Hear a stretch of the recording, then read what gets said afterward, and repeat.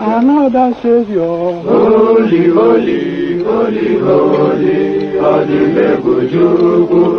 Another Savior. Another Savior. Holy, holy, holy, holy, Adimebujuku.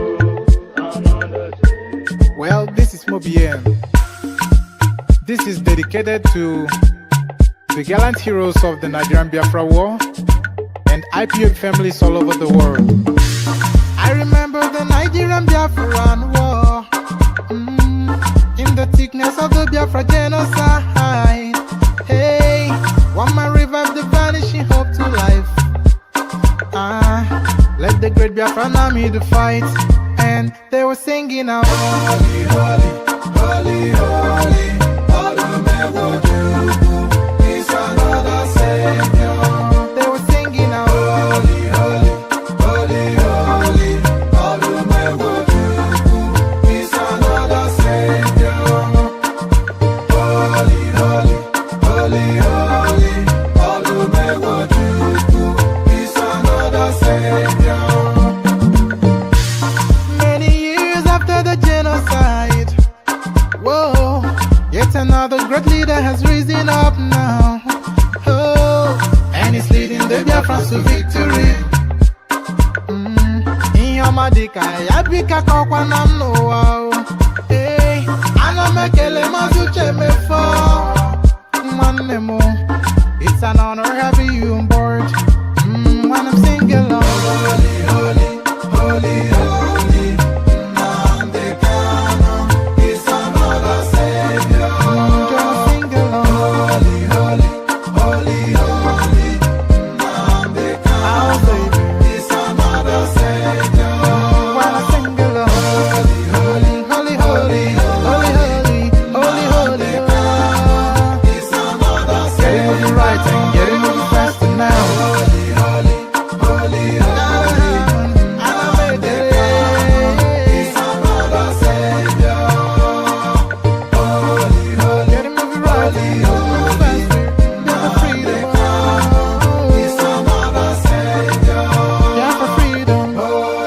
holy, holy, holy.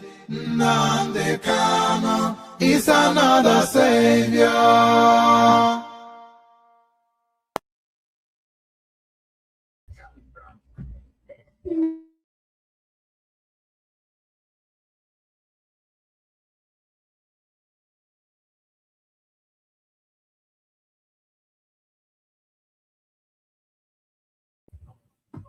And it is that apologies. I didn't even realize. Well, I did realize I was muted. So let me not even tell a fib.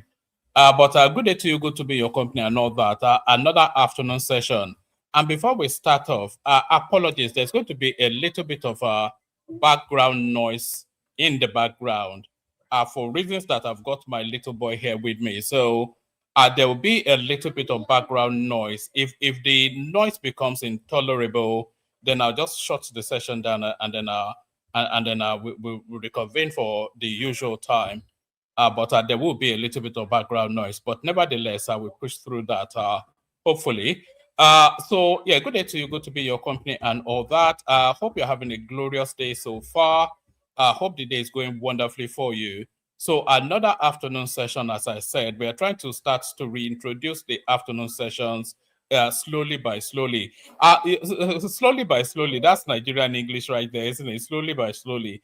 Just slowly with our doors, slowly by slowly. Look at that. That's straight out of the inner depths of Moshe Olosha. So slowly by slowly, so we are reintroducing the afternoon sessions in bits, in drips and drabs. But this is the drip from yesterday's drab. So yeah, but the afternoon sessions, they'll be mainly wrapped around reacting to something, a video, an interview, etc., that's happened in the news cycle. So that's going to be the theme of the afternoon session. So to all of you, either listening now or listening later, send me interesting interviews. It has to be at least 20 minutes long. That's the only proviso, so that we are able to wrap a session around it. So the afternoon sessions will be reacting to especially interviews or videos or clips out in the media space. It has to be 20 minutes or 15 to 20 minutes, 15 minutes minimum long. So it gives us the window to react to it. So if you come across anything that strikes you as interesting and you think that will slot into the afternoon session, so just send it to me via my Instagram handle, which most of you should have by now. But good day to you, good to be in your company and all that. Hope you're having a great day. The protocol, click on like. Like now. If you've not clicked on like, please click on like. Actually, let me put my survey up. I usually put up a survey. You know, I put up this survey really just to encourage people to, they call it a call to action. It's really to encourage people to do a certain thing. So I put up the survey to say, have you liked and subscribed? It's only really to set the thought that if you haven't already, then please do that. So like and subscribe, and then say yes to the survey once you have done that. So like and subscribe. So I'm just doing a little bit. Hold on, I'm not hearing myself in feedback. So let me just put up that survey quickly and then we kick it off. We're going to be responding to Akin Osuntokun, who has come out in the media space to speak to the genesis of what's exactly led to this now fight that we're seeing between El Rufai and Nuhu Ribadu. So that's what we'll be speaking to. So we're going to be reacting to Osuntokun coming out in the media space to give us the genesis of what has now led to these wild accusations and allegations from El Rufai towards Nuhu Ribadu, and Nuhu Ribadu using his office to push against El Rufai's politics. So let's put it that way. So we'll be looking at the genesis of that. But before we go to anything, as I said, click on like if you haven't done that already. Subscribe if you're not already subscribed. If you want to come and join me on the screen, I'll put up, did I already put it up? So I'll put up a hyperlink that says StreamYard. If you want to come and join me on the screen, just click on this hyperlink that says StreamYard. It will bring you into a studio, and then you can have the conversation if you want the conversation. So that's the hyperlink right there. Like, share, and subscribe. Click on that hyperlink that says StreamYard to come and join me on the screen. Use the $ at the bottom of the stream to super chat towards the session, and say hello to me in the comment section as well. That's the most important bit. Say hello to me in the comment section so I can acknowledge your presence and say hello back to you. So say hello to me in the comment section. You know how I love my hellos. So say hello to me in the comment section. Saying hello so far is Mongo Park, who is saying another savior that has risen up in Sokoto jail. So that's somewhat an aside to Nnamdi Kanu right there. So say hello to me in the comment section, engage with the session and all that. So let's get started. Like I said, we'll be responding to Akin Osuntokun coming out in the media space to give us the backstory to what has now led to this mortal fight to the death that is taking place between Nuhu Ribadu and El Rufai. So we pick it up from here. Tell me in the comment section if you can hear the clip. Very, very important. If you cannot hear the clip, then you won't be part of the conversation. So tell me in the comment section if you can hear the clip. So I'll start playing it now.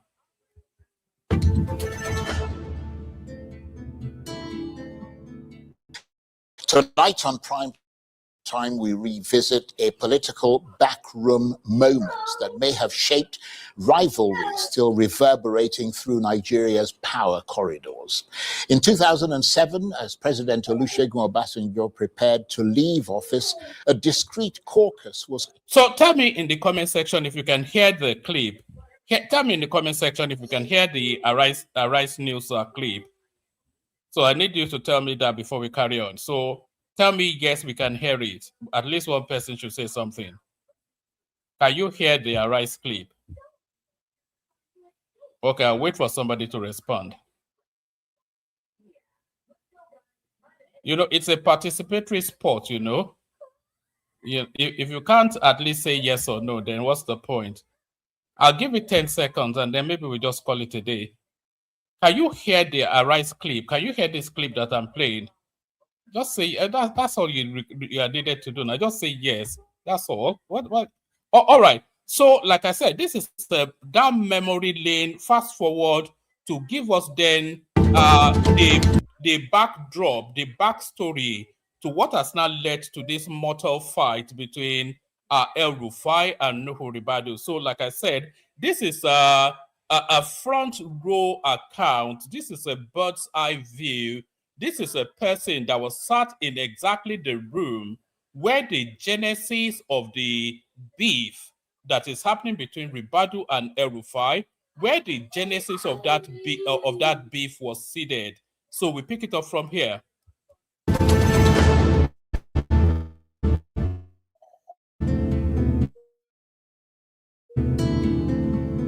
Tonight on Prime Time, we revisit a moment that may have shaped rivalries still reverberating through Nigeria's power corridors. In 2007, as President Olusegun Obasanjo prepared to leave office, a discreet caucus was constituted to design his exit strategy. Around that table sat some of the most consequential figures of the era, including Nasir El Rufai, Nuhu Ribadu, and our guest tonight, Akin. So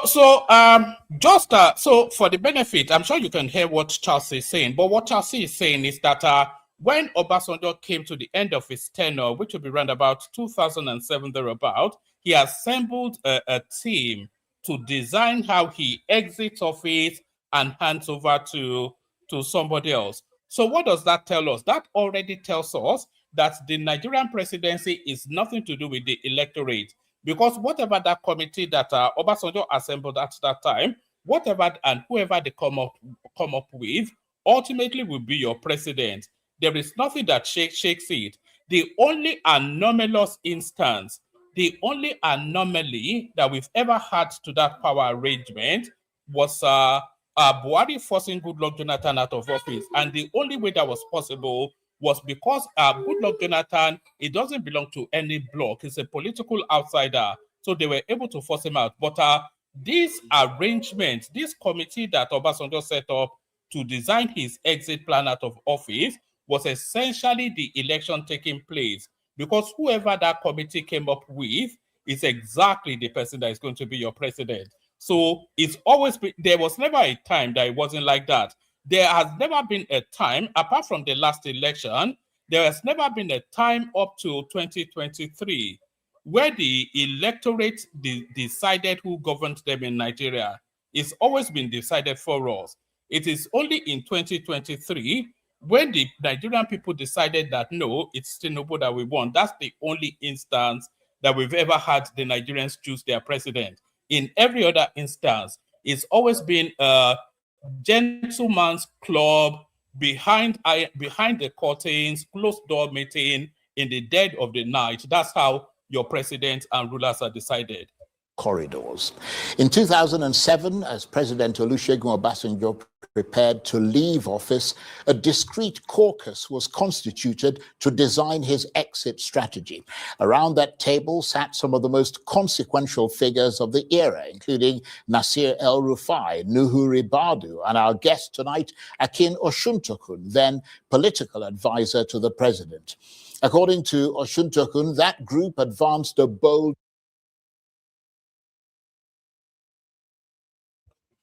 some of you may remember this Akin Osuntokun. Well, I can't even pronounce his name. Osuntokun. So some of you may remember this Akin Osuntokun. By the way, he was one of the champions of the Peter Obi narrative in the 2023 elections. So just 2 points. Akin Osuntokun, as you know, I think he actually replaced who was that guy that died? That's Dr. Okupe. So it was Akin Osuntokun that replaced Okupe as the director of as the director general of the Peter Obi campaign movement back in 2023. So you all remember that. The other thing that you need to remember or know if you don't know is that Akin Osuntokun is an Obasanjo boy.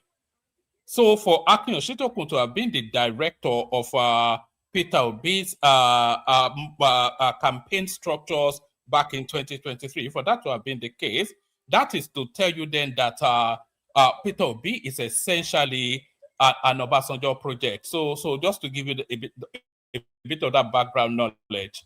Proposition, presenting El-Rufai as their preferred presidential candidate. But Obasanjo rejected the move outright, insisting instead on Umaru Musa Yar'Adua,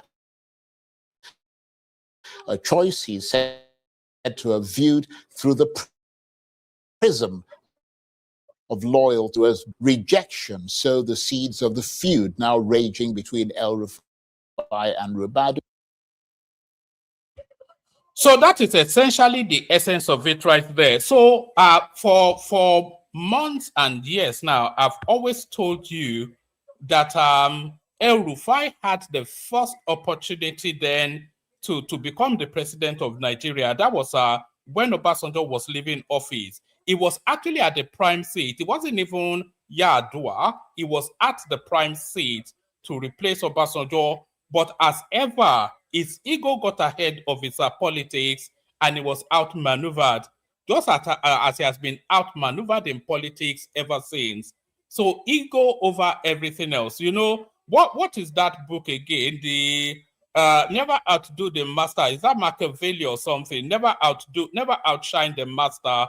That is what Machiavelli told us. Is it Machiavelli or somebody else? But that's the golden rule. Never outshine the master. So this is El-Rufai, who places his ego above and beyond and ahead of his self-interest. So he was meant to replace Obasanjo back then, but he was outmaneuvered because he didn't politics properly, and up pops Yar'Adua to come and hand over to, even if you look at this image of Yar'Adua, this is back then, you could see he was on his way out anyway. Look at his skin. You can, even the illness is showing through the skin, but there it is. Let's carry on. Loyalty and history, recalling his old association with Yar'Adua's brother, Shehu Musa Yar'Adua. So what happened in that room? Did that rejection sow the seeds of the feud now raging between El Rufai and Ribadu? Was it ideology, ambition, betrayal, or a clash of deferred egos? Or was there something else that took place that led to this moment? Well, for more on this, I'm joined now in the studio by the former political advisor to President Obasanjo and former Director General of the 2023 Labour Party Campaign Council, Akin Osuntokun. Thank you very much indeed for coming. Thank you very much, Charles. I'm glad to hear. Good to see you again. Yeah, same here. Take us back to 2007. 2006. 2006. How this caucus was convened and what exactly was its mandate? Well, individually, we were close to the president. That was a kind of... Right, just as an aside, if you look at how Akin Osuntokun, and it will be the better part of, even at the most conservative estimate, it will be, at least he'll be in his 60s, early to mid, almost certainly. So if you look at how Akin Osuntokun constructs and assembles himself, you can see that this guy is still chasing babes. You can see that your daughter, look at the funky glasses, look at the Mohican haircut, look at the expensive t-shirts, look at him preening and peacocking. You can tell that this guy is still chasing babes. Your daughter is not safe with this man. Father... some relationship. And that was President Obasanjo, yes, of course. With almost all of us, like where we got along very well socially and of course politically. So when he decided, to put together an exit strategy, he then convened us into a formal caucus, 9 of us. It was chaired by the Attorney General at that time, Bayoju, now to kind of guide the the process, make corrections and adjustments where necessary, and also to speculate on who should be successful. So he said, so there were 2 or 3 groups: the governors group, the ministers group, forgetting the other group, from which we can source the presidential candidate. The presidential successor, basically. Yes. Right. Successor. I remember in the minister's category, he favored Adamu Bello, who was minister of... Look at how Charles left very quickly. Look at how Charles left very quickly to adjust and amend those words. So Akin Osuntokun was telling us that they were looking for a presidential candidate, but Charles very quickly corrected him that you were looking for a presidential successor. So that's just to tell you then that whoever emerged as the candidate at that time would have taken that post as president, and that was what subsequently happened.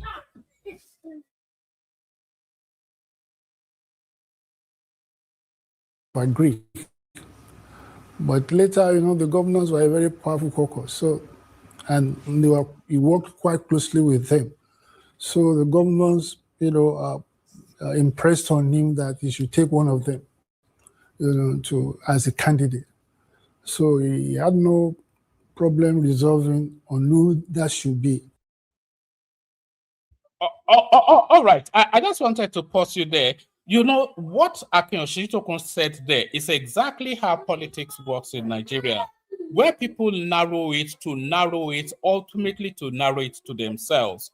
So Obasanjo assembled this caucus to go and search for his successor, and then the northern governors, they quickly piped up that no, Obasanjo is a southern candidate, it's a southern president. So for equibalance, power now has to come to the north. So the successor of Obasanjo now has to be a northerner. So now, just with that singular move, they have now isolated that price now, that position now. They've isolated it to themselves. And that is how the power dynamic works in Nigeria. So you isolate it, you narrow it until you narrow it to your individual self. So even within that northern space, there'll be a further sieving of of geostructures. They will say, oh no, Abata was from here, Abdul Salam was from there, these people, blah, blah, blah, until they narrow it to that individuality. So I just wanted you to acknowledge that moment, what Osuntokun was saying there, that Obasanjo said, go and search for my successor. And they were they were searching the width of Nigeria. They narrowed it to the north. And then the governors, they insisted that it has to be a state governor that succeeds Obasanjo. So having then established those parameters, it's now narrowed the field to about 16 or so. I think we have 16 northern governors. And then if you cut out the middle belt, etc., then it further narrows it to the northeast, northwest. And then when you narrow it even further, the northeast is essentially Kanuri land. If you cut it even further, then it narrows it to the northwest, which then narrows it to just a handful of possibilities. And that is how the politics works. First, the North-South Rotation Convention had excluded the South, so it has to come from the South, from the North. And among the governors of the North, Umaru Yar'Adua was relatively more credible. He has integrity. He hardly socializes. You go to him, you go to visit him anytime after PM. You are not likely to see him. You will have made preparations for your visit to where you will sleep. And so, of course, was a very intelligent, educated person. And of course, he had a relation when he was going to run the presidential primaries race in 1999, that the first governor to declare for him was Umaru Yar'Adua. That when he was discussing with Umaru Yar'Adua, he said, okay, let's start from here. Katsina State, we'll get Katsina State. And then from then on. Right. And and of course, you saw him. So you've heard the phrase "pay it forward." I'm sure you've heard the phrase that you pay something forward.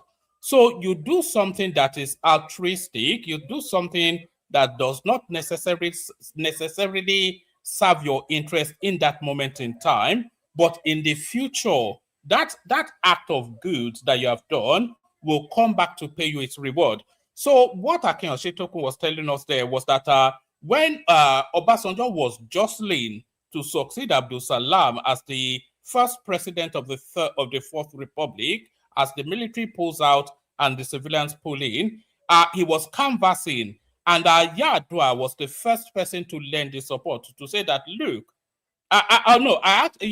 look, was it even then or for his second term?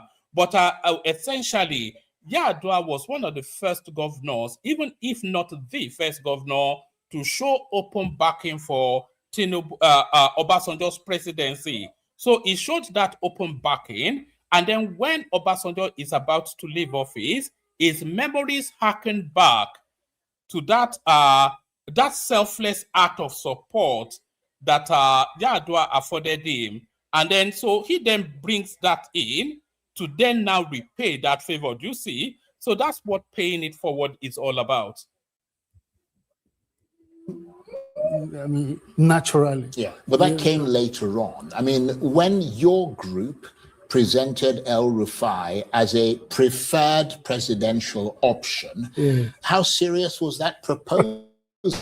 Was it exploratory or was it a coordinated push on you guys? And we're also curious to know how Ribadu, who was part of that group, reacted to it.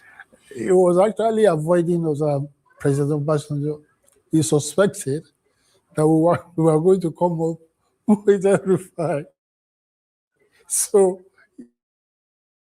he always tries to, So, but we had resolved that. I mean, it was a consensus, that, but we also suspected that you may have other, but nonetheless, we said we should push this on him. Right. You know, And Nuhu Ribadu accepted that oh yes, decision? it was I actually. mean, they were quite good friends at the time. It was actually one of the main motivators. He and Rufai were like this. They were 5 and 6 years. You know, they were quite close. I mean, and of course, you know.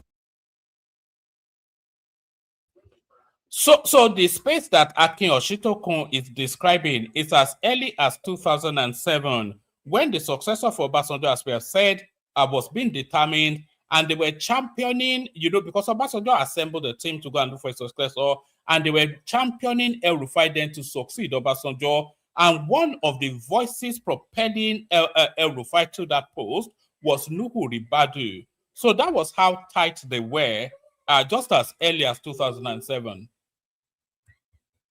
Being from the north, they are very high profile, and both of them are very efficient and effective public officers. You know, Nasiru's record in the FCT and Nu as chairman of EFCC, they're quite close. You know, I mean, you know that. So it was easy for it was a done deal as far as we were concerned, but apparently the president had his own agenda. And ultimately, he chose Umaru Musa Yar'Adua, as you said. And that decision, from your assessment, was driven more by loyalty or by calculation or by control, his capacity to control the person. No, I didn't figure that there was a capacity to. Actually, if you were to pick from the pool of the governors from the north, you know, Umaru had almost the best credentials, and it was, but it was a highly disciplined person. As I said, you know, relative integrity, credibility.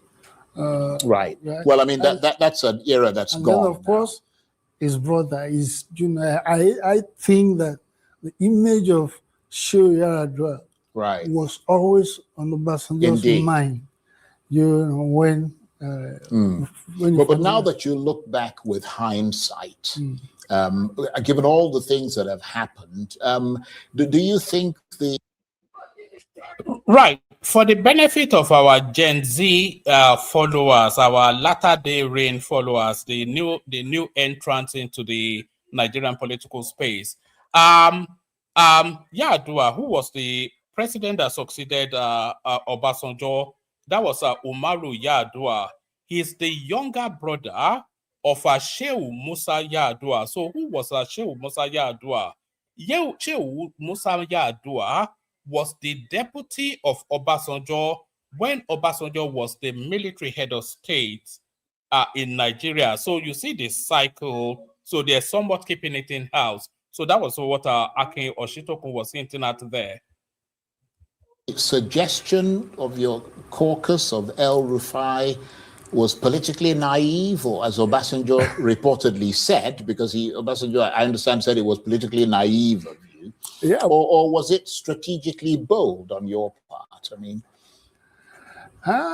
like he told us, he said he knows El Rufai more than us. So we should, you know.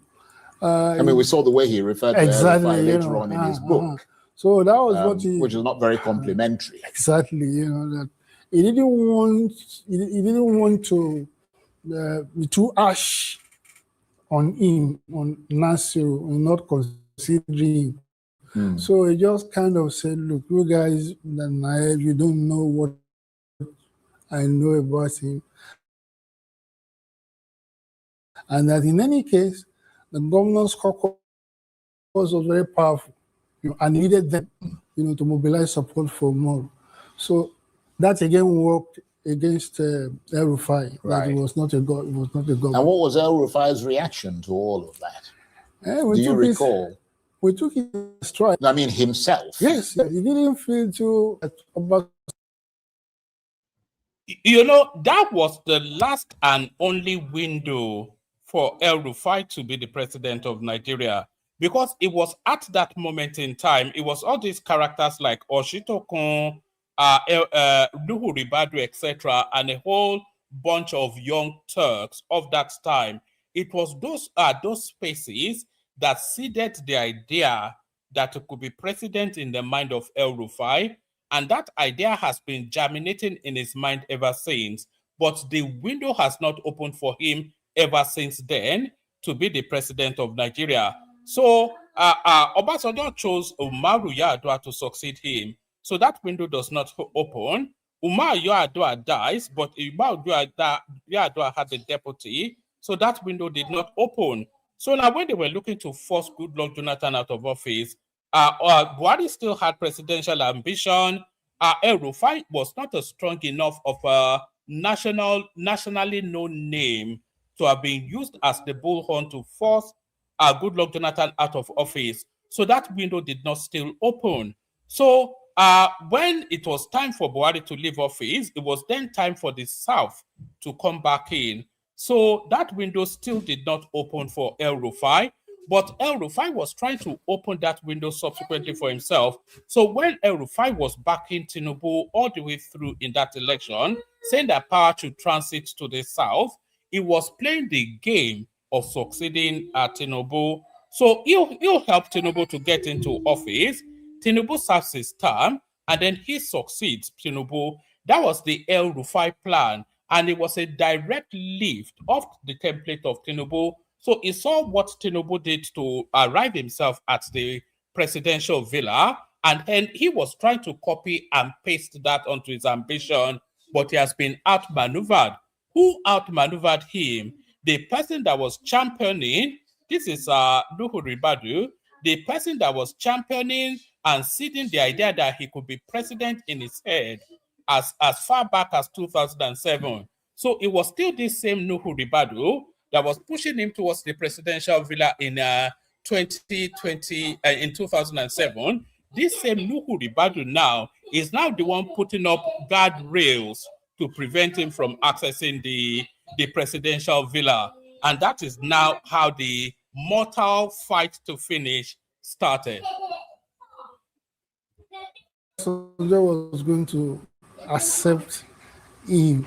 I think he had that. Yeah, he felt he wasn't going to be. Yeah. But I mean, that 2006 episode, because you said that he and Nuhu Ribadu at the time were very close, and Nuhu Ribadu was actually pushing his candidacy, El Rufai's candidacy.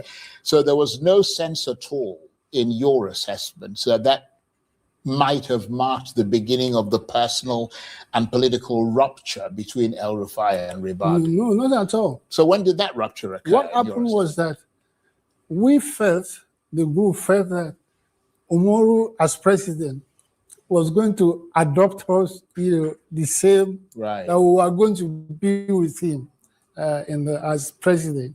So it was easy to, it was somebody who could work with, and so that sense of, is moral, a sense of part of the family and so on. It wasn't difficult. It wasn't a difficult outcome.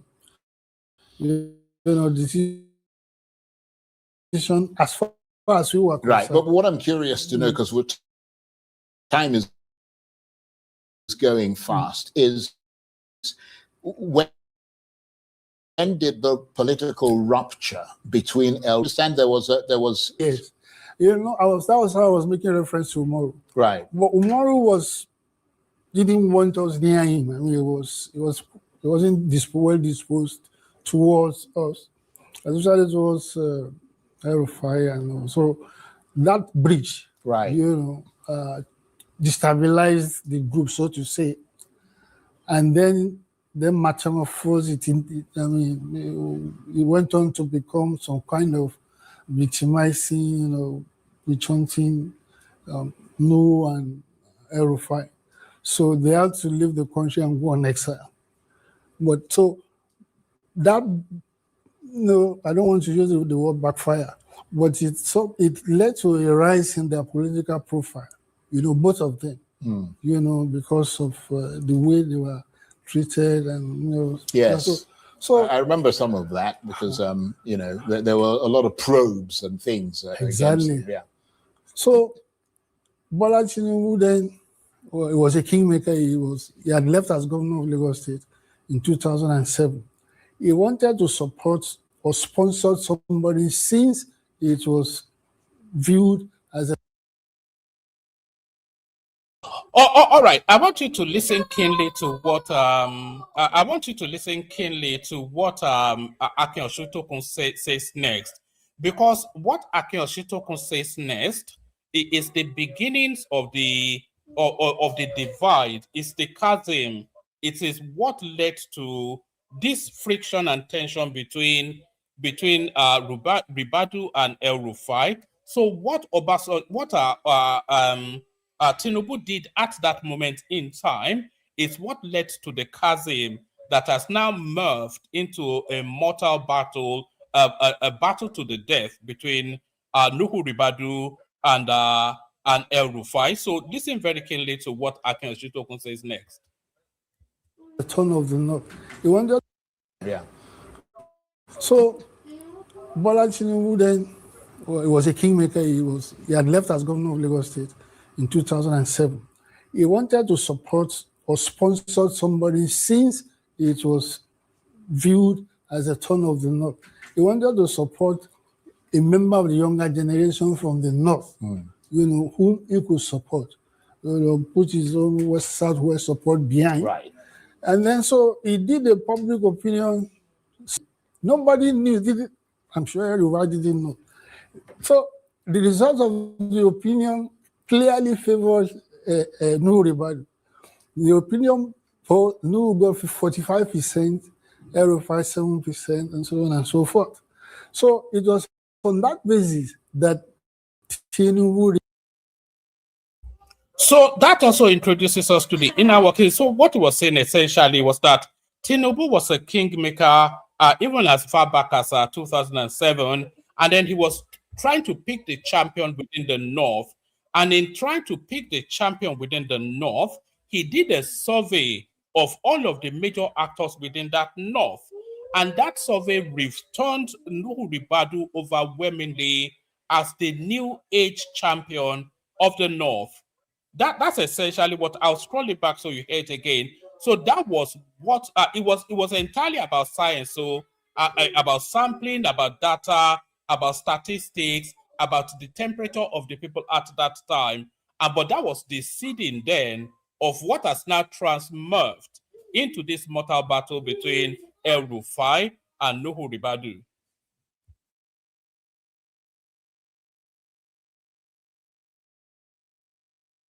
The result of the opinion clearly favors Nuhu Ribadu, a member of the younger generation from the north, whom he could support, put his own southwest support behind. Right. And then so he did a public opinion survey. Nobody knew, I'm sure everybody didn't know. So the result of the opinion clearly favors Nuhu Ribadu. The opinion poll, Nuhu got 45%, Erufai 7%, and so on and so forth. So it was on that basis that Tinubu reached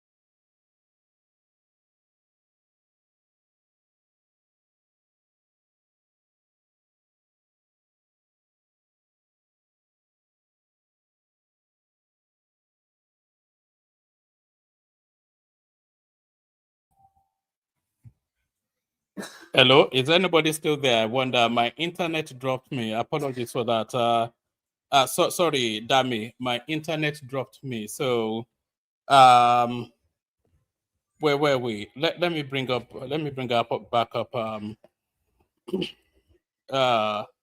was I?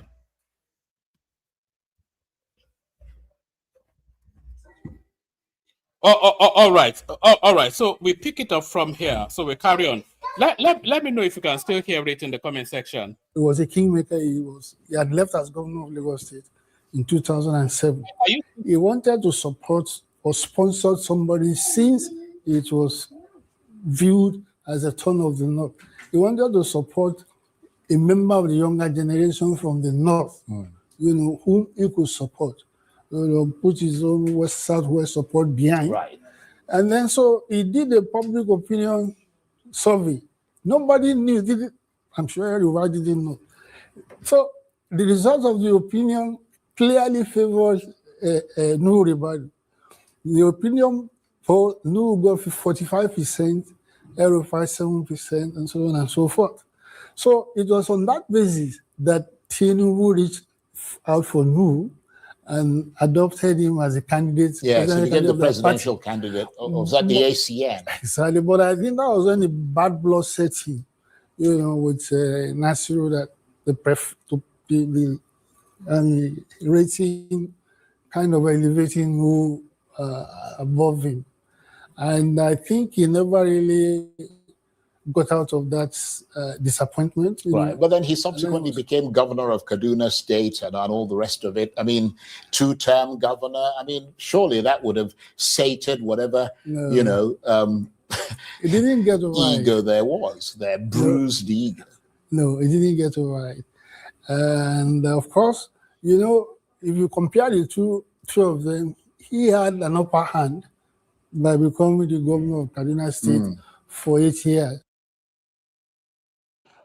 If we're going by, and you have to tell me in the comment section if you can still hear Akin Oshitokun, by the way. But if we were going by what Akin Oshitokun is saying, then what we're seeing playing out now in contemporaneous politics, what we're seeing playing out in the politics of the here and now, is ambitions long-standing unfulfilled, that is concerned that it might never ever get fulfilled.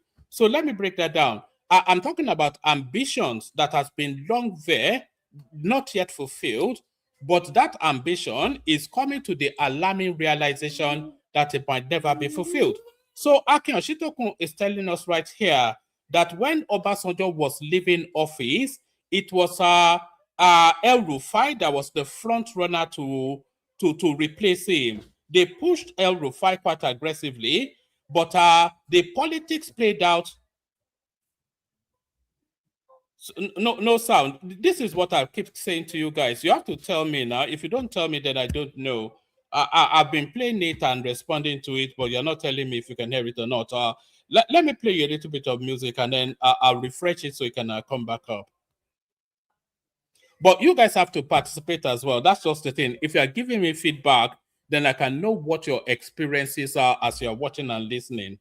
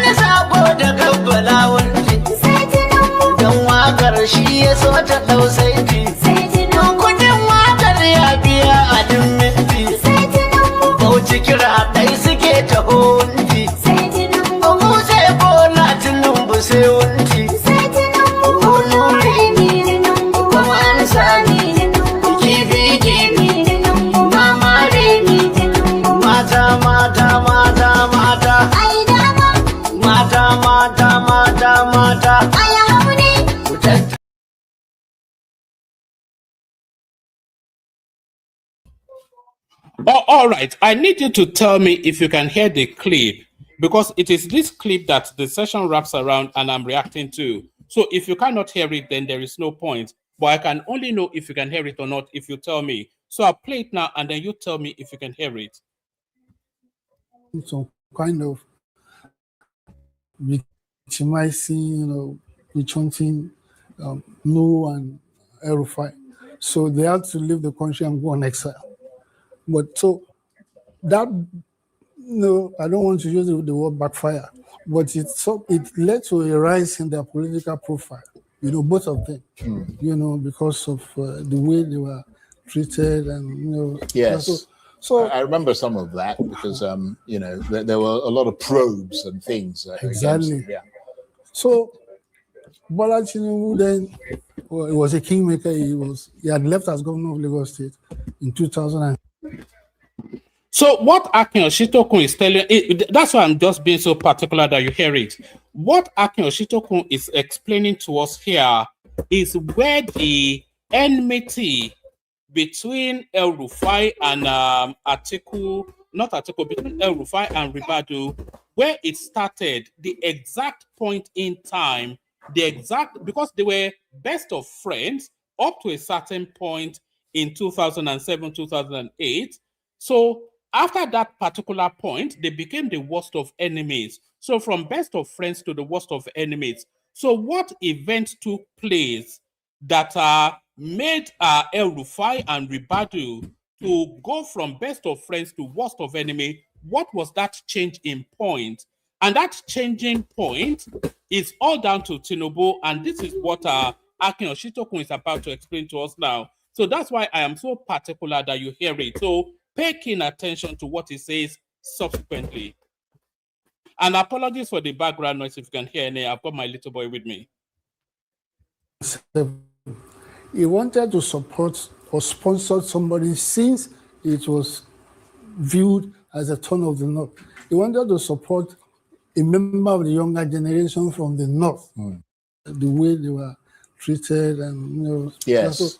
So I remember some of that because, there were a lot of probes and things. Exactly. Against them. Yeah. So Bola Tinubu then, he was a kingmaker. He had left as governor of Lagos State in 2007. He wanted to support or sponsor somebody since it was viewed as a turn of the North. He wanted to support a member of the younger generation from the North, whom he could support, put his own Southwest support behind. Right. And then so he did a public opinion survey. Nobody knew, did it? I'm sure everybody didn't know. So the result of the opinion clearly favors Nuhu Ribadu. The opinion poll, Nuhu got 45%, Rufai 7%, and so on and so forth. So it was on that basis that Tinubu reached out for Nuhu and adopted him as a candidate. Yes, he became the presidential candidate of that the ACN. Exactly, but I think that was when So it was at that exact moment that the enmity between El Rufai and Ribadu started. It was at that exact moment in time. So Obasanjo leaves office, Yar'Adua comes in, Tinubu leaves office as the governor of Lagos State and is now looking to become a national player at the presidential level. He still has his party, the ACN, and he wants a northern candidate in order to be in that play. He did a survey to determine who amongst the younger generation of northerners was the most viable. That survey returned that Nuhu Ribadu had 45% viability and El Rufai had single-digit viability.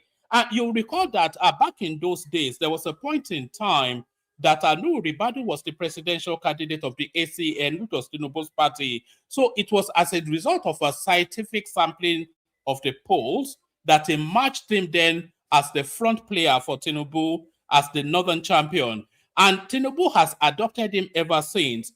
Do you remember, even when you hear Nuhu Ribadu speak to Tinubu, do you remember when Tinubu was coming off a plane? It was a clip that went viral. If I can find it, I'll bring it up and come and play it to you.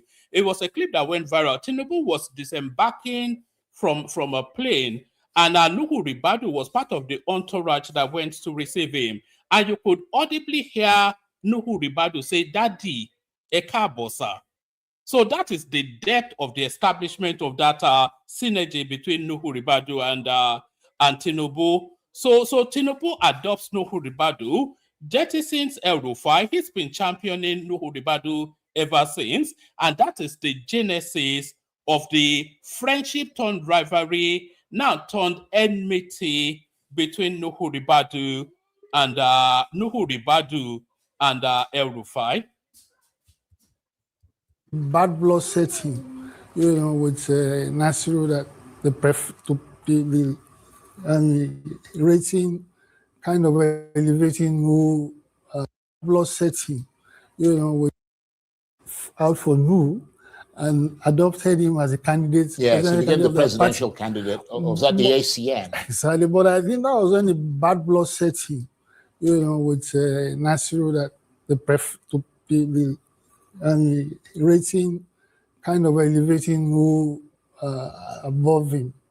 And I think he never really got out of that disappointment. Right. But then he subsequently became governor of Kaduna State and all the rest of it. I mean, two-term governor. I mean, surely that would have sated whatever, it didn't get right. Ego there was, their bruised ego. No, it didn't get right.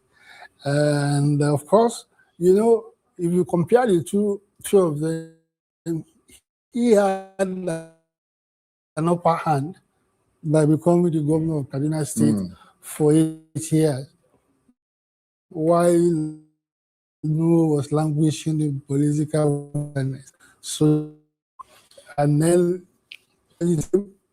Nu solidified his relationship with Tinubu. He had become his confidant, all through that period. Of course, when Nasiru was governor. You remember the minister nomination. Yes. Tinubu had already appointed Nu as NSC, which was a very powerful position, and well. So I have to pause it there. So the story now, the El Rufai was a governor under the Buhari administration. So in terms of the rivalry between El Rufai and Nuhu Ribadu, the power dynamism now moves firmly in El Rufai's hands, because not only was El Rufai a governor of an important state, because Kaduna State is a highly important state within the Nigerian mix, he was also an important member of the inner caucus of Buhari.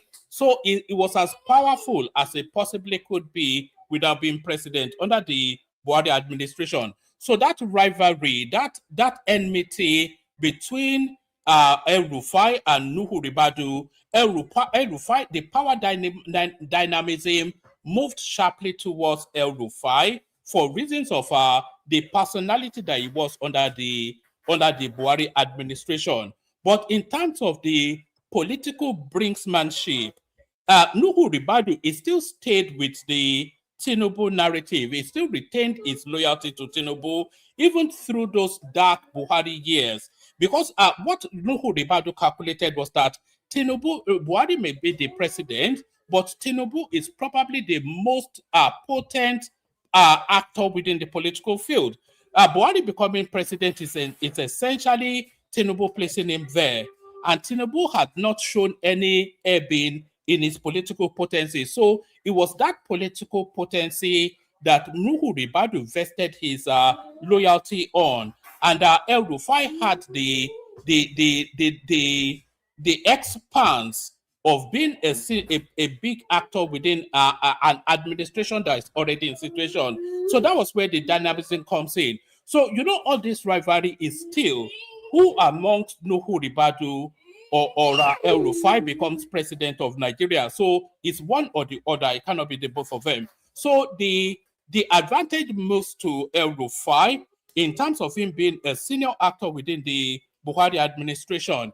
But El Rufai now tries to encroach into the political base of Nuhu Ribadu as Buhari was coming out of power. El Rufai was the primal voice that was advocating for power to transit to the south.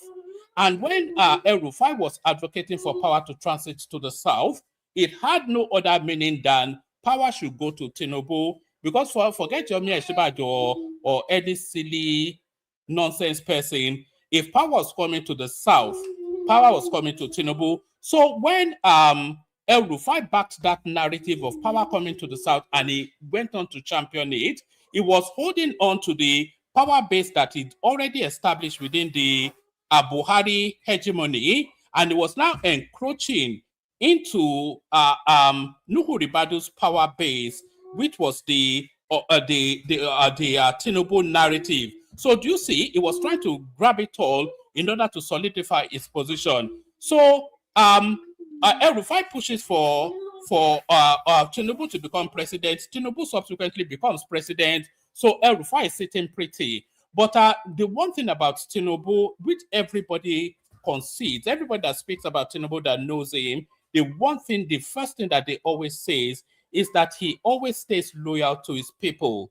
And who are his people? His people is Nuhu Ribadu, people like that. So when Tinubu became president, he, because we're in the final lap now, so it's a 400-mile race, and we're in the last 100 meters towards the finishing line. So we're now in terms of the race for the presidency between Ribadu and El Rufai. So this is the dash to the finishing line now. So now when Tinubu rather became president, the loyalty to his own people, one of the first appointments he made was to appoint Nuhu Ribadu as the national security advisor. So that was one of the first appointments he made. But what Tinubu always also does is it rewards people that help him.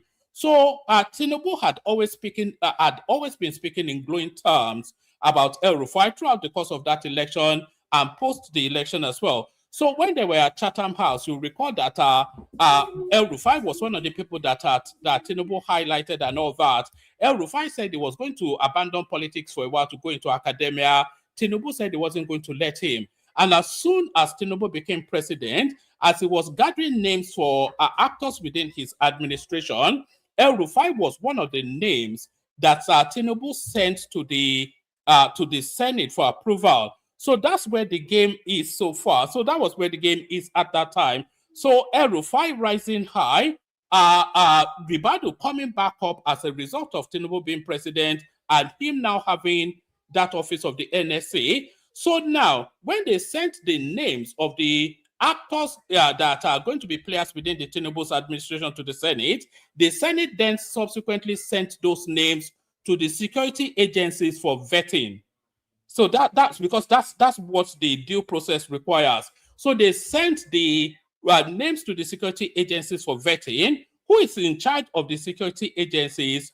Nuhu Ribadu. So as they sent the names to the security agencies for vetting, Nuhu Ribadu immediately took the El Rufai file and put with a big red brush, put a red X across the El Rufai file and sent it back to the Senate. It made it impossible for the Senate to allow El Rufai to become an actor within the Tinubu administration. So what does this mean?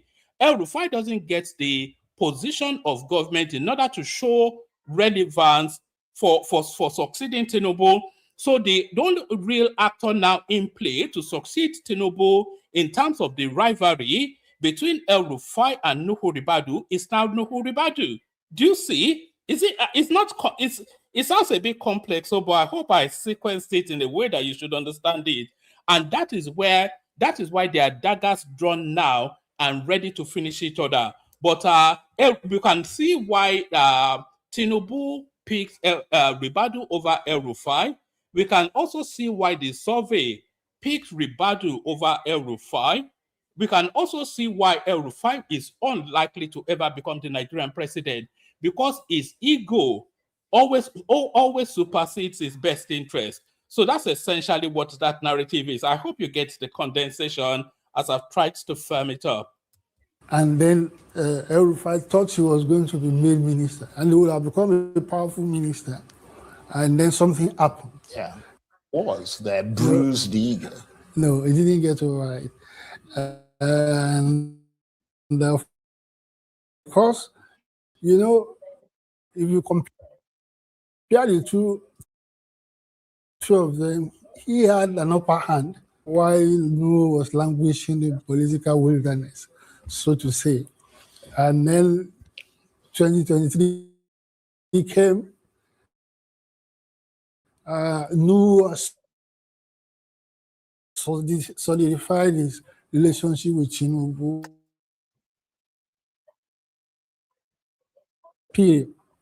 Of course, when Nasir was Yes. Tinubu had already appointed Nuhu as NSC, which was a very powerful position, you know. And then Rufai thought he was going to be made minister, and he would have become a powerful minister. And then something happened, you know. And I think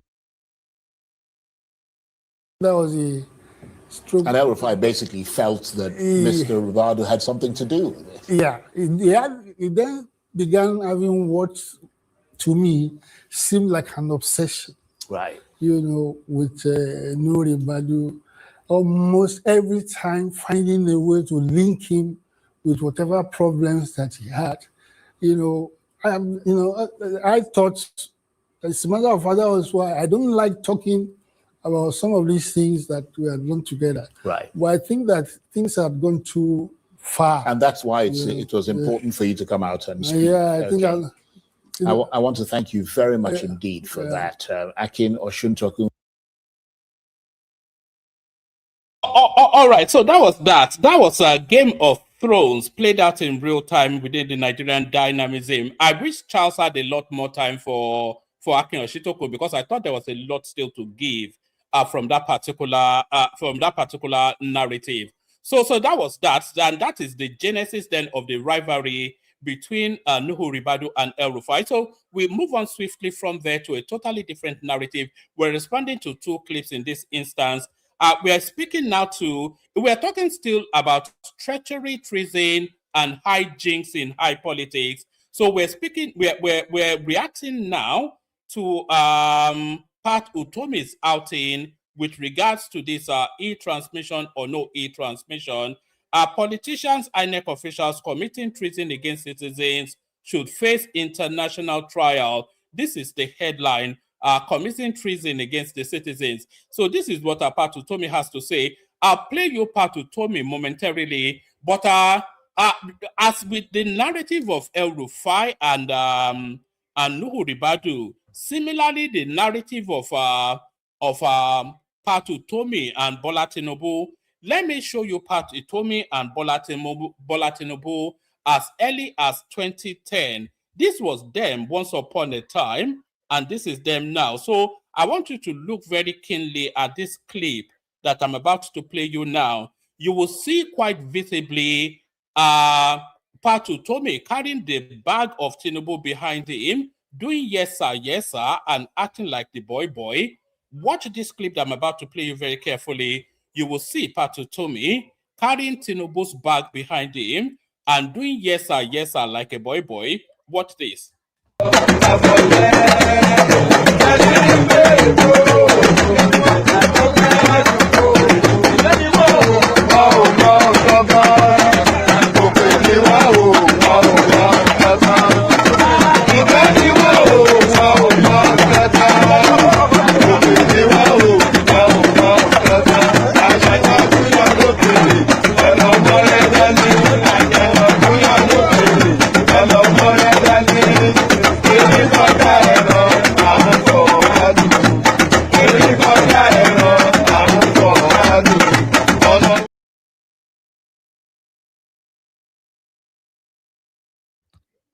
So that was as early as 2010, 2013.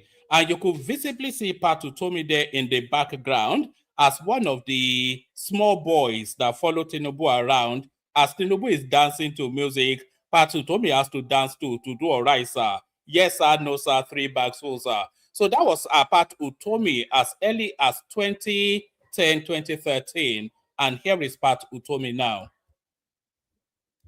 All of this as it's playing out now. Well, this is simply a collapse of a sense of shame in the political class in Nigeria. I mean, any idiot can tell what game is being played. We know it's not about sensitivity to availability of network. If that were the case, as diligent legislators, they should have had laws that say that fintech cannot operate in Nigeria because it is possible that the network can fail and a decent, honest citizen will lose their money. But they didn't do that. So clearly, Look, just listen to the lack of logic in that statement. That if the argument that the network does not support transmission in real time is the argument that is preventing that to be embedded in the legislation, then that legislation should also preclude mobile companies from operating in Nigeria because their network can fail. There's no, where's the logical? And you know what really irritates me about this sort of people is the righteous indignation that embeds in their voice as they talk arrant nonsense, incoherent gibberish with righteous indignation. Listen to just the brainless statement being made by this person that portends to be a professor. Sensitivity to availability of class in Nigeria. I mean, any idiot can tell what game is being played. We know it's not about sensitivity to availability of network.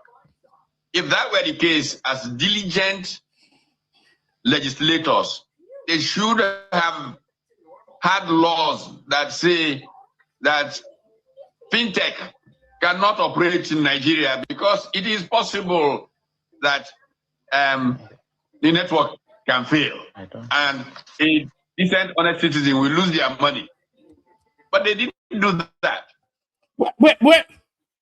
Where is the logical consistency between what is being argued and the example that is citing? Where is the logical consistency? Where does it cohere? Where's the coherence? Where does it tie together? What's the link? Just arrant nonsense. So clearly, there is a motive, and the motive is the motive of stealing, of cheating, of treason. Because to take what does not belong to you and usurp the governing. You know what impresses me, what tickles me about these characters, the gatherings of, is the highfalutin of the invectives that they try to use against the governor of the government. Is the highfalutin invectives. You know, they are trying to outword each other in righteous words of indignation. It's now treason. It's treason. Is it even worth the effort to participate in this guy's it's going to turn into an annoyance. But what really rankles me more than anything else is this contrived indignation that they embed in their tonality.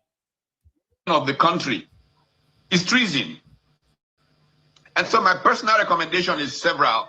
The Attorney General fails in his duty if he doesn't begin to prosecute those people in the Senate who are committing treason against the Nigerian people by refusing to do.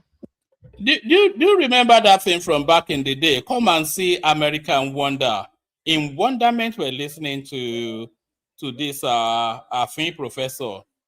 The Attorney General fails in his duty if he doesn't prosecute parliamentarians for not opening the window for the Nigerian elections to be bastardized, hijacked, and ridiculed by the obedient space. That is an argument being presented by a professor. What is right? Two, the people are the ultimate authority. The people should begin to picket all members of the National Assembly who have not done the right thing in front of their homes, constituency offices, and begin a process of recalling all of them from National Assembly. And the people should be the... You know, this call to anarchy is something that's been going on for quite a long time now, and it's about time that the security agencies addressed it. So if things don't go your way, you start to ask people to take to the streets and go and physically confront the people in charge of governance. So can you hear what this guy is saying? That the citizens should go and barricade the homes and offices of parliamentarians for reasons that they are not passing legislation that will destroy the Nigerian electoral system. This is what he's advocating.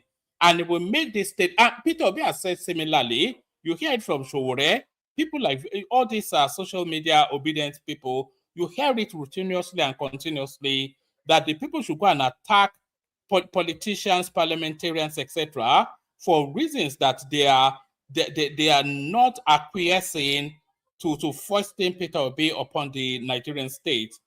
What's it? I can't get, and he's able to say these sort of things and walk free, so that the person that comes after him will come with even more amplification and push towards that direction. It's quite unconscionable, indeed unbelievable. Determined that nobody, I'm sorry, there will be collateral damage of some good people who are there today. Nobody in the current National Assembly should return to the next assembly, because they have abused the fundamental reason for representation, which is the fact that it's an agency function. They don't act in their interest. They act in the interest of those who have sent them to represent them. And they have deliberately chosen not to represent those people's interests in order to advance a crooked intention to commit treason by preventing the will of the Nigerian people from being reflected in election outcomes. This is the simple truth of what is going on. And if they don't get tried in Nigerian courts, by golly, we will go to international court and seek that they be tried. Look, I did say this was going to turn into a bit of an annoyance. If you want us to abandon it in the comment section, let me know. It's going to go to the international courts, to The Hague, to the Human Rights Commission, that the Nigerian parliament is not embedding in law an unfeasible real-time transmission of election results. So these people should be sent to the Hague. They should be guillotined. They should be hung from the neck. The citizens should go and barricade their house and burn it down, because they are not willing to pass a stupidness that is being promoted by a bunch of idiots. This is what this guy is talking about, a professor. This campaign, even under military rule, when Abacha was in power and what was going on, I traveled around the world at my own expense, talking to leaders, talking to editorial boards, saying to them that countries with weak institutions are in such a position that we need supranational institutions to hold power accountable. An outcome of all of that was the International Criminal Court. Oh, okay. So if they are advocating for supranational institutions to hold government accountable, then why are they barely aching about the Americans coming in? Because when it's talking about supranational, is to say that authorities outside of your sovereignty to be able to hold your sovereignty accountable. That's what it means by supranational. So if it's advocating for supranational intervention, then what is the backlash against the American intervention? You see, there's no consistency even within the outlandish parallel universe of their lack of logic or deduction. You know, it's just maybe a couple more minutes. I cannot abide this guy. It's an annoyance. When I was carrying out this campaign, of course, with others better healed, I wanted two courts. This current criminal court, which would deal with issues of genocide and co. And a second, an economic crimes court that will try leaders from countries with weak institutions that carry out economic crimes against their people. Most people told me that it would not happen, it will not work. Oh, people go back to the Peace of Westphalia, 1648, when these notions of sovereignty were established, and you couldn't. All right. I think I've heard just about as much as I can stomach from the so-called professor. Sorry, I'm going to play the Kegite music. If anybody wants to come in and have a conversation, come in and have a conversation. It'll be an open floor sort of conversation, so we can speak to anything that engage that is uppermost, foremost in your mind, so long as it wraps around Nigerian politics. So I'll send the. Somebody was saying that Tinubu has signed the new electoral act into law. I wonder what amendments, because I heard they were still doing some amendments still to that e-voting that the Obedience are say they want to hijack. Do you remember when Obi went to Toronto in 2002, and a bunch of Obedience were promising him that they will hijack the elections electronically? I have the clip. I can play to you if you want to see it.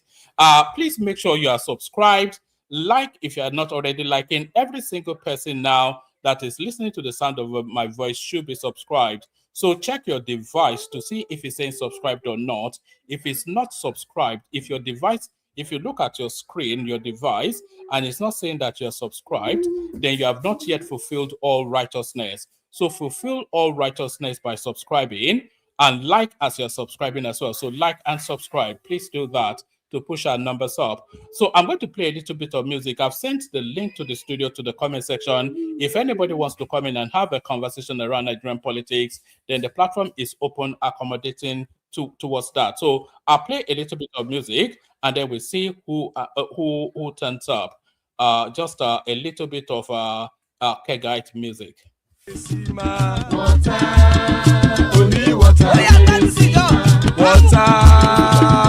water, where they see my water. Oh yes,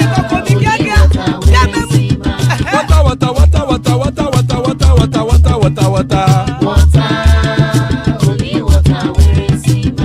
Hapa oh naido. Hapa oh naido. Hapa you don't come oh. Hapa oh naido. Hapa oh naido.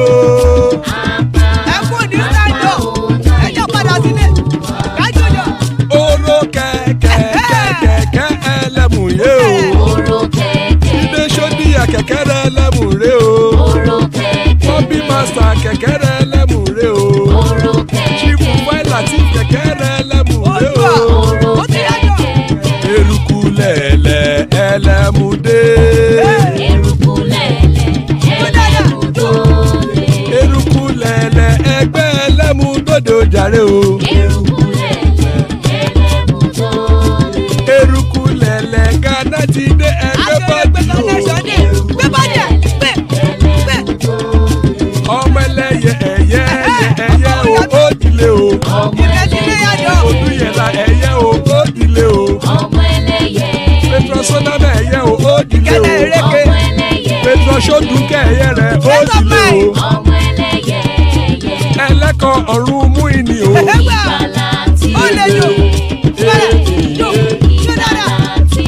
Àkùkọ ọ̀run méjìkọ.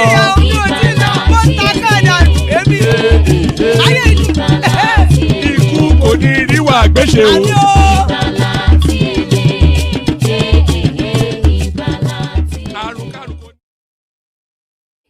And it is right there. Ikukuniru Agbeshemi death have nothing to do with us. Joining us, the mighty Kenny.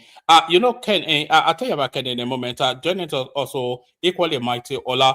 Do you know that Kenny right here, this Kenny mighty that you're seeing on your screen, is a very popular Fuji artist with one of the biggest trending tracks currently at the moment, and is equally one of the biggest voices on TikTok.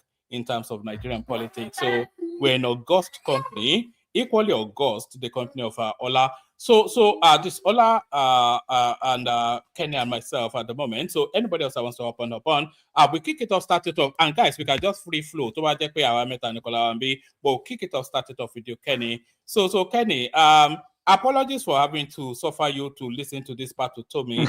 I knew I've never known him to have anything sensible to say. So I wonder, I have to take that one that I shouldn't even have brought him on the platform. But how are you? What are you looking at in the politics today? Thank you, my brother. One man went to more. My good brother. You know I love you so much. Mr. Ola, thank you for coming as well. Please, guys. I agree, sir. Thank you, sir. But I don't know that you've changed to Fuji because I know that's what I want to correct. I want to correct one man. I'm not a Fuji musician. I'm a Juju musician. Juju, I beg your pardon, Juju. Yeah, Juju. And one of these days, you have to play my song. And he has a very track. Give us the song now.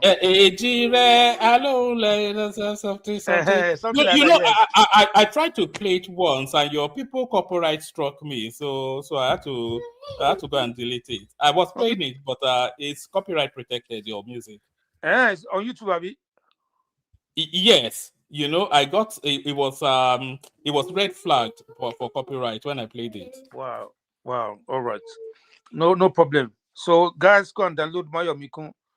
That's the title of my songs, written and sung by Kenny Mighty Olatunji. Thank you. One man, see, this is one of the reasons why I love to be coming to this platform. Actually, it's not yours, it's mine. So the platform is ours, you know what I mean? And I bless God for you to create this something amazing for us to be partaker of it. So I'm glad to be part of this amazing platform. See, one man, that guy that just finished spoken, number one, he has lost some of his memory. His brain has left him. And I don't blame him. I blame the people that give them voice. Because they believe he has voice and they can just throw things out there. You can see from his countenance that he's speaking out of anger. You can see that he has lost weight. You know what I mean? So, and we put them in a very high pedestrian that they're not supposed to be. You get my point? So, listen to him. I see someone that is a bit biased in his own opinion, and he doesn't even know what he's talking about. He has no clue. You know? And a woman, I blame APC and the government because they've allowed the voice of opposition to be louder than the voice of the people. When they go online and they go on TV, they say Nigerian people. No, those people that we have at Senate and House of Rep, they represent each and every one of us. So their own voice, they cannot say their own voice supersede our voice. And if you look at the people that are agitating, go on the street like Showere, all these people are obedient and Showere team. And one man, I sent you a video of that your guy, Adebayo. I'm very, very disappointed in him. I don't know that he's a clown like them. You know, I thought it's someone that respects himself, that he has a bit of brain in himself as well. I don't know that he has no brain. I've been watching him keenly. I'm following him every single time when he's online. He's been talking rubbish. Probably already he started drinking kind or smoking Igbo because he cannot see clearly anymore. You get me, my brother? See, we have separation of power. And see, all those protesters as well, they are very, very selfish. It's not as if they don't know what they're talking about. Everybody think they don't know what they're talking about, including this part of Tommy that is looking like a look at me. They know what they're doing. They want to set the country on fire. And you are telling people to go to people's houses and do what?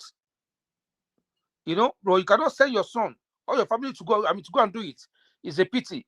They are not people that we're supposed to listen to because they know they've lost and nothing they can do about it. The parliamentary people, they are doing the best job they can ever do.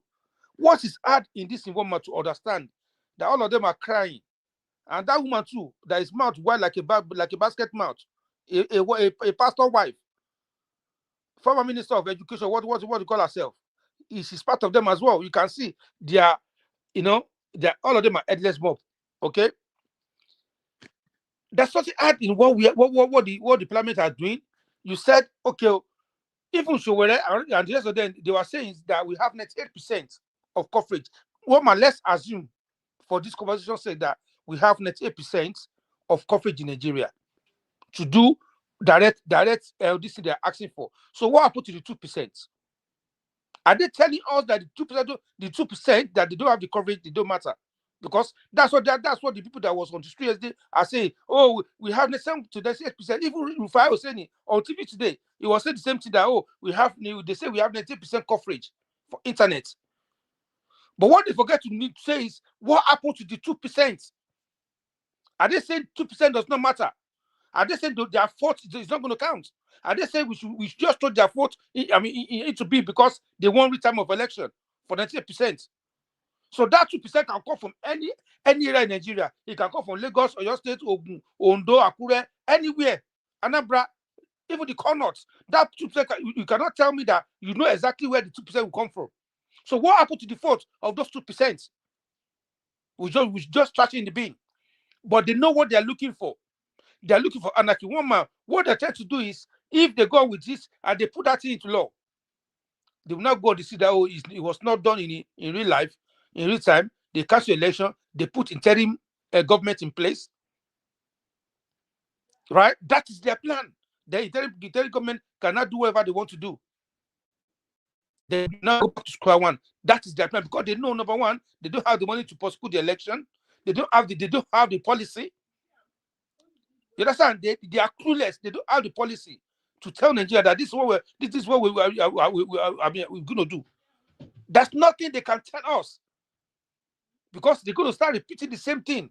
But Asiwaju has got something to preach. He has got something to talk about. That's why they're on the street, agitating, campaigning, and preaching doom for Nigerian people. They are no more Nigerian more than me. You are saying your voice should be heard. What happened to my voice? What's the position of the law at the moment with regards to this e-voting? Is this still a recommendation or is INEC mandated or no? INEC has passed the law. So the House of Rep and the Senate, so they've united the law now. So they don't have separate law already. So they have one united law now. So before the House of Rep, they have a different law to the one the Senate have. But today now, or yesterday, they've amended their own law to match the one the Senate did the other day. So that's why they are crying, oli, shout oli. You're only 15 of you. They put the vote to you guys. If you want this thing to be changed, say. Did you notice something about the people shouting ole? There was something that struck me. Yeah. They were all wearing red caps. What does that tell you? Yeah, there are people, these people that were the ones shouting. Of course, now it's all of them. Even the people in the parliament, people on the street, they are all obedient. You cannot see a single opposition force among them. They ask them to vote. 55 votes that we want this thing to remain the way it is. Then 15 of you say you want them to add. Then they bang the bell that the majority carry the vote. And what they normally say, they say minority will have their voice, as they say. Majority will have their, how do I say, or how do they call it? Have their way. Have their way, exactly. Majority have their way. Why are they crying? No, there's nothing they can do. They are not saying if the most it must not pass. What is does that man even know what they call treason? You lost your dignity because you're supposed to be alive because he lost his way. Now for you to go back to Asiwaju is hard for him. He's not open his mouth to talk rubbish online, thinking you can turn a jail to why can't he take his children to go to Sebi? He has to send it as well. He has somebody that is representing him wherever he come from. He should take his son and his family, right, to his Senate or Rep and block their house if they don't know what will happen to them. Woman, as for the Rufai and Ribadu, Rufai already lost the battle. Yesterday, Ashwaju slept in his house. Ribadu was in his house as well. He's still with them. And see, he's going to battle with this thing for the next 5 to 6 years. Sorry, you didn't complete that sentence now. Yesterday, Ashwaju slept in his house. Ribadu slept in his house, but where did El Rufai sleep? First, he was in prison with DSS or what they call them. So EFCC. Yes, EFCC. So he has lost his battle, one man. He has lost everything he's been building for years. And sorry, Kenny Mighty. Tinubu already signed the amended electoral act into law this evening. So this evening, okay, yeah, already signed. So no more wahala about that one. Continue. Okay, thank you, my brother. So he has lost woefully. There's no way back for him. One man, you come online openly, say you ask somebody's phone. You didn't stop at that. You even present a recorded and signed document that he wanted to order something. You write a letter and you sign it. So you have to go and tell the people how do you know about it. See, he will not come out of this. He is going to prison, and politically he's finished because he cannot become anything in that Nigeria anymore. If as he tell it out, you can't be as anything he can because they will not trust him. Nobody wants to trust him anymore. He's finished himself because of anger. Do you notice anything curious going on in the politics right now? The money and the voice of the opposition is being somewhat silenced. So the money of the opposition is in the wallet of Abubakar Malami. So he's already busy trying to defend where he got that money from. So you notice that it's gone. And then their voice is El Rufai. He's the most potent voice in that space. And by the time he's gone round the circles, they're investigating him for that Diata's disappearance, stolen money, etc. So I don't think he will have time to be shouting politics. He'll be busy trying to. These people will be fighting for their lives until after the elections. Then after the elections, let me shock you. Yesterday, that Baba Ahmed was on one program. They asked him, "What do you think about this?" Was said a statement. He was Raburas. At the end of the day, he has no choice than to say, "Oh, he make a mess of himself." They asked him straight question about what Rufai says because it's the open confession. The man was going around. He has no choice to say, you know what, Rufai has messed up his because Rufai is somebody that he doesn't need to listen to advice. That he doesn't know who advised him to go openly and say what he said. So all of them, there's no way they can't defend it. They cannot. Sorry. That was Hakim Baba Ahmed, the older brother. Hakim Baba Ahmed, Yes. So all of them, you can see they know that he has made a mess of himself, and they are not trying to associate themselves. From him, so he has nowhere to go. Like my brother said, Ribadu is untouchable right now. He's going to have sympathy from all over the world because it's not it's defeating. Somebody tapped into his phone. It's not something that I did deliberately. You understand? Even though if he ordered that chemical, he has chance to deny it. You understand? So he's there for that lost. All right. Let me ask you one quick question. Give a quick answer, and then we move it around. We go Ola, Remy, Enigmatic Johnson. But guys, we're free flowing still. If we're managing it properly, then we can just generally, it's like we're in the bar, just chatting away. But let me ask you this question. In the permutations now for who comes after Tinubu, can you see beyond Nuhu Ribadu or the vice president? Because by my own political permutations, I cannot see who succeeds Tinubu outside of those two people. Is either President Nuhu Ribadu or President Kashim Shettima in 2031? No, woman, there is other people that other people there, younger. You know what I mean? They have energy. You understand? Like this Borno governor. You know what I mean? No. Baba Gana Zulum. Yes. No. But it's Shettima's boy now. See, I'm just making my permutation. See, I can't narrow it to just Ribadu and Shettima. There are other young guys out there. in the north. That I think you see, one thing about 2031 is going to be delicate, and if it's not handled carefully, it can be what can break or man Nigeria. So, to me, although I know I have my sentiments, with all the noise around Fulani, Ejiboni, all those, you understand, it's going to be something dangerous for the country to always think towards Fulani, that it has to be Fulani. So to me, well, maybe I may not necessarily have anything. Sorry, Ola. Shetima is a Kanuri man. No, I just talk of a Ribadu. Then as part of a Shetima, to me, Shetima too it could be dangerous, because let me tell you one thing. Once there's a controversy around you that people cannot really trust him fully about his participation, how he handled Boko Haram, I think it's a dangerous thing for the country as well. Can I? Okay. Yeah, come in, Remy. But just to add, the reason why I put those two names as my, I think Tinubu will be thinking of continuity in terms of, his programs. So, but I think to me, out of all of them, I think Ribadu has a better chance than any one of them. Yeah, he does. And if you know Tinubu very well, he plays him in national security. That means and he continues to groom him to go about security. And if you see the way Ribadu worked, even during the Obasanjo era, you can see this is somebody that does not compromise easily. And this is somebody that will take the security of the people very important. And as a national security advisor, you also have a privilege a lot of information about the country and data and everything. To me, I think he will be a very good president if he's given the opportunity, because he is not biased.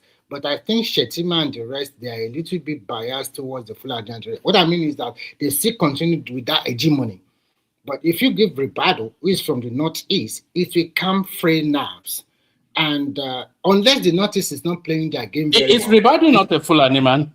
Ribadu is a Fulani man. It might be a Fulani man, but the point about this is that when you look at the North, the Northwest has gotten a fair chance of presidency. So when we are talking about the North again in 2031, I don't think we are going to have any serious political big wave from the Northwest. The two that remain is Atiku and Kwakwanso. Kwakwanso already, because of what US did to him, I don't think nobody wants to touch him again.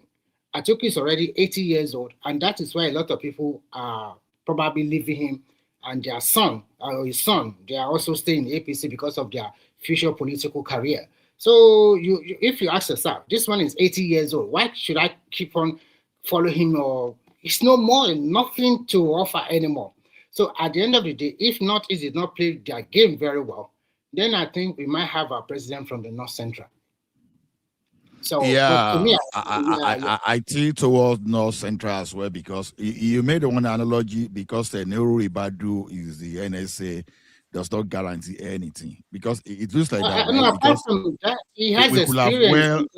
We could have well said that Lai Mohammed will have become the governor of Lagos State, because he was chief of staff to Tinubu too. So I don't think it works that way. See, like 2021 is a you can give us a name if you have another name. But Tinubu has tried to make Ribadu president once before. Yes.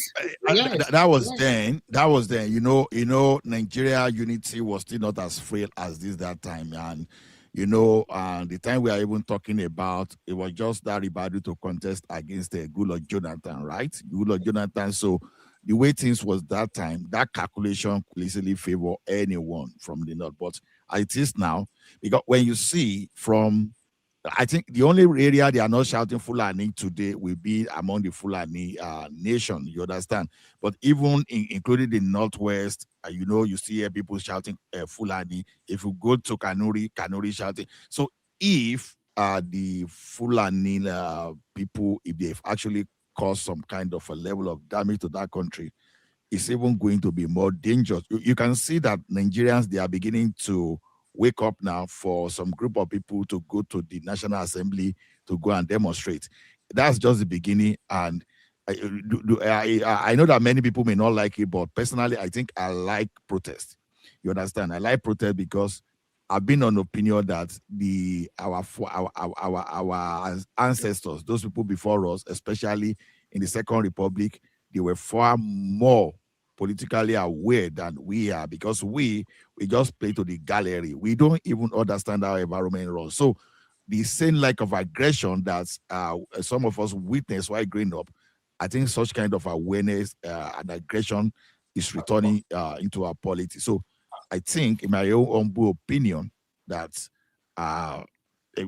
we should be very careful about that. 2031, I don't think it's great. It's best to even start thinking with idea of Fulani. Now let them. Yeah, but then who comes in? Who comes in? Who I quickly want to sorry, Remy. Ola, who comes in 2031 from your own? If you had their pick, who comes in? You know, I don't really know what Tinubu is thinking, but me, I already have my bias that someone from the north, from the non-Fulani, the like of General Musa retired, even Akumen. I don't even mind Akumen. You understand? Even one of the governors, either from whether former one or the current one from Benue or Jos, you know, we should be thinking along that line, not another Fulani person. All right. Okay. So Ola, you talk about protesters now, but you can see that protesters recently, it's just an opposition protesting. Okay. This is not it's good for our democracy. Yeah, it's good. But what they are protesting for, everybody knows that what they are protesting is just for protest sake, just to have a number, just to have a name in social media. It's still good. To me, I think that is exercising futility, because wherever you like, listen, whether you like it or not, they are still going to vote at the National Assembly. Sorry, Remy. That lady, Mabinudo Remy. That lady that wears the red scarf, what's she protesting for? Or that boy that does that here, that is always at every. What are they protesting for? No. One man. Irrespective of how they quote it, or what, it's not that what matters. But what are they way we protesting start building for now? You understand the protest? Many people were protesting for us to have. They are looking for real-time transmission. You understand? Even some of them, those guys are protesting for social media dollars. That's what they are. That's it. Do you not know that woman that wears red scarf? The one that went to attack Abuja. That's a woman that always fights with everybody. Yeah. Okay. Or that boy that wears that calls himself Sikh or something. No, I get you. Did you notice the one that wear Nigerian flag? That way say, you always recite the national thing. I don't know who you can call that boy. You see, Kenny Mighty, it's not as, see, let me tell you one thing. Normal Nigeria like me, like you and myself, if we are protesting, no problem. Where I have problem is when the likes of Patutomi, you know, he's a person I like, you know, I recognize his achievement, and it's what anybody will aspire to become. You understand? That guy has achieved a lot. But here's the problem. When you now have those people, when you say achievement, are you talking about the private sector or public sector? He has achieved a lot, whether you like it or not. When you talk of Pan-African University today, the public sector informed the law. So guy, hold on, cool down. When you talk of Pan-African University today, he is the founder, so don't even go there. The guy has nothing to offer, Daddy. He don't. No, he is no. Don't. I don't do Nollywood when it comes to something we can back up. This employer of labor. He employs so many people, paying. You understand? Paying heavy salary to, and he's training some student, official leader from school. Even we have some international students right in the school, so we can't write off this man. No matter what. Where I have problem is this. When big man like that start misleading people, because you know there's this concept how to lie with data. The same way too, how can a successful man mislead you? You understand, from being successful. That one too is possible. Now look at during that election, a professor of law, I won't mention his name, but I think those people that know him, they know him.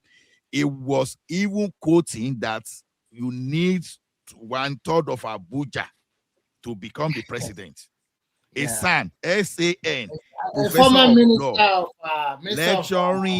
lecturing university, university student law, teaching in the Nigerian law school. You understand? Quoting that. That is where the danger lies in. You understand? The problem is that this professor, there's no way under the heaven that he will not be aware of the Supreme Court position on that. But it was misleading intentionally. You understand? Was quoting. That is where I have problem with the like of Pat Tutomi. You understand? Because when you talk from the two sides of your mouth, it becomes dangerous for people like us that just want to learn from you. Because when people like me and many of us, when we listen to the like of Pat Tutomi, whatever we know, we suspend everything. We want to learn from this man because he has the reputation, he has the fact are there to back up his achievement. But when the lights now become so glaring, you understand, it can be something. When you are not the like of Amechi, Amechi will be the kind of person that will like glaring, and that is what about Guinea? Guinea? That one even surprised me.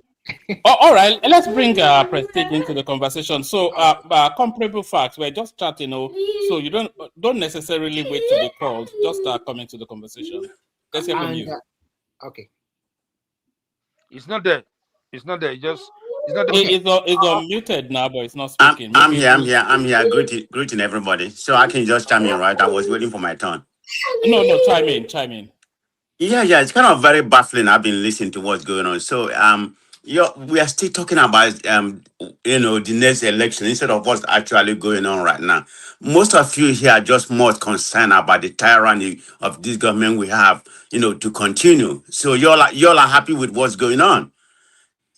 Can you give us an example of the tyranny?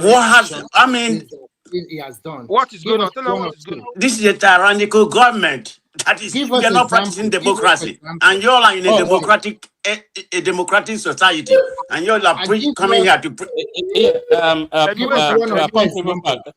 Cite examples now. Cite examples. What do you mean? I mean, so many numerous examples. I mean, for one, they want it to be a one-party system. I mean, there's no free journalism. I mean, everybody, if you talk, they kill you or they put you in prison. What could be more tyranny than that? I mean, they kill and put in prison. Mention one. Come on now. Who is that arrogant? I don't have to mention. You know the part. What do you want me to mention? But don't mention. I want to put. Sorry, Ola.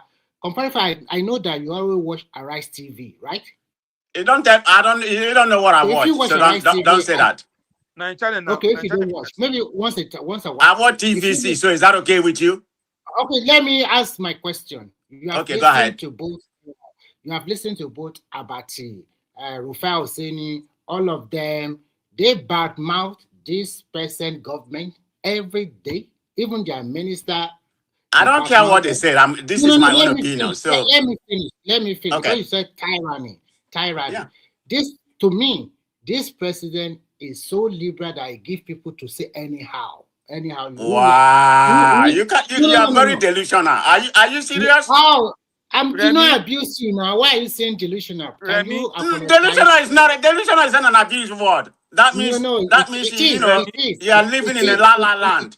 All right, let's not go into that space too much. But I don't think that it's necessarily a bad word now. But if he wants you to say sorry, say sorry. But I can say sorry to you, but I don't think that was within the context of the conversation anyway. But what people are inviting you, you said tyrannical, and you use all these high invectives. So they're inviting examples, and what Remy is giving you there is Tinubu is probably singularly the most abused president we've ever had. When have you ever picked up the news that they're not calling him a drug baron, a drug lord? Peter Obi is telling us that the Americans came in because Tinubu had fake certificates. So whatever we go and call him a bastard, this one we go and call him a fool. Everywhere and anywhere, Rufai Useni, every single day abuse. Ayo Mario, every day abuse. Every and everybody abuse. So how many of them has he had shot or locked up? Because those people are very high. He can do that. He can do it to everybody. I mean, he pick and choose, who to imprison or who to put him the bondage. I mean, What do you want me to do? You want me to start naming them that you already Give know? us one name for Give us a civilian. name. Give Go us ahead. one name That's what we are from waiting civilian, for. unpopular person that you put in prison or your arrest. Look at the Unpopular whole person, one name. journalist. David Houdini has been David Today is exiled. not in David Nigeria Deyi. now. He has been He was exiled by this government. Who exiled him? No. Who exiled him? Where was he exiled? Is there a Come warrant for his on. arrest? Exile is He not. exiled himself now. Is there a warrant for his arrest? Is there a warrant for his arrest? Yeah, Did I there is mention- in Nigeria. There's a Who warrant for told his you that? arrest. Where did you hear that? Who told you that? One man, you and I, we have the subject here. Didn't we talk That about there's it a last warrant year? for arrest? Yes. You know He's that wanted by Nigerian government. They are looking for him in Ghana, in Kenya. You know that British he tried to apply for British residency. But one man, did you forget that we talk about it here last year? Hold on. You say a lot of things. Do you know that David O'Day he tried to apply to the British government for amnesty, and they said there was no reason for them to grant him anything. He claimed he was being persecuted. They said there's no evidence of that. He tried to apply for Ghanaian citizenship with the same narrative. They said no. So forget David O'Day now. Nobody cares about him. He makes this noise for social media traction. I think you are just denying the fact. You just want me to start naming them. I'm just. Compatible facts, my brother. Yes. There's no shame in you being truthful. I know that you want to lean with your people, obedience, and all sort of stuff like that. Yeah, but that's not. Don't use the word my people. Don't be tribalistic. Just say the people that I like. I said your obedience. That's you. Okay. Okay. Go ahead. I said you want to lean with your obedient people. Right. That are making us all over the place. But there's no shame in you say, you know what, in this one we get it wrong. Ask me why I said that. Yeah. Why do you say that? You guys are asking for real time of election results on okay. Right? Yes. And some of you that are making us on internet, online, everywhere say, okay, 98%, we have 98% coverage of internet. I want to ask you this question. If you guys are saying you have 98% coverage of internet in Nigeria, my brother, what happened to the 2%? Tell us, please. I mean, 98% is big enough to, for you to have the real-time transmission. We don't even have 98% now. We don't even have 90. When did we get 98%? The question is, as comparable fact is that, are we voting electronically? No. I know. I just want to. If you can answer that one, then my brother, you get why I asked that question. Because they ask for real time of election. I don't. Okay, 98 and 97, they are pretty much the same thing. Nigeria has about 97 to 98% of 3G network. So, my brother, what happened to the 3% or 2%? Why is that important? Make it a real time. So comparable fact. Please. Comparable fact. Let me tell you something. Okay, I'm ready to listen. Okay. Now, I vary a little bit. Your major candidate, Obedient, lied a lot. He tried to tell us about... Tell me any politician who doesn't lie. I'm sorry to interrupt. No. See, you can lie dangerously. Yes. Look at what Rufai is doing. You understand? You can politician lies. That's a trait. But then you can lie dangerously. You understand? Now, the thing is this.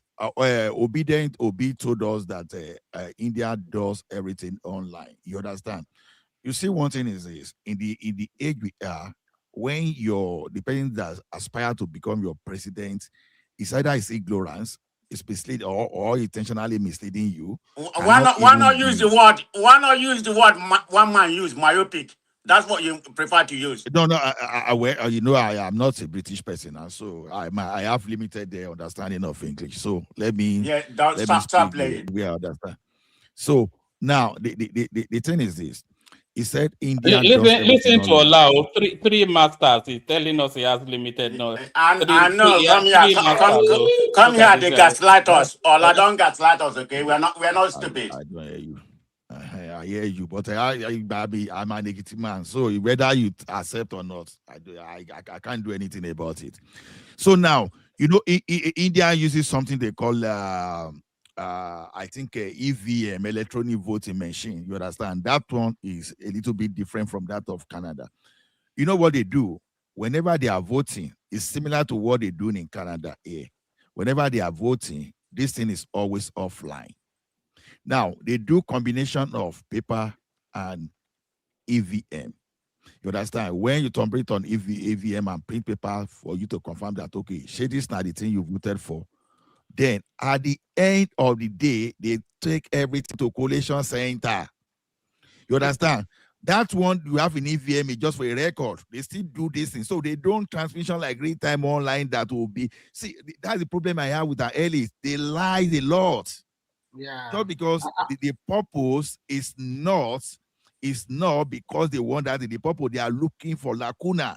Anything that can, it's either I become the president or we dabaru everything. Yes, You we call understand? the election fraud in future. So, and yeah. if be shouting for okay, in addition to beavers, let us have electronic voting machine, because I look at the cost of the one they are using in India. Oh my goodness, I was surprised that it's far cheaper than what they are using in Nigeria, in Canada. Because that of Canada costs about 7,000, but this one they are using in India costs about $500. If it's the like of those one we are canvassing for, we know. But then there is no country that is doing real-time online the way we want in Nigeria. And we don't even have the technology. India has the technology, but they are not doing it. Ola, you are being naive. They are not looking for electronic voting. They are looking for excuse. So that's exactly. That's what I say. Exactly. Okay, Remy, hold on. Let's have a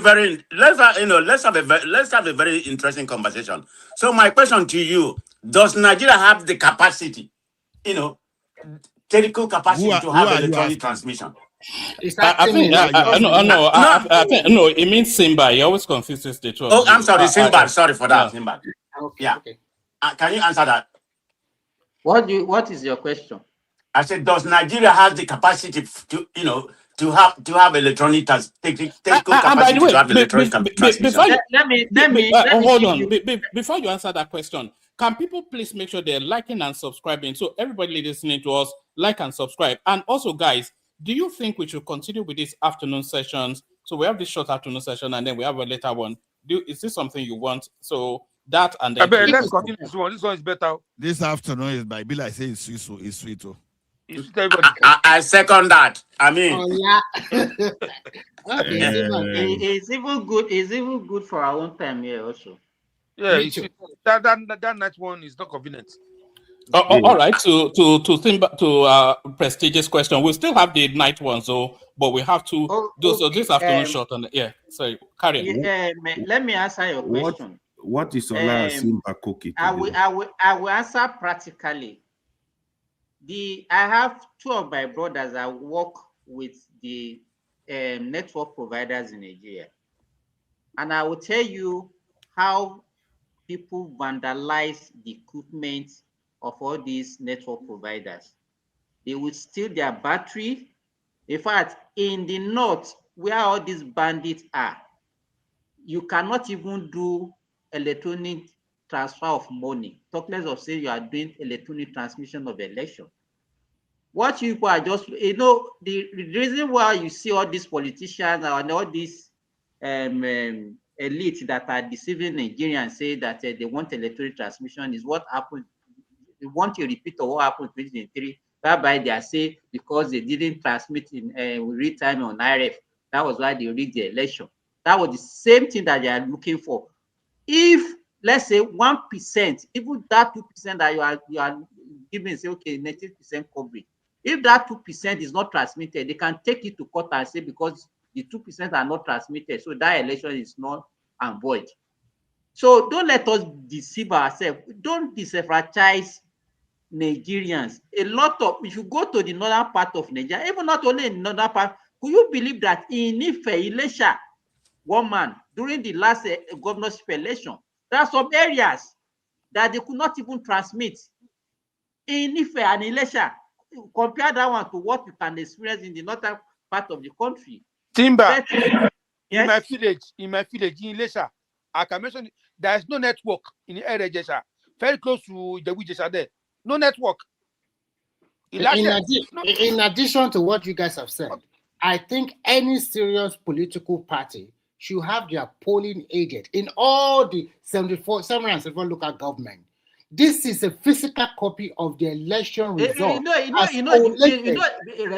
let us even look at the IREF is not even a collation center. Thank you. Do you understand? What is actually valid is that EC81A or whatever form that they are talking about, which your political party, whatever polling agent can have and submit to your what the situation house or what they call it. Remy, so is it not what we can use in River State? The ECHA form. Is it not what you used to change it and manipulate the election? Comparative fact. I want to tell you something. Comparable. So wait. Comparable fact. What I've told you now, what Simba, you are trying to do is that there'll be a lot. Let me tell you, where each election that I've been having since 1999. There have been gradual reduction in the voters' participations in that election. Though what I believe that it's not as if we are having apathy. I think it's because of technology that is reducing rigging. That's why we're having reduction. Because if Shagari can win the election in 1983 by 12 million, and 2023 we're having somebody winning by 8 million or 9 million votes. It gives us, because look at our population in 1983 compared to 2023, that would be like 30 years after, I mean 40 years after. Simba, let me just answer comparable fact just within a minute. You see, one thing I'm still telling you, comparable fact. Yeah, you ask whether Nigeria has the capacity. Yes, we have capacity. But the question you ask yourself is this: what percentage, to what extent? Because you don't expect everything to be 100%. Yes, we have capacity, but the question is this: the backup is critical, because your capacity, someone want to frustrate it. So in case your main strategy is attacked, you understand? Do you have a fallback? Yes, that's manual. Now, okay, Ola, hold on. Let's have a conversation. No, I just wanted to interject before you proceed. I think we are wrong, because we know the Nigerian government. We are very corrupt. You know what's going to happen? The APC has so much money. They're going to go bribe the tech to switch off the light. Then they're going to want to do it manually. This is exactly what's going to happen. That's where the loophole come, because we are very corrupt. Okay, hold on, only there. Now, the question is this: we are talking of loopholes, but I'm talking from technology and strategy of it now. The question now is this: do you believe, when it comes to telecommunication infrastructure and political stability, do you think India is ahead of Nigeria? Do you? Comparable facts. I believe so. I've not been to India, but knowing by their technical know-how, we think they are. Okay. Now, why do you think India will still will still do everything offline and only take the thing to collation center? Because part of the strategy is not to open the electronic voting machine, EVMs.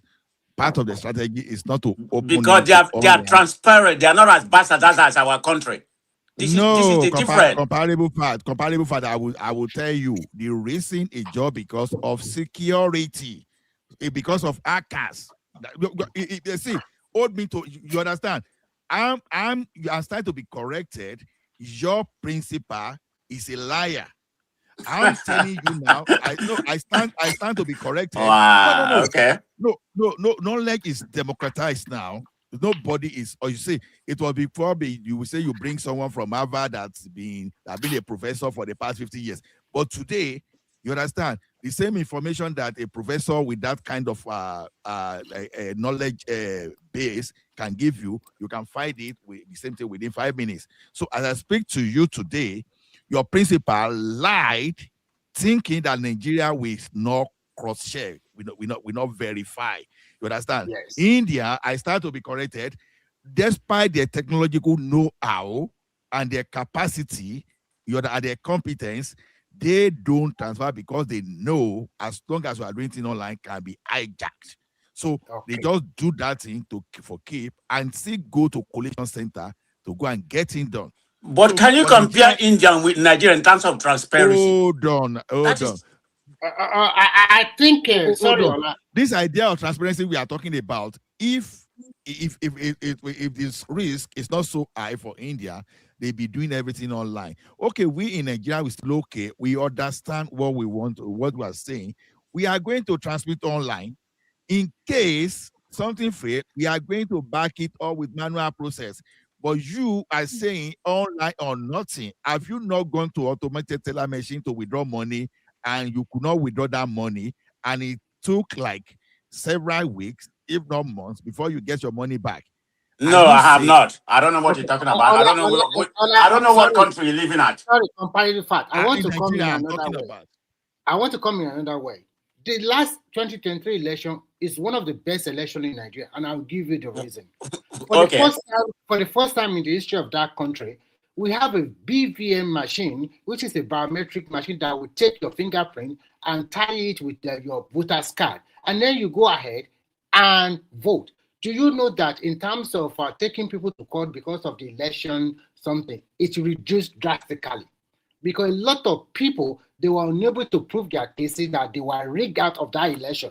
If truly Obi won that election, then Atiku should come second or third. Why can't Obi go with all his, is it that after the election that we knew that he does not have a polling agent in 44,000 polling units? So sometimes don't let us deceive ourselves. Truth must be told. And in this particular amendment that Tinubu signed today, everybody knows the truth. There is no way any country that you do electronic voting. Give me a country that is doing electronic voting. If you want real-time transmission of results, that means you are telling us it must be real-time voting. As you vote, everybody already know all over the country. But that is, even in so-called America, you are not doing electronic voting. So why are you are living in America, in one of the most advanced countries in the world, and you know that that country is not doing electronic voting? Why are you now shouting about electronic transmission of results? And sometimes I wonder, because of, I know people are biased because of whoever they support, but the truth must be told, that last election was one of the best. And I think this amendment they did was also good. So if there is they can transfer it to IRF, and then there's a backup, which is very important at the court of law from EC8A. There should have been. Let me just add this. There should have been another caveat that if so many, let's say 30% of 50% of the votes, they couldn't transmit it, then you cancel that election. You have to be careful because with that you could have a situation by Do you think? Let me ask you because question. hold on. It's like me saying that BVN doesn't work for 50% of the people. You have to cancel the election. Let me ask you a very important question. You are from the south of Nigeria. Let's say the 30% you are talking about now is now that 30% come from your region. That means they are differentiating 30% of some of the population in South. How do you think South people will take it? Do you think they will be happy? So you have to be very careful when you cancel the election in that place. Where the vote is. If a state is experiencing that also, you cancel the election that they don't. It is done properly. Can people hear me? Can people hear me? We can hear you, one man. Hold on. Yes, I wanted to address Tunaja. I'm glad you're here. So Tunaja, on mute. Tunaja, there's a culture that is developing, and coming here to abuse people. Please don't do that. Disagree with them, but don't use vulgar words. Now, I was listening to your interaction with Baba and the rest of them, calling them idiots and morons. And come on now, we know you're here to troll the space, and that's fair enough. But keep the language elegant. They called me all kinds of names too. Since when do you care about those? When they are calling not that level of abuse. That calling. I wasn't calling. See, okay, what I was saying was their ideas are mad. Is it them? No, the point that they're bringing, you can't be bringing crazy points to me. Why would I? Right. I wouldn't call Baba crazy. You don't see me calling people crazy. I don't do that. All right. I don't want to let- labor that. I don't let want me- to labor let that me too say much. But something. going forward, let's keep the language. Yes, you are here. We're happy for you to come here and troll the space and whatever it is that you want to do. But please, the language. But carry on with your conversation. So as I was saying, if the election, if BVN doesn't work in an election, what do? You cancel that election. And if part of the IRF transmission doesn't work, what do? You cancel it. Let's say you are doing how many wards in a state, depending on how the voting centers in the state, and you find that more than 50% of them, they didn't fulfill part of the requirements for the election. You have to either one way or the other annul the election So for that state and what you are do it calling properly. for is So anarchy. Remi You Odosa, are Remi, calling so for anarchy. what? It's not anarchy. It's not anarchy. Yeah, it is. It is. If I'm an opposition, I INEC will just will make be a held list. accountable for it. No, what that you are calling talking for about anarchy. is that it cannot work. It's a Not call for done. anarchy. What of that place you are Why? cancelled is my stronghold? What about the place you are cancelled is my stronghold? That I'm going to get a lot of votes there. What if you Then happen? you see, think I will when do you it? cancel it, it's the INEC that will be held accountable for not transmitting it. You want No, because if you don't hold INEC it will cause a responsible, war. It will cause war. Okay, to Niger, what do you mean war? let me tell you INEC is something supposed you to are be able to missing. transmit Which results. INEC? No, okay, to Niger, let me tell you what. Ola, what let you me are say missing. something You now, understand? Abba. Okay, So AY, you please don't know go what ahead, I'm wishing sorry. for. So Let me- if BVN doesn't work, all of you are you are just saying talking. you're going to say go ahead with the election too. If the No, BVN doesn't work, tell you're you. going to go ahead. Let him white talk. Let me Let say him white talk. something. Let me say something, guys. You see, greeting everyone. This issue of electronic transmission of result, I think this is the we've done great job here in terms of the voting system with the beavers, with the IRF team. Nobody is asking for real-time transmission of results. That's what they're asking for. No. Hold on. That is I what they're think this. asking for. Hold on. I've actually explained this. So what Nigeria are asking for is electronic transmission of result after election. Sincerely, I don't think this is too much. We might choose to support whatever we want to support. Hold on. Please hold on. Please hold on. Let me speak now. This is the problem. You guys active listening. Active listening. So Nigeria asking for electronic transmission of result. What that means is after election is completed, everybody signed the from CATA, right? And they transmit it to the central. This is not too much. This will give like a new security layer to authenticate the result, basically. That means we still have the sorry, AY. Quick question. Let him talk. Hold on, let me finish. We compare ourselves with India. We are not actually India. We are Nigerians.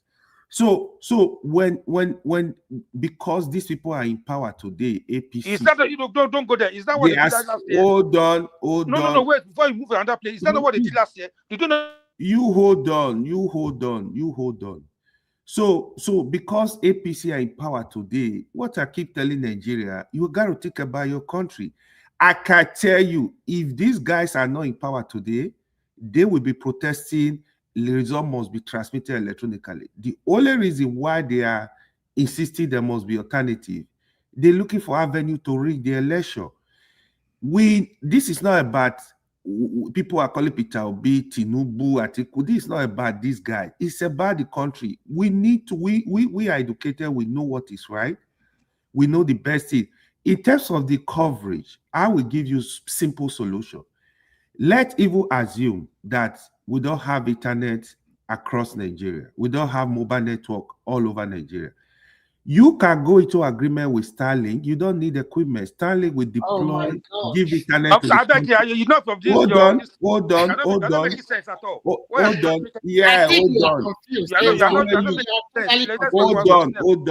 on. Our argument, hold on. I don't think there is any space right now in Nigeria where we don't have mobile network. We will be able to transmit this result. I want to ask you now. You guys will not let somebody to speak. Let me just finish. You are repeating yourself.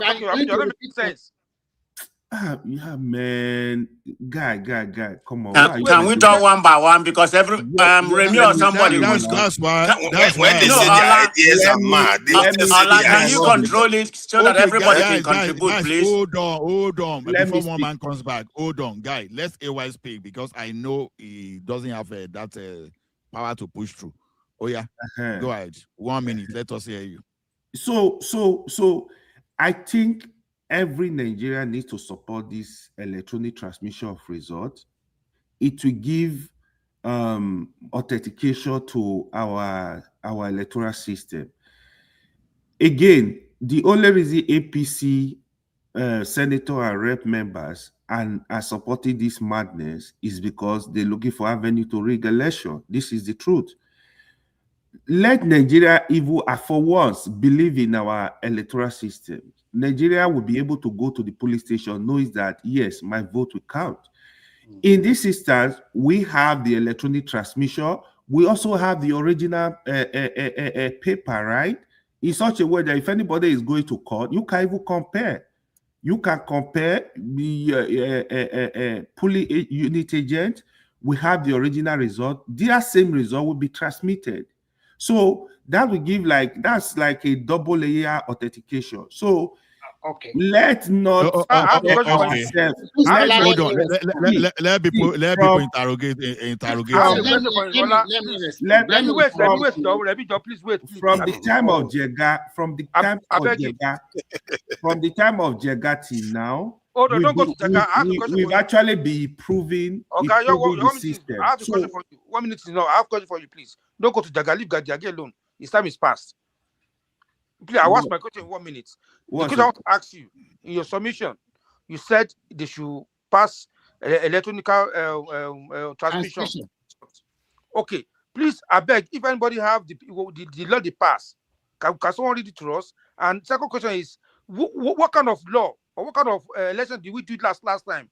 Last time, did they not pass? Did you not transmit electronically last year? Okay, I will help you with the question. So there is no difference between 2023 mode of transmission and 2027 from what the members of parliament are passing. Here is the loophole. They are still saying in 2023, it was not mandatory to transmit results electronically. Manual transmission was an alternative. In 2027, it remained the same thing. No, but they need hold on. Let him land. I know too much. Now they worry us. So in 2027, the electronic transmission of result is not compulsory. The manual transmission is also an alternative. It's the same. They are just playing games. Okay, let me ask you. Hold on, let me finish. Sorry. Don't give me headache. What Nigeria asking? Let me just watch this. Remy, let AY land now. What Nigeria asking? Just let him land the point, and AY land it quickly too. You see, people want to engage with the conversation, so nobody hold on to the mic for too long. Just make short points and then move it round. Yeah. Okay, the last one. What Nigerians are asking for: make electronic transmission of result mandatory, and get rid of manual transmission. Period. Thank you. One man, please. Can you read?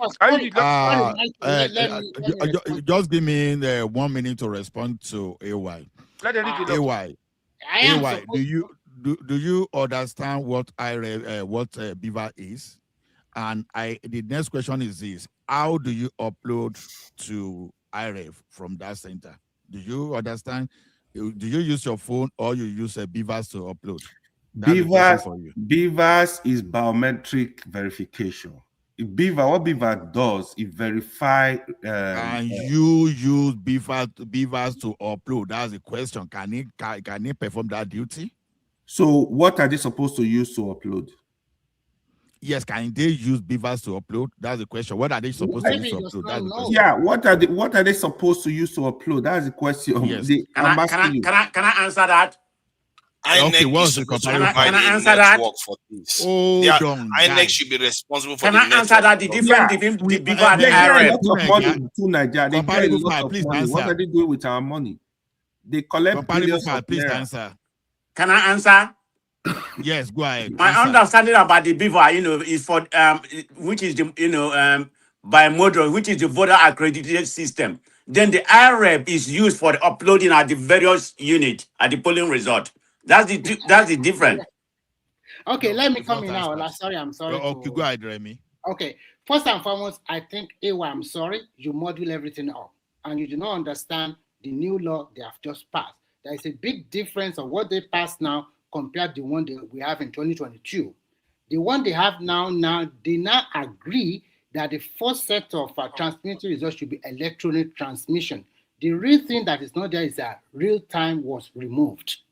And when we are talking, let me finish because tell us the 2023 too. What is the difference? Relax. That was the major. In 2023, it is the form EC8A that supersedes. It's number one.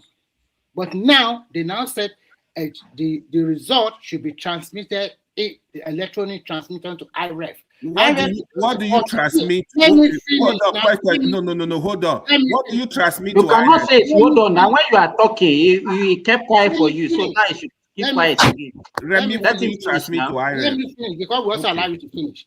The major difference between this amendment is that in 2022, this is the form EC8A. But now, they now said you must transmit the result to INEC IREF, which is the viewing portal. But where there is no network, the form EC8A should be a backup. So that means both of them are very It's not even no one is backing up for one. That is not true. It's not a backup. Form EC8 is not a backup. Okay, either of the two now is okay. That's what I said. Remy, let me respond to misconception. I know because I intentionally asked that question before we argue something. Sometimes we need to know exactly what we're arguing. That result you see that is being uploaded from that police center, Beavers is the only gateway to that, not your phone. Not your phone, not any other thing. So when we ask you that you upload, people think say Beaver is only, no, it's not for verification only. That's a scanning device. It's stored a copy of the signed e-format, or what do we call it? That form that everybody, the agent, everything. Yes. Understand? Everybody sign. So you now scan. So it's stored a copy of that form on it. And it is from that Beavers that the thing is uploaded to IRF, not your phone. Otherwise, everybody be uploading. Hold on, Remy. Hold on, Remy. Let me. We are not doing competition now. Understand? Now, so what we are telling you is this: when you finish voting, you use Beavers to scan and Beaver transmit. So the point is this: at a point where there is no network, mind you, the copy of that result is still on Beavers. So it can now be manually uploaded later whenever there's network. That you understand. So it's just because we be playing with semantics, we don't even understand what we are even dealing with. That's the point here. At any point in time, a copy of that result is on Beavers. All the result they did in 2023 is on Beavers. But Ola, you are repeating the same thing. Like Ewa said, there's no difference between the law. No, AY does not even understand. That's why I need to. No. What Remy said is not actually correct. What you transmit is the result from EC8A, not. So he's calling it electronic voting. Why am I not correct? No, wait now, Remy. Wait. Let me ask him this question.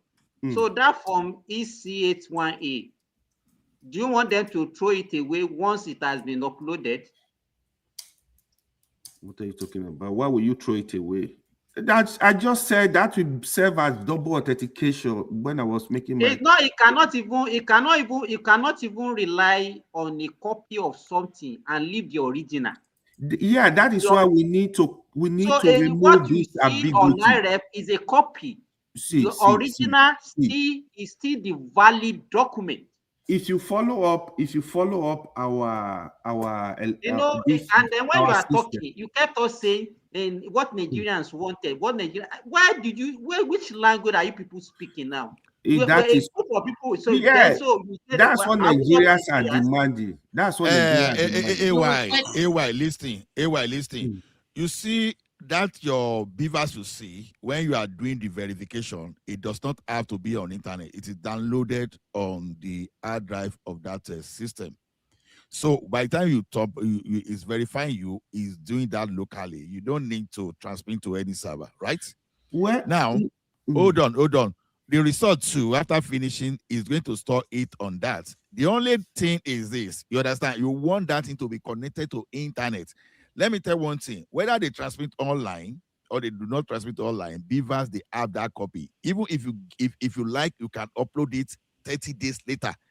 It doesn't change anything. But the problem you guys think is that I want to add this real-time transmission. What is the time lag that they are expecting? No, and no, that's why I don't want to go into that technicality because it be too technical because live, it's just the difference between live and real time. Lagging all those stuff. Hold on, I'm not taking question. Let me finish with it. Let's say election ended today, and the thing got to the IRF tomorrow. Will still be valid? Will it still be valid? No, no, Simba, they don't know what they're looking for. Simba, they are looking for anarchy. Anarchy is what they're looking for. These people, that's what they're looking for. They don't have no clue. They know that we cannot do real time. I have simple questions from that man. That okay, what happened to 3%? He couldn't answer me. If you say let me come in. Let me come in. Go ahead. Let me come in. What is APC afraid of? Let's be realistic. They control hold on, let me land. Hold on, let me land. They control 29 of 36 states. Maybe it's about 30 right now. What are they afraid of? Forget about all these useless things that people are saying online. What are they afraid of? I mean, they have the city boys, and they're still afraid. Why they don't want they don't want a transparency, a real-time transmission. Ghana and Kenya practice this, and it has been very effective. One voice at a time. I mean, it's so pathetic. When you come here, Guys, everybody hold on, please, so that we can have meaningful conversation. Let's comparable fact. 1 minute, please. Give your point and let Remy and Simba respond to you. Okay, my point is that you have a country like Kenya and Ghana. I'm just giving you 2 examples. I mean, they have a real-time electronic transmission and everything. It's not true. It's not true. They have electronic transmission. Both Ghana, and that transmission. What do you mean it's not true? Go and fight, take it. But let me land. Let me land. Don't try to truncate my because you want to. Let him land. You only have a minute. Let him. It's a lie. Oh man, you're very annoying sometimes. Go ahead.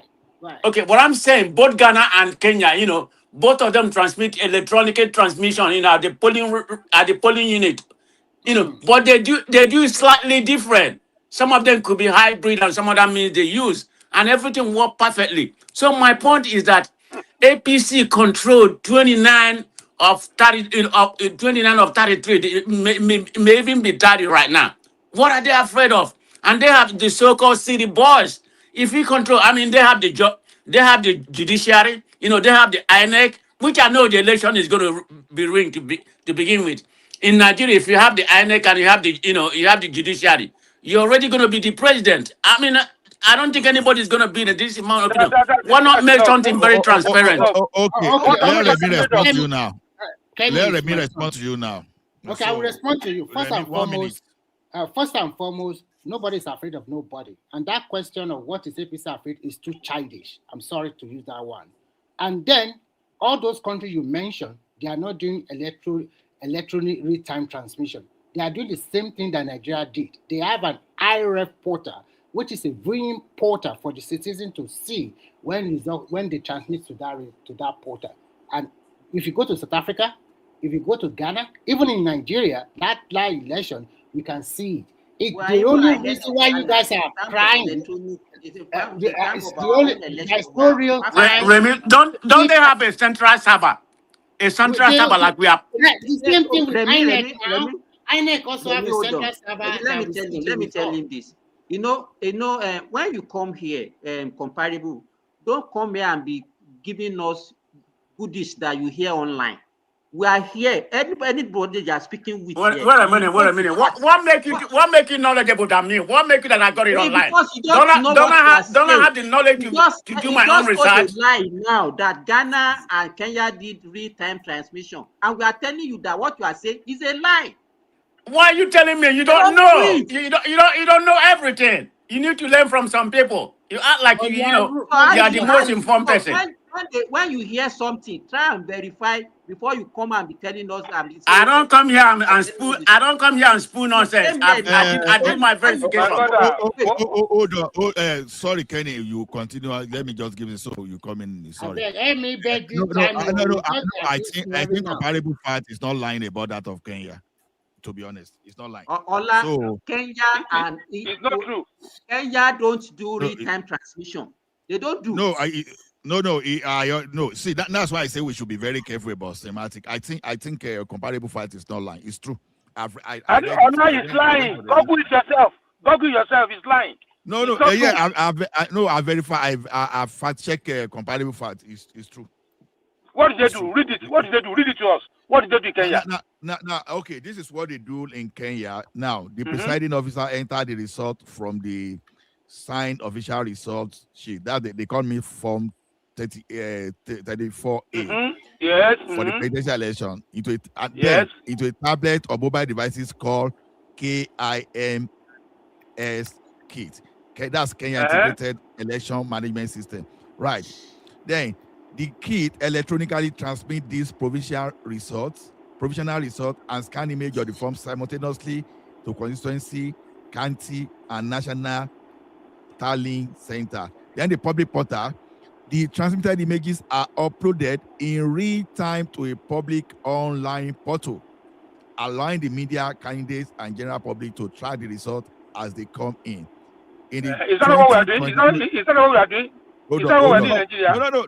That's what I'm saying. You understand? In the 2022 general election, over 99% of the tally reports were published on this portal within a few hours of post closing. You understand? So 99% still means that they see a 1% failure, right? So now the thing is they do it, but do they have I don't know. Ghana use the same thing, but Ghana use a more hybrid.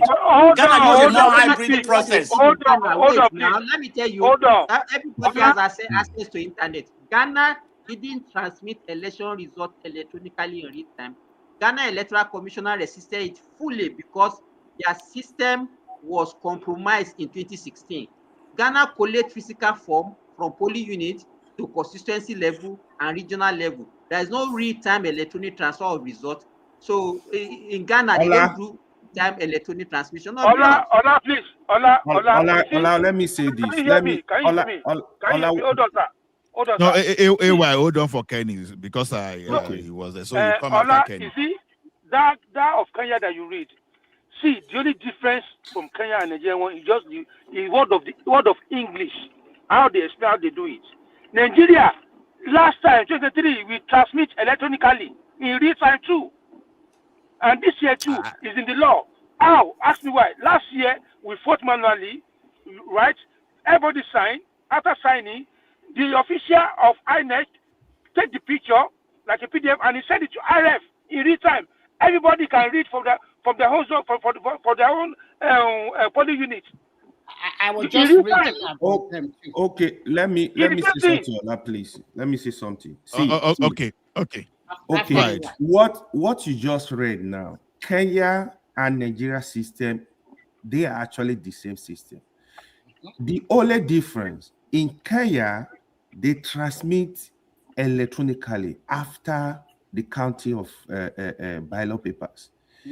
In Nigeria, that is what Nigeria are now asking for. But hold on. It's you that don't, Remy, hold on. You can say your stuff.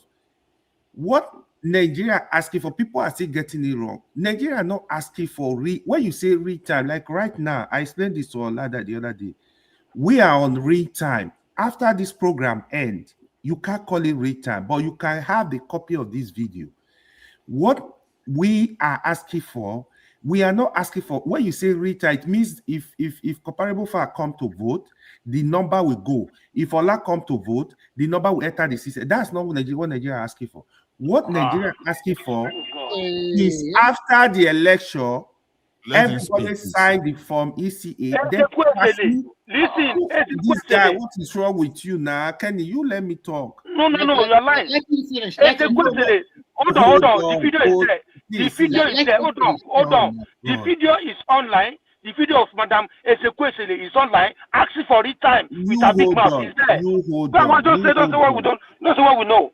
You hold. I won't Yes, agree. people are just calling it real time. When you have delay, it's not real time. That's what. Ola is a technical guy, so he know what I'm talking about. So you guys don't know what I'm asking for. You, Kenny, you are too loud. You calm down, man. Come on.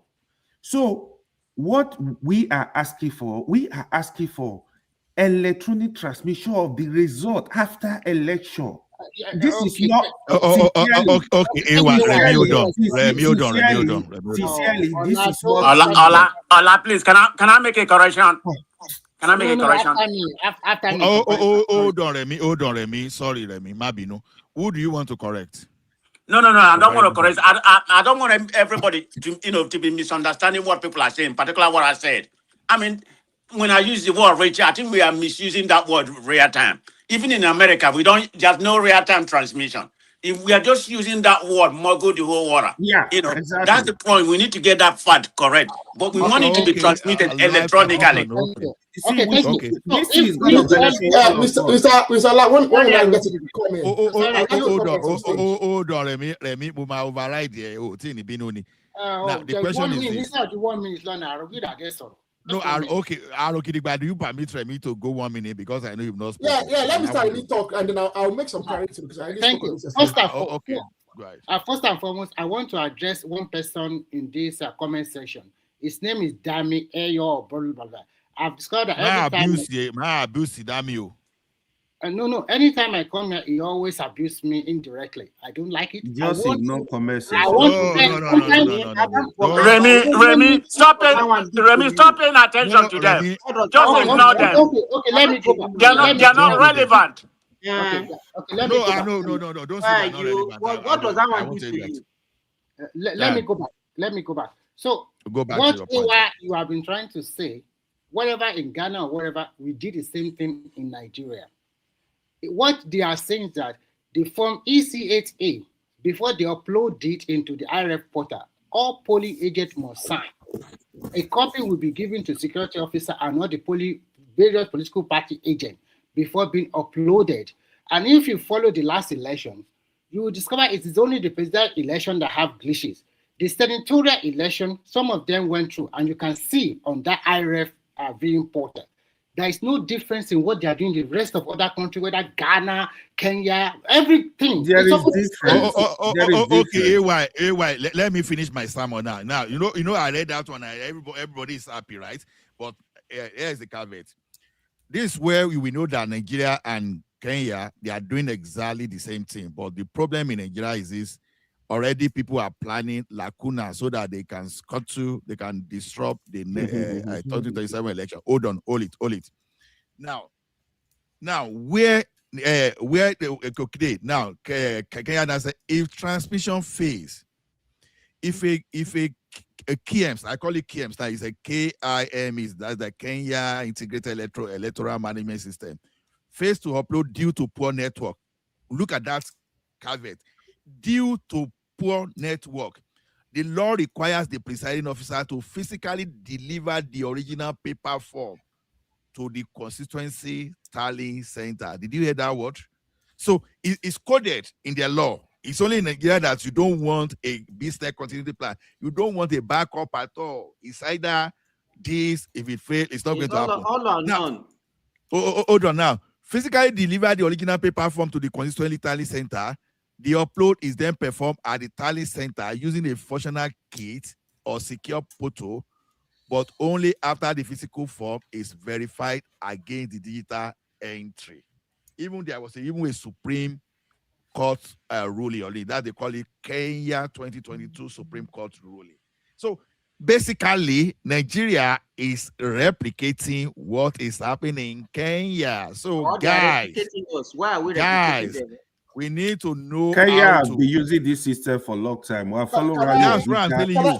We are just doing comment? exactly. Hold on. We are doing exactly what Kenya is doing, guys. Let us know when. You know, we have this habit of always condemning our country. Whatever we do, we always look at it as based This on is not about complaining about our country. But Remy, your antecedent exemplify who you are. We are very corrupt, bastardized Have nation. you been to India? That you said that Indians are not. Okay. Let's either to Nigeria or speak. Sorry, Ola, let me ask them this question. Our last election, what percentage of our result was actually uploaded to the IRF?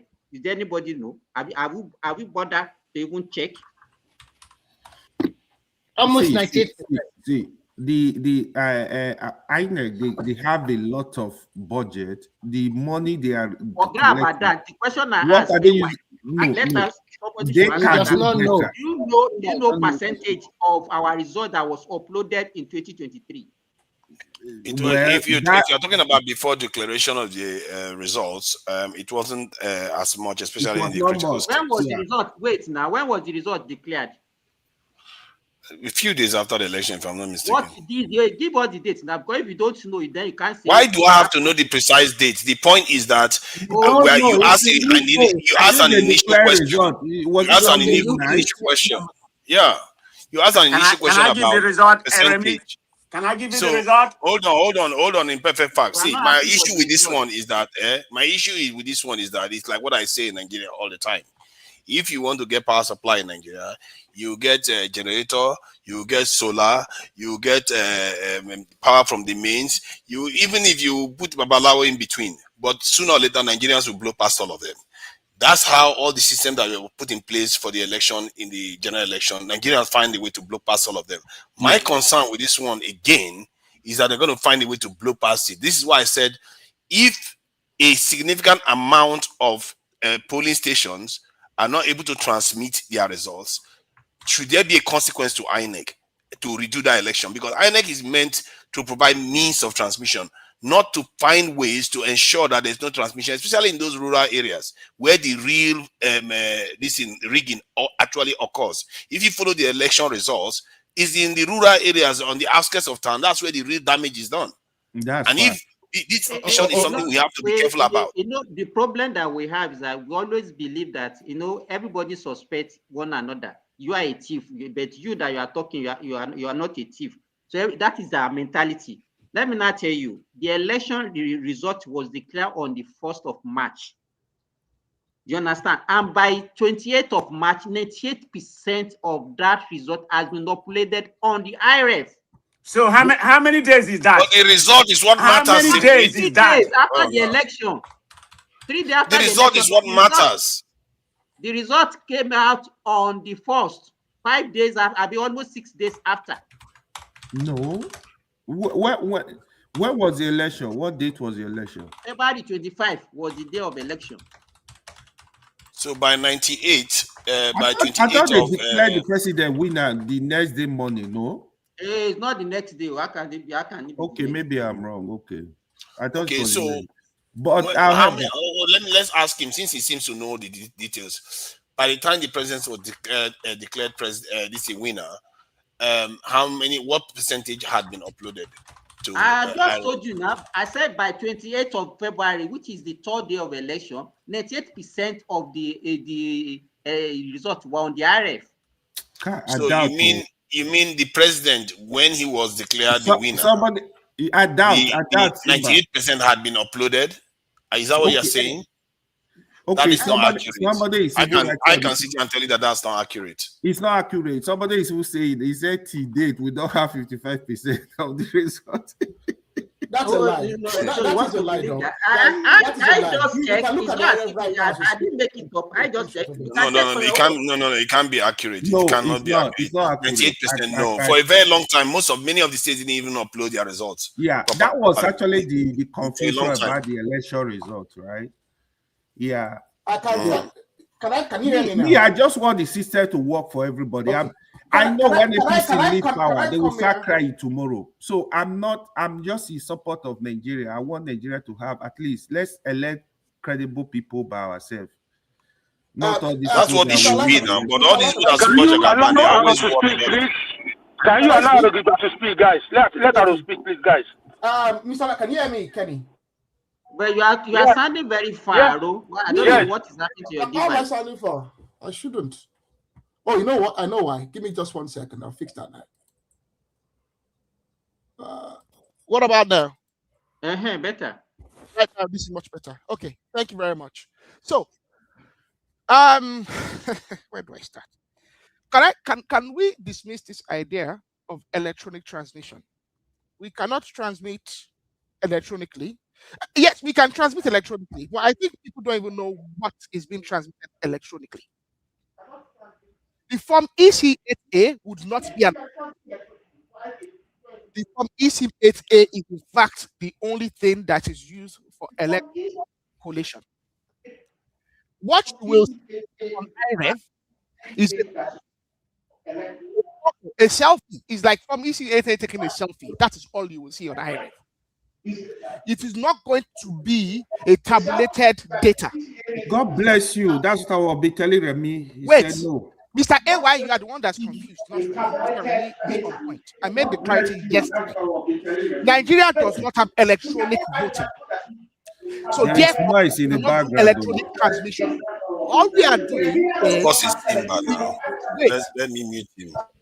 The individual who is the electoral officer at the polling unit is going to use the BVAS machine, which has a camera on it, to take a picture, to take a photograph of the EC8A that has been completed in public view of all the political representatives and a security agent, who will usually be a police officer. I believe, I don't know if the Army or the Navy deploy officers for that purpose, but I know it's a police officer usually. Okay, a police officer will deploy to each polling unit. He's going to observe. There are going to be other electoral observers, and each political party would have the opportunity to deploy a representative. Those individuals would actually participate in making sure that the from EC8A is filled out correctly. Remember that the ballot will be opened in public view. All the ballot papers will be counted in public view, and they'll be allocated to each political party in public view. On the ballot paper, you are not going to see the name of Peter Obi or Tinubu or Atiku. On the ballot paper, you see PDP, APC, LP, whatever political parties, YPP, whatever political parties are going to be there. After the allocation is done, okay, they'll be collected together. The counting will be done. EC8A will be filled out accordingly. There will also be a broadsheet, okay, which will be a duplication of the EC8A, which will be posted publicly on a wall in the election polling unit, so that every member of the public can go up to it, take a picture of it as well. Okay, so IREV, all the IREV is now what the issue was at the last election, which when they got to the Supreme Court, was that IREV is not known to law. Is not known to the electoral law. Okay, so if for instance Labour Party or PDP or APC, they submit a copy of the results that they captured from IREF. So let's say that I'm a litigant and I go to IREF and say, oh, in my polling unit, this is the copy from the IREF. I cannot submit that in court. Arrow, they posted the result on the wall of the polling unit. Yes. As well, yeah, that's the wall of the polling unit will have the They results. hardly do that though. Yeah, yes, they did. Finish now. All right, allow us to finish, guys. The problem number one is not the law. The problem is us. All of us are cheats and all of us are liars, and we are all trying to cheat ourselves. Now, let me make it very clear: we do not have electronic voting. We have manual voting. We have manual collation. And what you see on the IREV is just all it is just a picture, a digital copy of the EC. The EC8A is the original. Remy, did you get that now? What I explain even more better than no, you were saying different things. You model it up. Wait, can I complete? What the new law allows you to do is to go to the IREV if you're a litigant in court, take a copy of what is on IREV, believing that what is on IREV is an original copy of what of the ECAT and it is correct, like for like. Now, you can then use that copy in court. Previously, you couldn't. Like someone said earlier on, the original is the primary copy. Okay, what this new law is it recognizes that there's actually a digital copy of the original, which you can also submit in court. Is that not the major difference? That is the only thing the new law allows. So this idea that the law is allowing them to use the back door and also use an alternative is incorrect, because the ECAT and what's on IREV are the same thing. It is not an alternative, it's not a duplication of it. Now, what used to happen in the past is this, and where the argument is this, and this is where there's suspicion. What used to happen is, because the ECAT is filled manually, and because the individuals filling out the ECAT are usually ad hoc staff, usually NYSC guys. Think about it: a 20-year-old who probably has never even participated in an election themselves. Because think about the age of the average person undergoing NYSC is about 20, 21, 22. At most, maybe if you're an adult student, maybe in your late 20s. Some of these individuals have never participated in elections, so they don't even know how to vote. Not to talk about how to be a polling unit electoral officer. When they are filling out the IREV, they are under pressure. They might be in a remote, rural area where you might have hostile people as well. And sometimes they might be forced and they are under duress. They might make, and then sometimes there's poor lighting, because sometimes by the time they come to count the votes, it's getting late. So sometimes they are filling out the ECAT in poor lighting conditions. They are under duress. They themselves are inexperienced and they are immature as well. I agree that. Do they force the polling agent to also sign it? So that's the thing. So let me land. So the problem is, we need to make sure, that, and it is the duty of each and every Nigerian. It is nothing. It's not a function of law. No amount of laws we try and pass would correct that. It's the function of every Nigerian, because you will have several observers, public individuals, observing the conduct of the election. It is the job of every Nigerian to make sure that the ECAT is filled out correctly, and the ECAT is filled out with that nobody is oppressed, that nobody is manipulated at the polling unit, and that the ECAT is correctly filled out without error. That is where the main issue is. No matter, you can transmit, you can take a picture and send it to the IREV. If the ECAT is filled out incorrectly, it doesn't matter. You will have the original will be fraudulent. The one in IREV will be fraudulent. But I wrote it that there is one thing you left out. Before that from ECAT will be transmitted, all the polling units, polling agents are going to have a copy. The security officer will have a copy and they will sign it. So you cannot say that. So all the political agents, were they forced under duress to sign it? Now, so what we have seen in the past is there's been manipulation. I think what you should say. I think what you should say is that Nigerians generally are bad losers. But there's also there's issues of manipulation and inducement at the polling units. Of course, and you cannot use any number of laws to get rid of this, because it is human behavior. What we need to do is that all of us need to decide that we want credible elections. Like I said, there's been a dissertation, a postgraduate student conducted research using data, and what he found out is the place where you had the highest amount of electoral irregularities was where? The Southeast. So the place where you had electoral irregularities, where the I think you are you are speaking well, but you are here misguided on with your speech. So don't be spooning that nonsense.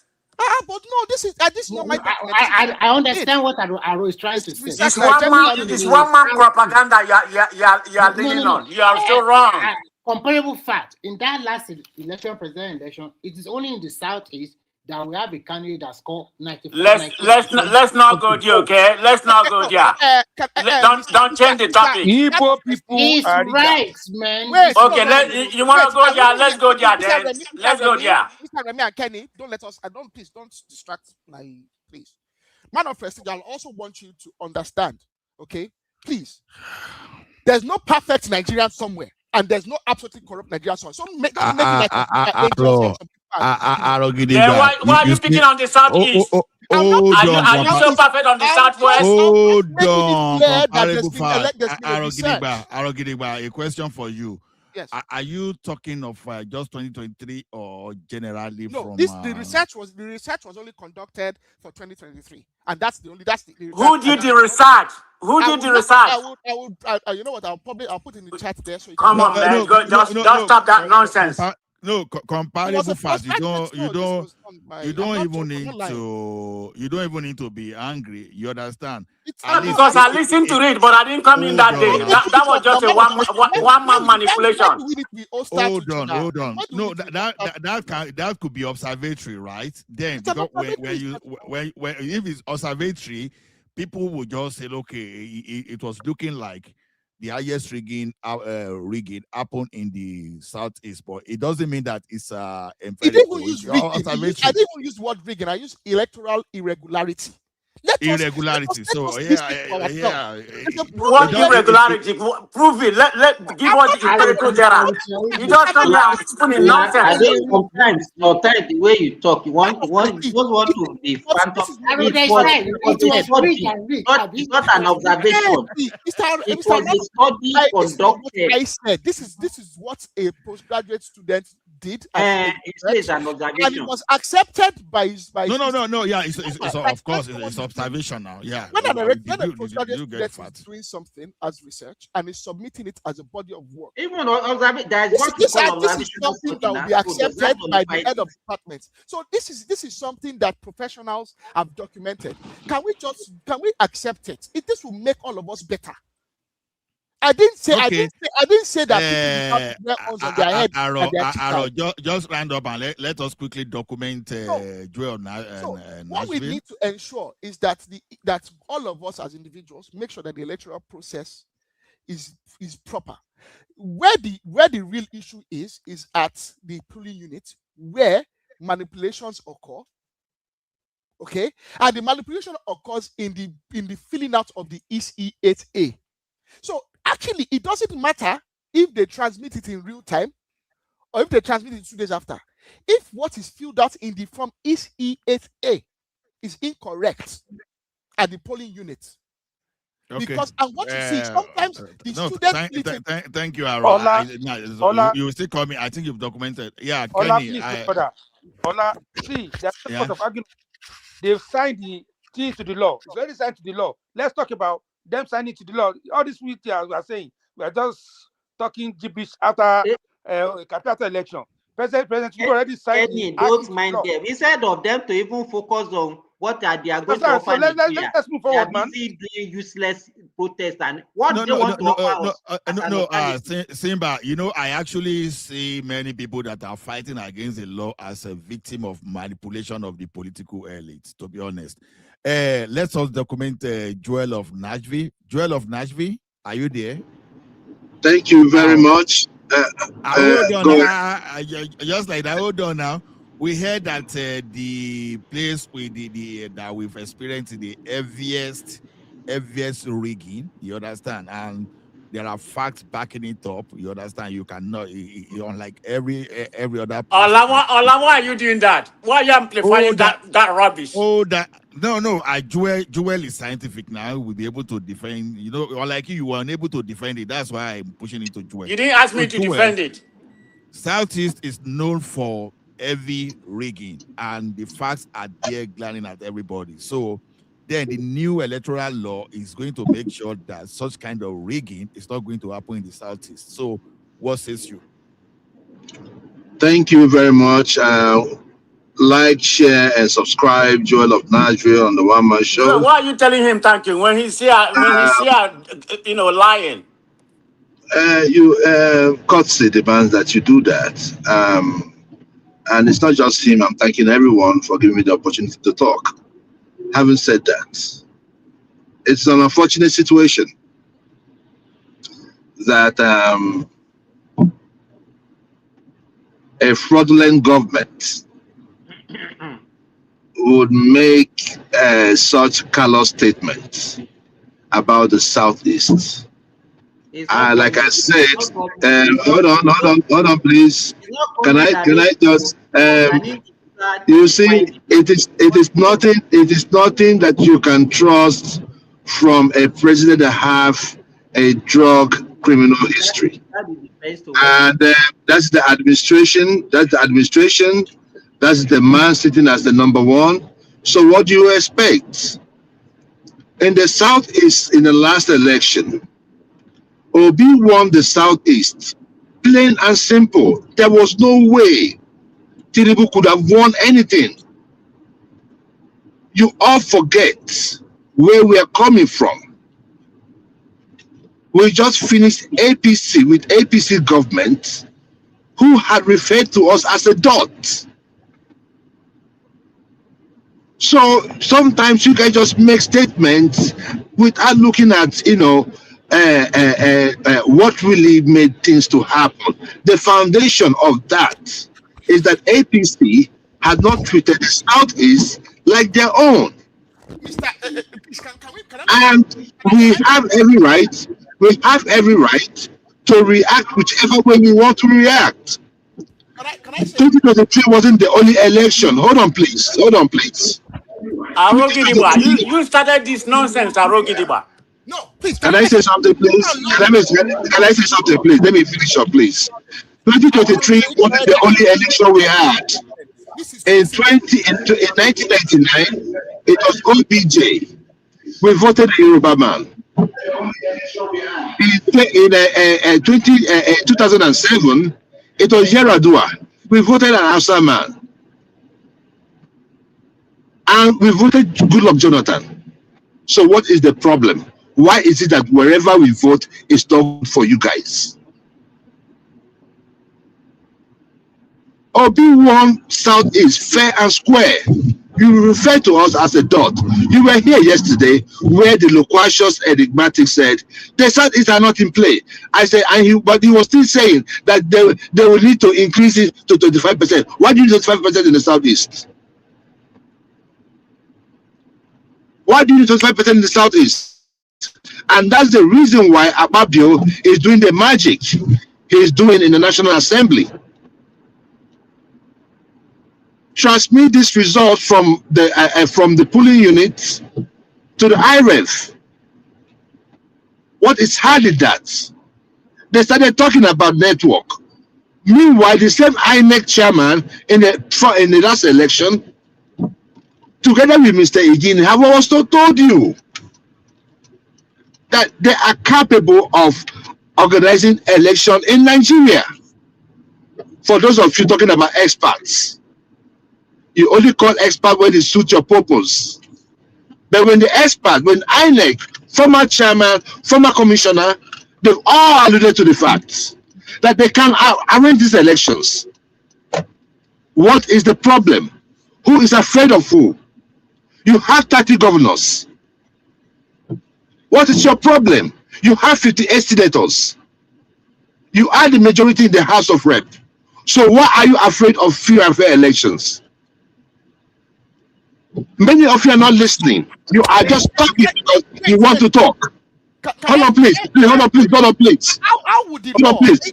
How would it go? Don't let us ramble and all this preaching. Don't dictate. Don't give me. Don't. Hey. No.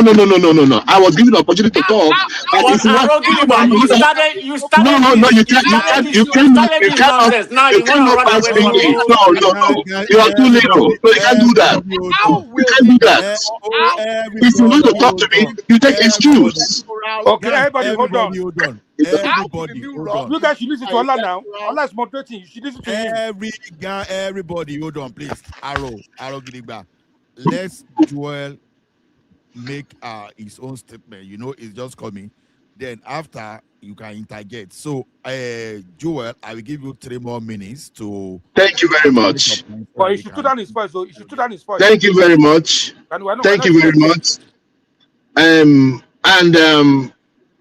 Having said what I said, the 2027 election ought to be a progress, an upgrade from the 2027 ought to be an upgrade from the 2023.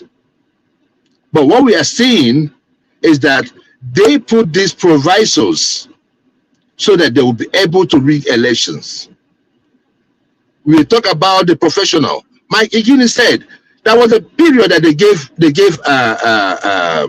a proviso for those people who have who don't have hands and all that. And he said in that election, almost one local government had no hands. We are dealing with criminals. So nobody can come here and tell me, oh, this is how it ought to be. No. Free and fair election. Vote at the polling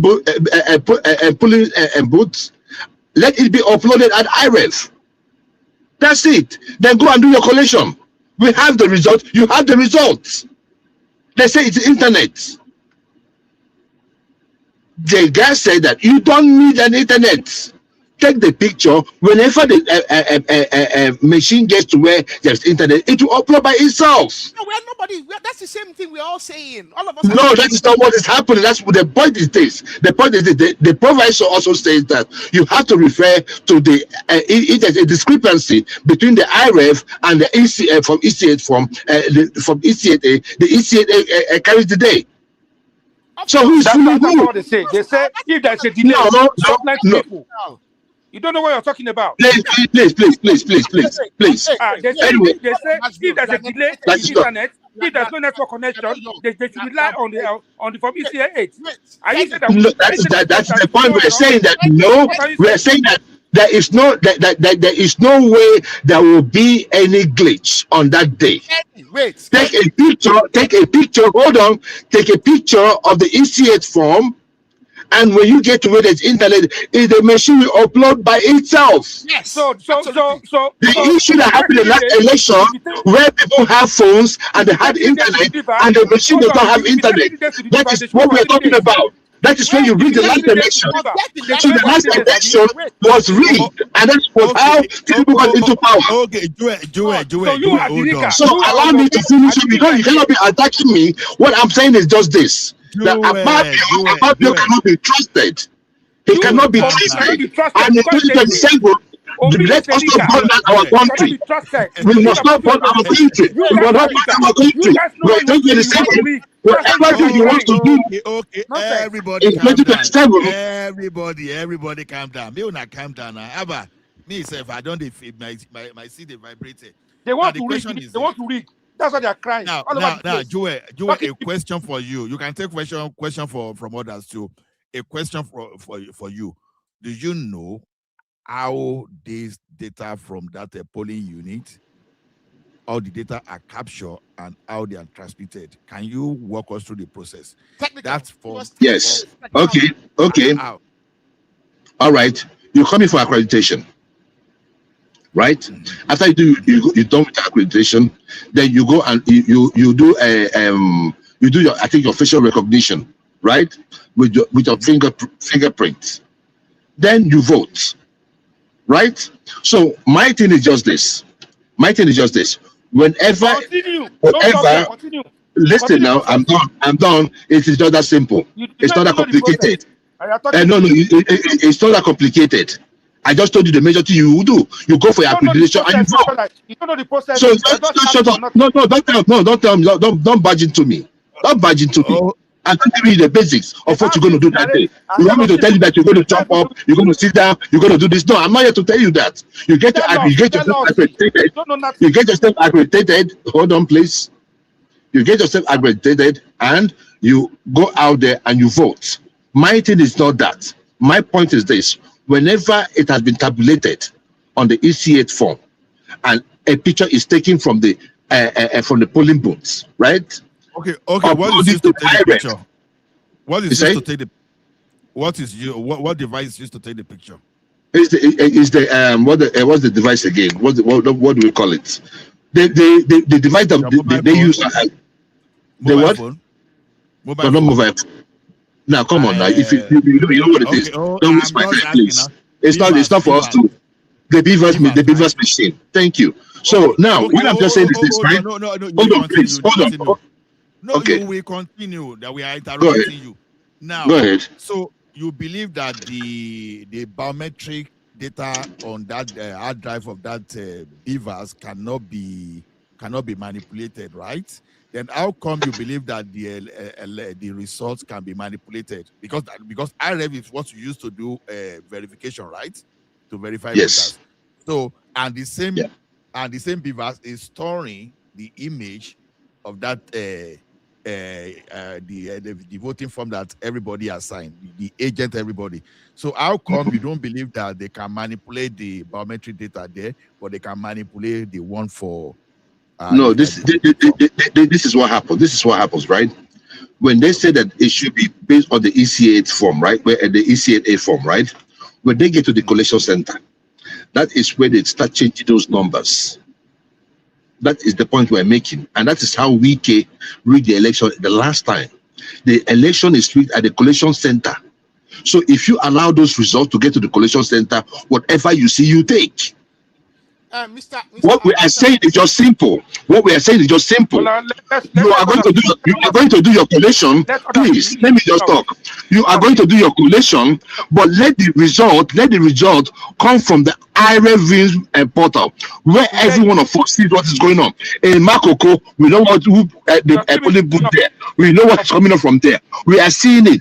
If you're tabulating at the collation center, you will not come and give us bogus numbers. That's the point. Okay, Joel. Okay, hold on. Everybody, hold on. No. Now, I know that Simba has been interjecting, but he has not spoken fully. Then maybe let us now move to Simba. Then after Simba, we come. After Simba, we come to Tunaija. So, Simba, are you there? Let me represent Simba. See, what I have news here, breaking news from INEC chairman. So this thing is not complicated. We are making it complicated. Listen, he said exactly no real-time transmission. INEC clarify result protocol for FCT council poll. INEC clarify its result transmission protocol for the FCT council poll. Stating results are uploaded after counting and signing, not in real time. This is what I'll be explaining. This is not after counting and signing. Where? A man of prestige and Jewel, people should be talking that. No. After counting, where? After where's the counting going on? So after counting and signing, you upload it to IREV. This is the transmission Nigeria asking for. When people say real time, it's not real time. That's what the asking for. No, man of president and Jewel, that's we want something different. That is what we're asking for. Hold on. I've already clarified myself. What we're asking for is there's nothing like a real-time transmission. I already clarified myself on that. Everybody hold on. You see, I understand what you are saying. It's just like you are not a lawyer. You start to want to be using legal term or those stuff. Real time, you understand. Let us take it in layman's language. Even if you like use the word real time, the thing is that you are transmitting from that polling unit. That's what people are calling real time. We understand that. That's live transmission is what people want. So whether some people are using real time or whatever, don't take everybody as IT professional now. So when they are saying real time, we understand what they mean, right? So, but you all now agree that a result is what is going to be transmitted after all agents have countersigned. Yes or no? Yes, that's what it is at the polling unit. What are you fighting for? Yes. That's what it is. Even in America, that's what we do here. Comparative fact. At the polling unit. Let's say at the polling unit, they will take a picture and we upload it. Hold on, Joel. Hold on, Joel. Please. Let me speak, please. Go ahead. Okay, go ahead. See, before you speak, and we want remove the manual option. This is what we are asking. AY, please. Not making mandatory. What is the manual option? No. AY, what's the manual option? Can I speak, guys? What's the manual option? So if the electronic transmission fail, AY, what you are speaking, I will not allow you to speak. Kenny, wait now. Kenny, wait, I beg. Okay. Kenny, your body too hot. Kenny, wait, let him finish. Falabale, Abiola. Let him finish. What is the manual option? What is the manual option? The manual option. He does not want the form ECA. He does not want it. That's what you're saying. Okay. Arrow. Hold on. You know, I asked you guys this thing to explain the process. You understand? Along the line, do you know one thing I've realized about what we are all saying? We want the best situation for our country, but there we do not really No, understand. you don't. You don't. You guys don't. You guys don't. You guys don't. Hold on, guys, okay, thank you. can you say Horrible Hold fathers. on, I Aro. need your name. Everybody, No, everybody, we don't want best You guys don't. everybody, hold on now. Despondent in Me, the I don't fish out too because I'm not even eating this morning. I beg. Ola, Now, let the me thing is let me this. speak. Let me speak, No, please. Kenny, please give me 10 seconds. I will just round up. Now, the All thing right. is this. That thing is scanned manually. Right. When you see scanning of it is still manual. It is RF itself, it is Beaver itself, when it's connected online, that will transmit.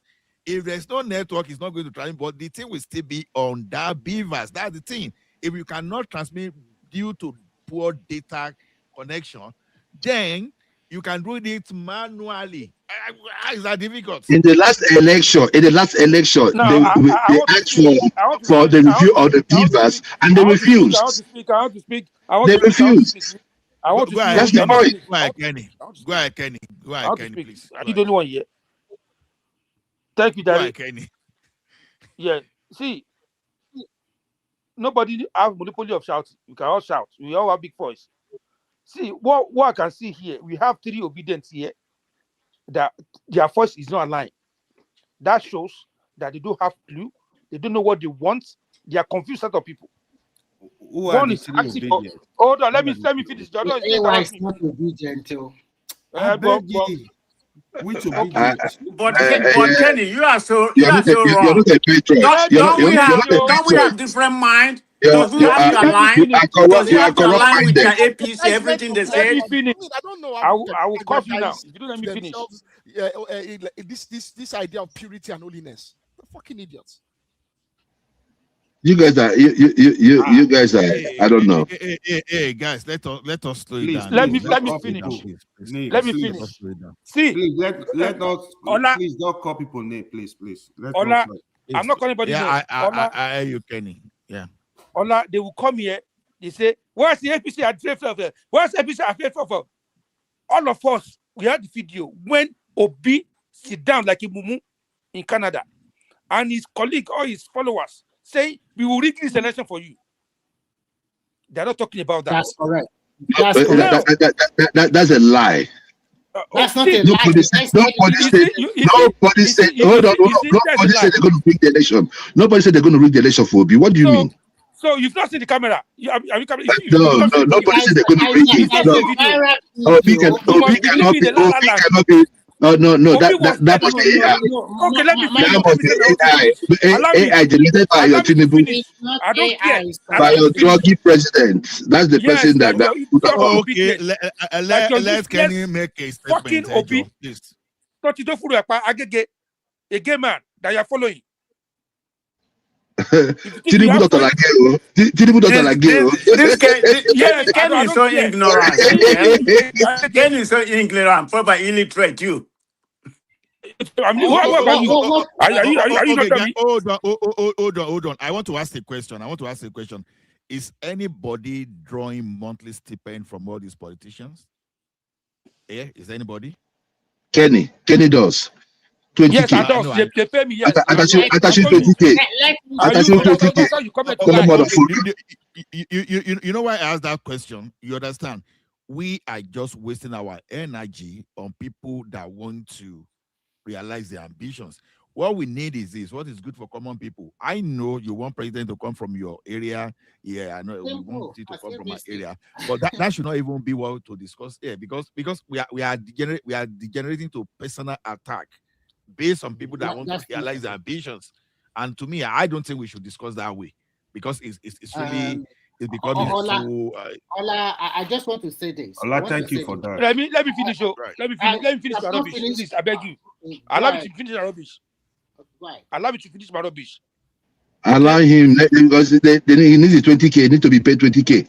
Allow me to talk to him because the monitor is time. So I will use that to the monitor is time. I will use it to feed your mama in your village. Okay? No problem. Come now. No, don't let us go personally. No Please. problem. Let's continue. Okay. I have If big you mouth, guys so I want to can start talk. insulting yourself, And I I'm can out of insult. here, man. I can't be. Please. No, don't go insult AY. me. Don't Yo, go tell high. him now. Tell him not Please, to put mouth and insult me. don't, please. Let's Guys, be don't let mature. us don't let us Just go like too what Ola personal. said now, they are not Kenny, paying any of us, so let's don't use respect personal you. You abuse. can No, hold your calling tongue. my mom. So You know, no, when calling they say my I mom. collect 20,000 No, You're going to think it's so. Now you're gonna call my mom. No, Joel and Kelly, you're gonna please let us talk. You're gonna call my mom for I'll real? call your father if you don't care. No, guys, don't let us involve Okay, our family. it's all right. No, see, If these you have one, politicians you won't be talking like that. But it's okay. hold on, guys. We are all educated here. You understand? I think the least person here, the person that didn't attend school at all on a first degree, that you didn't go to school at all on a bachelor degree. You understand? And we should be role models to people. So we are discussing issues. You understand? Some people finished themselves for Buhari yesterday. Today they are cursing Buhari. Even we have some people that placed their life, almost laid their life down for Buhari to become the president, and they eventually became a victim of the insecurity of that country.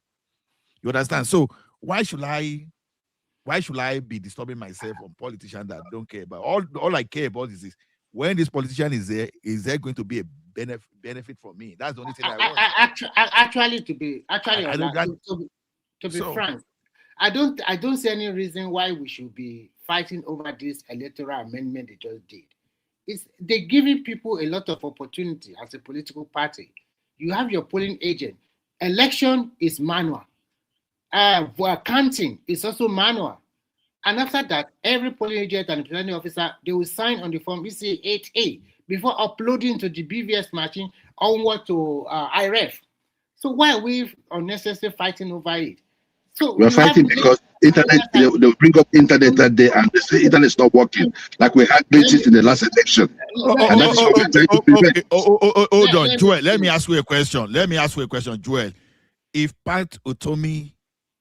you nominated Pat Utomi as your polling agent and is there to countersign and hold a copy of that, are you saying you cannot trust what Pat Utomi will give you as the result of that election? No, you see, you don't get it. You don't get it. The paper that is signed, right, by the agents. What I'm telling you is this: that by the time it gets to what they call it, to the collation center, they now change all those numbers, and now we don't have that. No, because that is what. No, Remy. Hold on. That is He's what right. Wike That's did in exactly Rivers what State. Wike did in Rivers That is State. what we That's what prevented in Wike Imo did in State. Rivers State. I brought in Rufai Okorocha. So I know these things. I know the game they play. The election are rigged at the collation center. Let me put this straight to you. Comparing fight and so what we're just saying is just simple. What we're saying is just simple. Let me put it to you this way. You said at the collation center, they will now double the figure, right? They will change all the That's figure. what they've always done.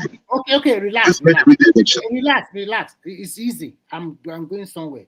So all the votes that Obi got in all the Obi won national state, the South 5 states, one Lagos, one some 12 states, and including FCT. So do you mean all those votes Obi got in all those places, are they his real vote, or they also change them, especially from the Southeast? No. Like a month. So that we can move ahead quickly. So that it cannot be a yes or no. It cannot be a yes or no answer because there were different regions. There were different regions. So no. What we saw in the last election. Hold on. If I can use River State as an example, what we saw in the last election was that but that's why I say that you cannot make it. So where you lose the election, you don't want me to talk. No, they gave OT. Hold on. It is these things. Make it clear. I am making it clear to you. I'm making it clear to you, but you don't want me to talk. Okay. Hold on, guys. Let me just answer. I will answer the question long before. A minute. Thank you. So the issue there is this, right? Depending on the region, there were rigging of voters, and it depends on also the states. Like in a state like River State, Obi won in River State, but the collation center, hold on, Obi won in River State clearly in River State, and at the collation center, Wike went in there as a governor and changed those numbers. So okay, fine. And that's the reason why some of the people that went against him when he was fighting for said it. They said that Obi won River State. So my point is just this: where did he rig that election? He rigged that election at the collation center. So what we are saying is just so. Okay, Joel, I think what your point trying to is say made. is that anywhere he loses, go ahead. Go ahead. Go ahead now. I give you a minute too. Yeah, okay, go thank ahead. you. So what this man is trying to tell is that wherever Obi loses, that means it was rigged. But whenever Obi wins, that is the correct vote. Thank you, Ola. Okay. Now, Joel and obedience. So, will you tell me that in Lagos, where Tinubu lost, because Lagos was supposed to be his stronghold, were you saying the same thing that the result was correct at the polling unit, but at the collation center, the rig Yeah, they suppressed those numbers. Obi won by a wider margin than what we had there. So that what was presented. Hold on. You understand what I'm saying? Obi won because the chairperson of Lagos State for Labour Party, right? No, they had you didn't get me very well. No, Tinubu was supposed to win in Lagos, but that they now swapped Tinubu vote now for Obi, so that was why Obi. No. That's what I'm saying. This you still don't get it. That's the reason why I keep telling people that voting en masse can kill rigging. People came out to vote en masse in Lagos State, so no matter how they suppressed the vote, they could not suppress it. So, but they did not suppress the vote. They could not suppress it enough for Tinubu to win. Hold on, Joel. You, everybody here that you say this thing, do you have that evidence that you want to post for us here? And did they present all those evidences when they were in court? Because from the information we had, what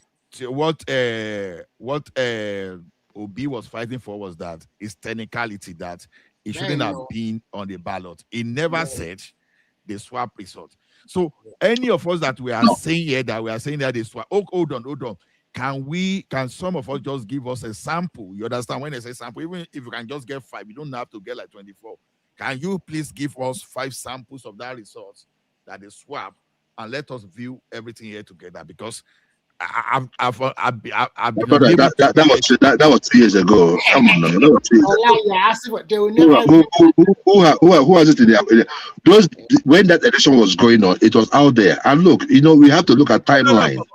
But we never get those copies. That's what I'm saying.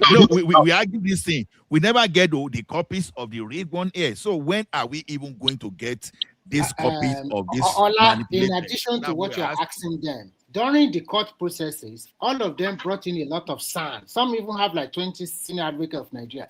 None of them was able to prove that in Lagos State, this is Mr. Tinubu vote. This is Mr. Obi vote that was cheated. This is Mr. Obi vote that was cheated in Sokoto. They did. They did not. They did present. They did present in Lagos. They did present in River State. And yet the election was still not cancelled.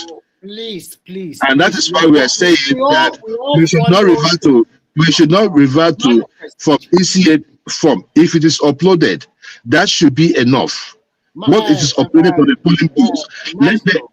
Because they're saying if there's a discrepancy.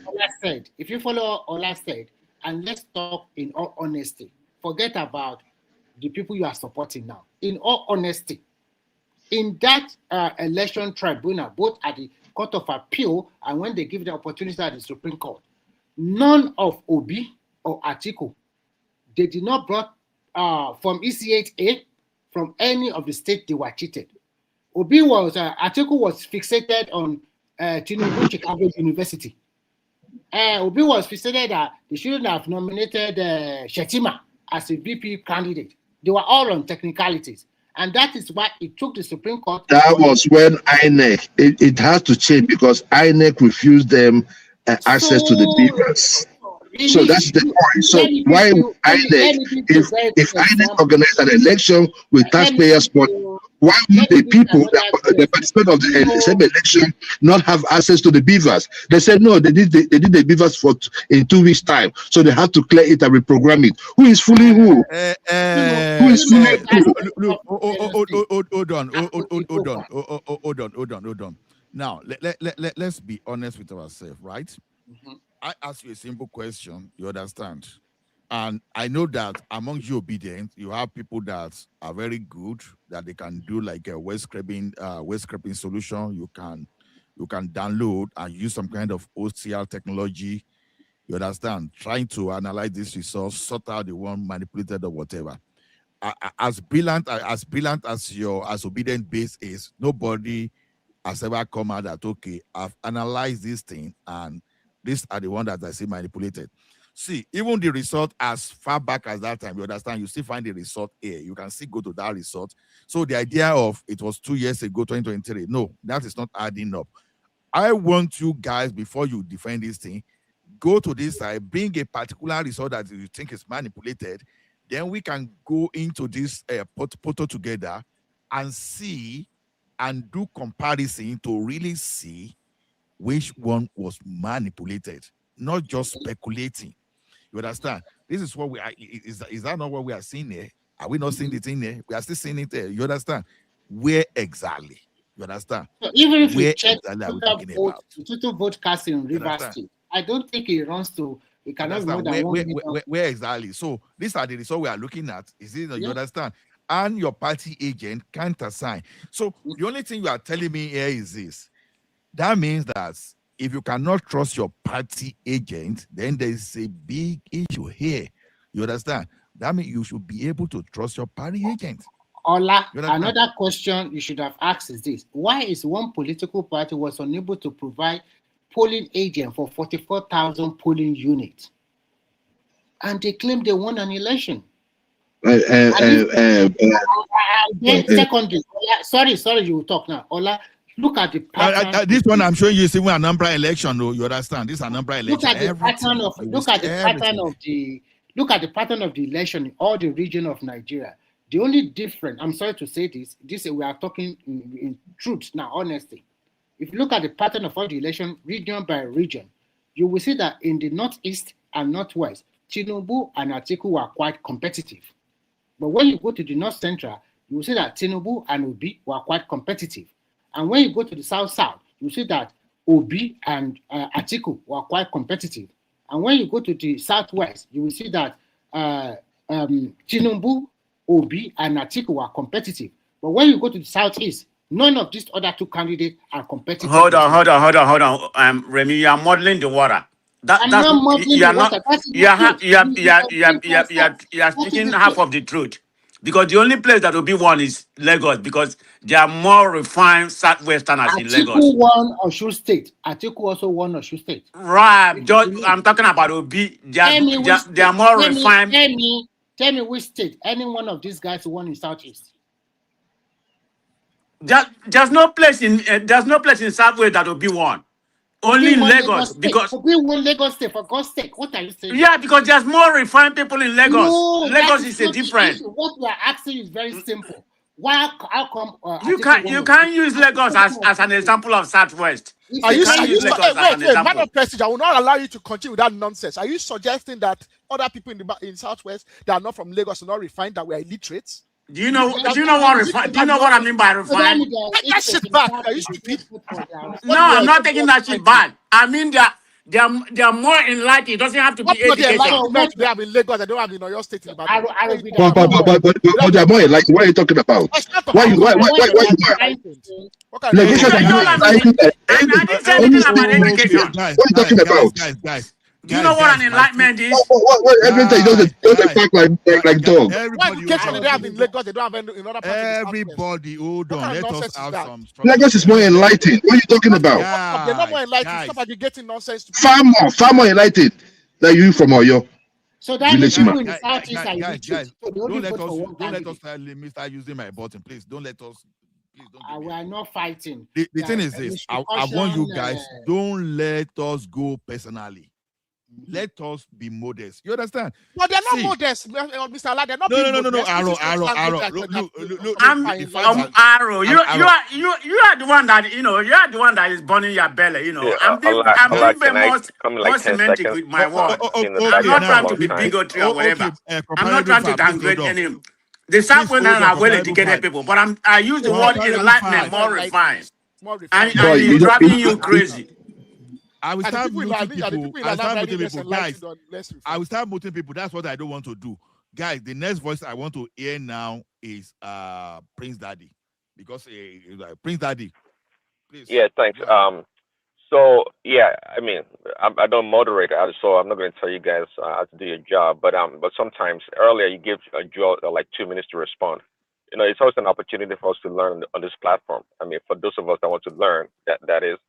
So when you give people like 2 minutes to respond, don't allow anybody to interject. If they do, just mute them or put it in the background, for example. Let's hear what they have to say. If we agree with the position or not, at least we learn something or we know how to refute the argument. Too much talking, when people are trying to respond. And I know sometimes, for sure, a lot of people on this platform, on this panel, they talk too much. Simple question, they will take 5 minutes to answer the damn question. So use your discretion and cut them off too. They're talking too much, but let's all hear their response and what they have to offer. So thanks for giving the time. Just quickly to address Joel, what he was talking about earlier. Joel, you always try to be crafty when you're trying to respond to stuff. You mentioned earlier that, Obasanjo, Yadua, and Jonathan, that the Southeastern have a diverse electioneering position in Nigeria, and that is not true. You know that you guys are quite silo rather, and you are quite regional and linear in your approach to politics in Nigeria. The common denominator among these 3 candidates is that they belong to the PDP, and we know that the Southeasterners are strong in the PDP party. That's the only reason why you vote for Yoruba person or Hausa person for that matter. So you don't have a good diversity when it comes to. Is that not voting? Is that not voting? No. Vote for people? What I'm saying. No, you see, you will never, unlike the Yoruba, for example, that jump ship and go vote for LP or OPTB and LP. You guys don't readily do that. You will never jump in mass and go vote in APC or any other party. Or you will do so in a party that suits your preference, which is great. There's nothing wrong with that. But stop pretending like you're so diverse in your opinion when it comes to election. That is not true. Don't bamboozle us. We don't have to be. We don't have to be. We might have a political culture. My own political culture might not be the same as yours. But the issue there is that if there's a Yoruba man on the ballot, we vote. But the idea that we are voting based on tribe should not be sold. Because I remember in one of the elections, Ojukwu was in the election. We did not vote Ojukwu. You know what I'm saying? So you guys should take it easy. The issue there is hold on now. Let me talk now. I was just talking. The same thing they just corrected us about now. You just flouted it. 30 seconds. 30 seconds I will be done. Okay, go ahead. My thing is just this. My thing is just this. Do not make it that we are voting against tribe because we decided to vote to be. No, we have voted other tribes, but we are saying this time around that this guy is the guy we wanted. We have tested all of you. You guys failed. You guys, all of you, Olule, even in terms of the policies. You have two ways to go. You guys vote for your party or you vote for your tribe or you vote for your man. Which no. We're voting individual. Hold on. A lot of regions do that. It's not unique to you guys. It's not unique to the Southeasterners. But you like to pretend as if you have diversity in your electioneering, and you don't really. You really don't in the Southeast. You guys say. And by the way, just like Prestige rather, I question that survey or that statistics about. There was so much fraud in the Southeast in the past election. I remember when they brought it up, I was like, where did it come from? How about it? How did it come up to that conclusion? And, I try to be fair as much as possible, but the reality is that, look, there's no doubt that, and to your point, Joel, that, the momentum in the country maybe favor Peter Obi in the Southeast, and there's no way. I mean, I wasn't surprised that Peter Obi had a high percentage in vote in the Southeast. I didn't doubt it at all.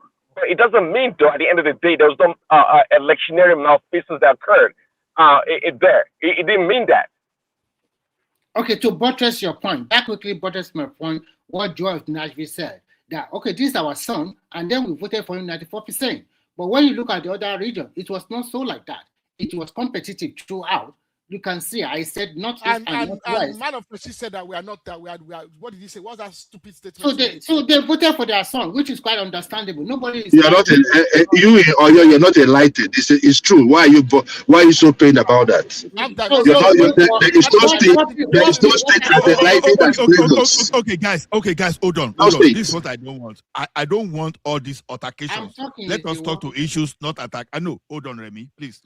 Let us talk to issues, no personal attack.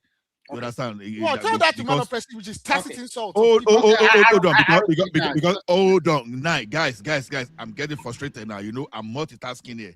I'm working at the same time. I'm trying to keep us together. Guys, no personal thing. Let us talk to issues. Like, you see, like when I asked that question the other time, if anybody is on payroll, because I don't know why I should go for someone jugular just because I want to defend anybody. I'm not defending a politician. I'm only defending my own politician based on policy. You understand? How will Tinubu policy on petroleum industry, how will it affect me? How will it earn me more? You understand? Who is that politician that will do something that I will say, okay, I want to leave Canada and go back to Nigeria? That's all I'm particular about. If I go for my tribal person, if it's not going to achieve that, I'm just wasting my time, and that means that going to school, I just wasted my time learning. And I don't want us to.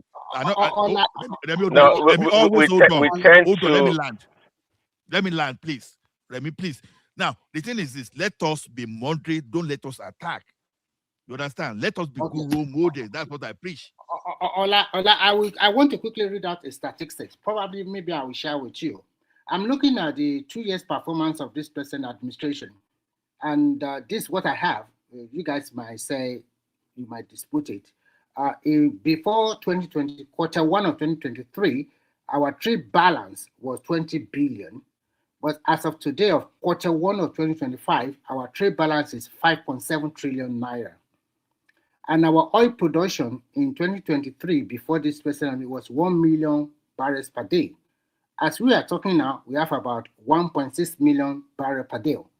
And when we talk about airline block fund, that means the airline that the government of Buhari was unable to pay was standard 1.3 billion US dollars.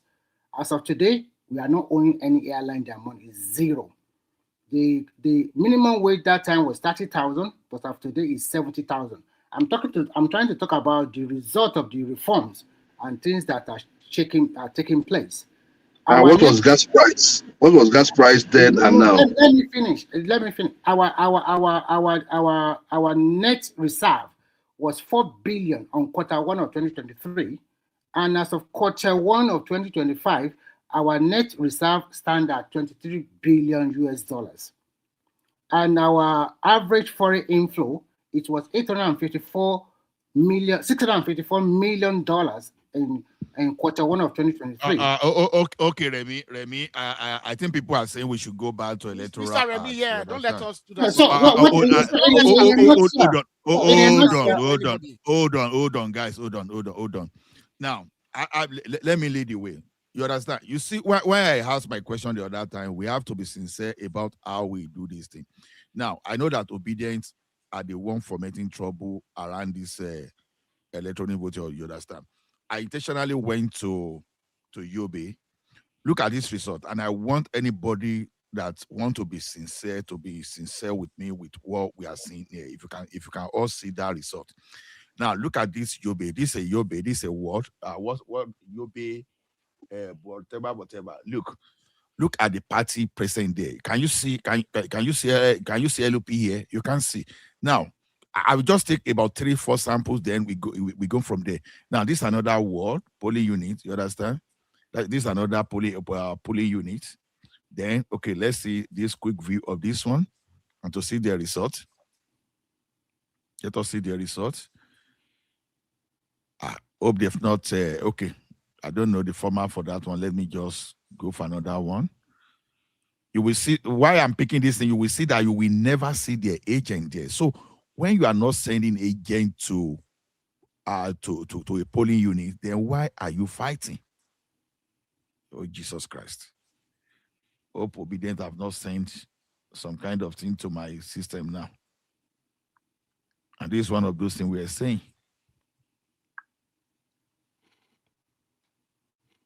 Okay, low back party. Please go ahead. What I'm saying is this, what I discover here is that you don't even have agent there. So if you don't have agent somewhere, how does this electronic transmission, how does it help you? That's the point. How does it Don't help you? worry. No, and my brother, in the next election, we learned our lesson in 2023, right? So in the next election, because we were hit with the loopholes, in the next election, we'll come out with that. But hold on. Look at this. Look at this result. Look at the seal. Look at the seal. Look at the stamp. You understand? Yeah. Look at the date. And when you now compare to the date, the date that the thing was transmitted, only say you see, you will see all those things. So what exactly is our problem? We don't have problem. AY. No, we do. Let me. AY. Some of those results. Yes, hold on. AY hasn't spoken for a while. Let us. You see, this result you are sharing now, it just how Nigeria have this blind argument. Even on Dr. Damage, I remember telling people Peter Obi does not have the structure, but people said, "Oh, what is structure? What is structure?" You actually need a structure, but thankfully, Peter Obi has realized that. So it's in ADC. ADC, I strongly believe they will have the structure. Labour Party were broke now. They don't even have the money to pay agent. This is the truth. ADC, I mean, they have big guys over there, so they were able to cover the money to cover the whole country. PDP can do that. APC can do that. For you to win election in Nigeria, I will repeat a million times, you need the structure all over the country to win the election, period. This issue of electronic transmission of results, I start by it. I watched Mikey Guinea, the former INEC commissioner, interview this morning. He was saying that for long, they've been fighting this with politicians. The easiest way to authenticate our result is to make sure every result is transmitted electronically. We need to all agree to this. For me, this is not about party. I don't know where anybody belongs, but this is where me I stand. AY, can you please explain what is electronic transmission? We'll be explaining. Let's have clarity. No, I'm not explaining it because evidently it's arrow. Okay, the way when you say electronic, do you mean the same way that Ola has it on screen right now, which is yes. Yes. So we are not agreeing. We are not in contention now. Here is the problem. We are in contention. Where we are in contention is they need to make it mandatory, and but it is mandatory already now. Is it not mandatory? How is it not mandatory? It's not mandatory. It's not mandatory. It's not mandatory. One. Okay, secondly, how is it not mandatory? No. Don't let us move on from this. How is it not mandatory? Because we have alternative. We don't have an alternative. No, we don't have an alternative, and I will not allow the Senate to pass a law that please. We do have alternative. That's what we are talking about. Go and read the law. Go and read the law. We have an alternative. The proviso. What are you talking about? Why do you think people are fighting? The proviso only allows that when you cannot transmit it at that point in time. Alternative now. You don't know what politician will do. The proviso doesn't say you should not transmit it. It says that when you can't transmit it right then and there, that it gives you some more time for you to transmit it when the device. Okay. Hold on. AY, answer this question for me. You understand? Okay. Now, if that, do you believe that when you are doing something, you need to have a backup? Let's start with that. No, I'm asking. You are in Canada now. Do you, You know drive what? without your extra tire? I want to When ask you. I've been explaining this, right? Yeah, you can have alternative, but not this kind of alternative. When you see them demanding for manual transmission as alternative, they will use it to rig election. Even if you, Okay. Another question. I got your this thing. Another question. So let me if your tell you the agents, alternative. no, wait now. If your party agents are on ground and they can truly testify, because there must be a process before they change to manual. If they can truly testify and there's no mutilated paper that is uploading, are you saying if everything clerically clear, no manipulation and straightforward, are you saying you have that doubt that your agents, your polling agent, has been bought? Yeah, So that's what because I of want to that, you are explain. not going to. Let me quickly explain that. When you make it mandatory, right? You cannot say, okay, after completion of an election, within 24 hours, we want all the results transmitted electronically.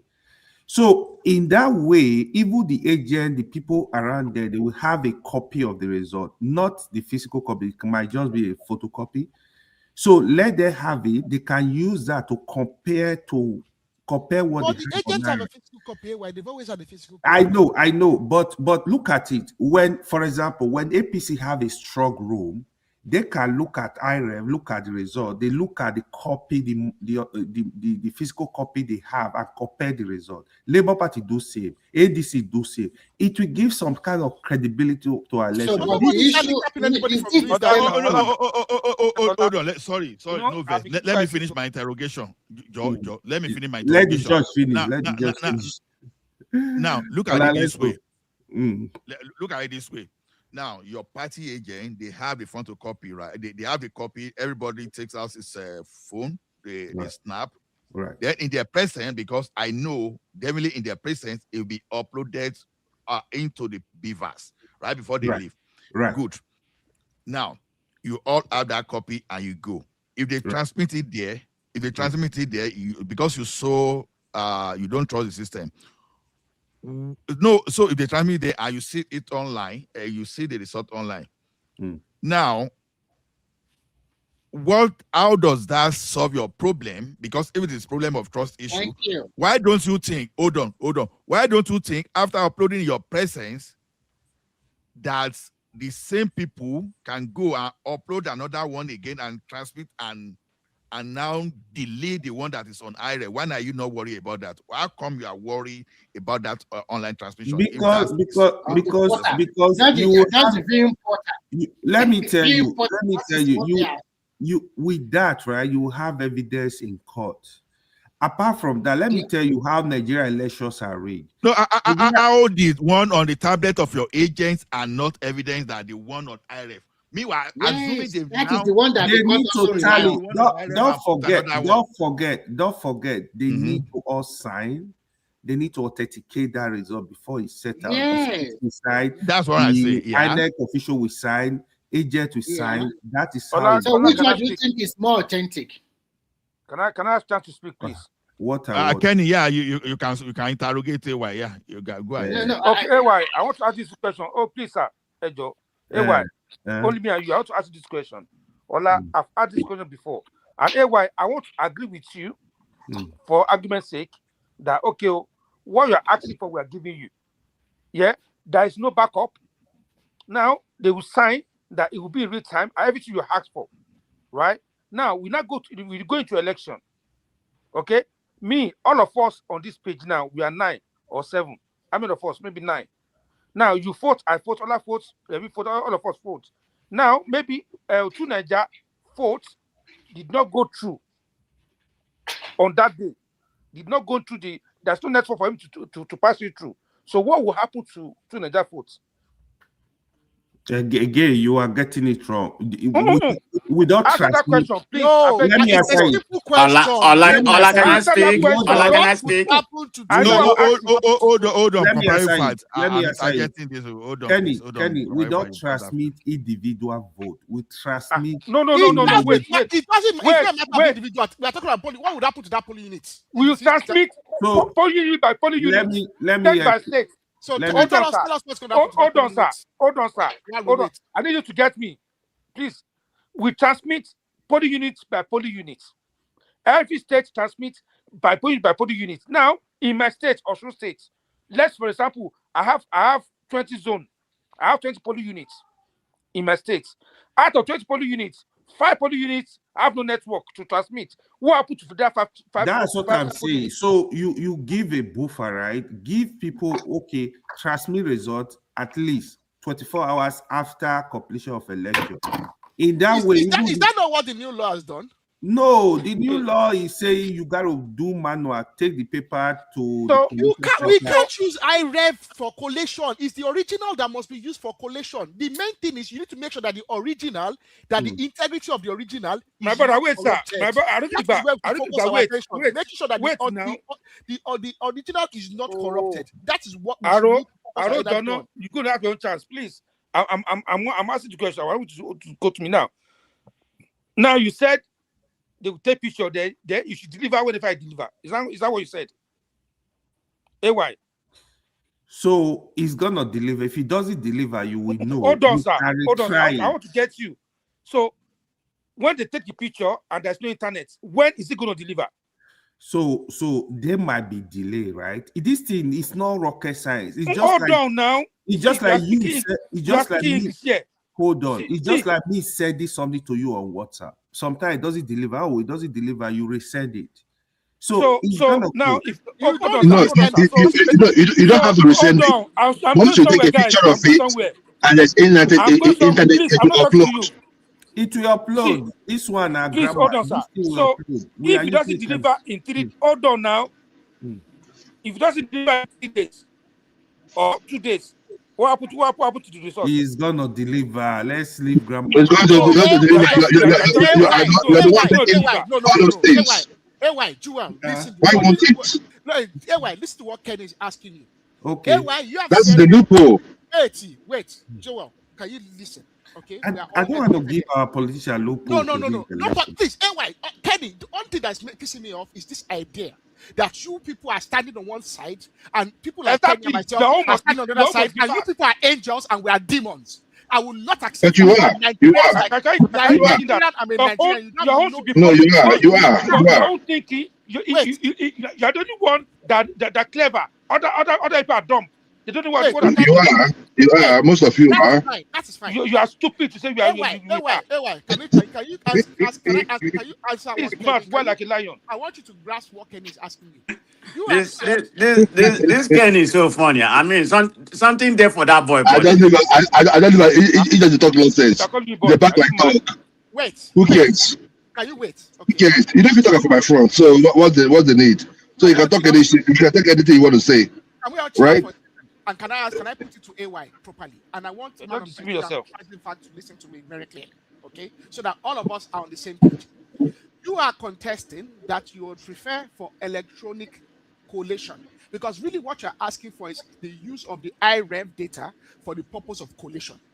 Now, the iRev would only be populated when the beavers, the data that's been sent from the beavers lands in the iRev. So let's say at the polling unit, election finishes at 6 p.m. They do the counting. The EC8 form is signed by 6:30, and at 6:30, 6:31, the polling unit officer uses the beavers to capture the EC8 form, and he sends it at 6:31. Because there's no data, because it's a rural area.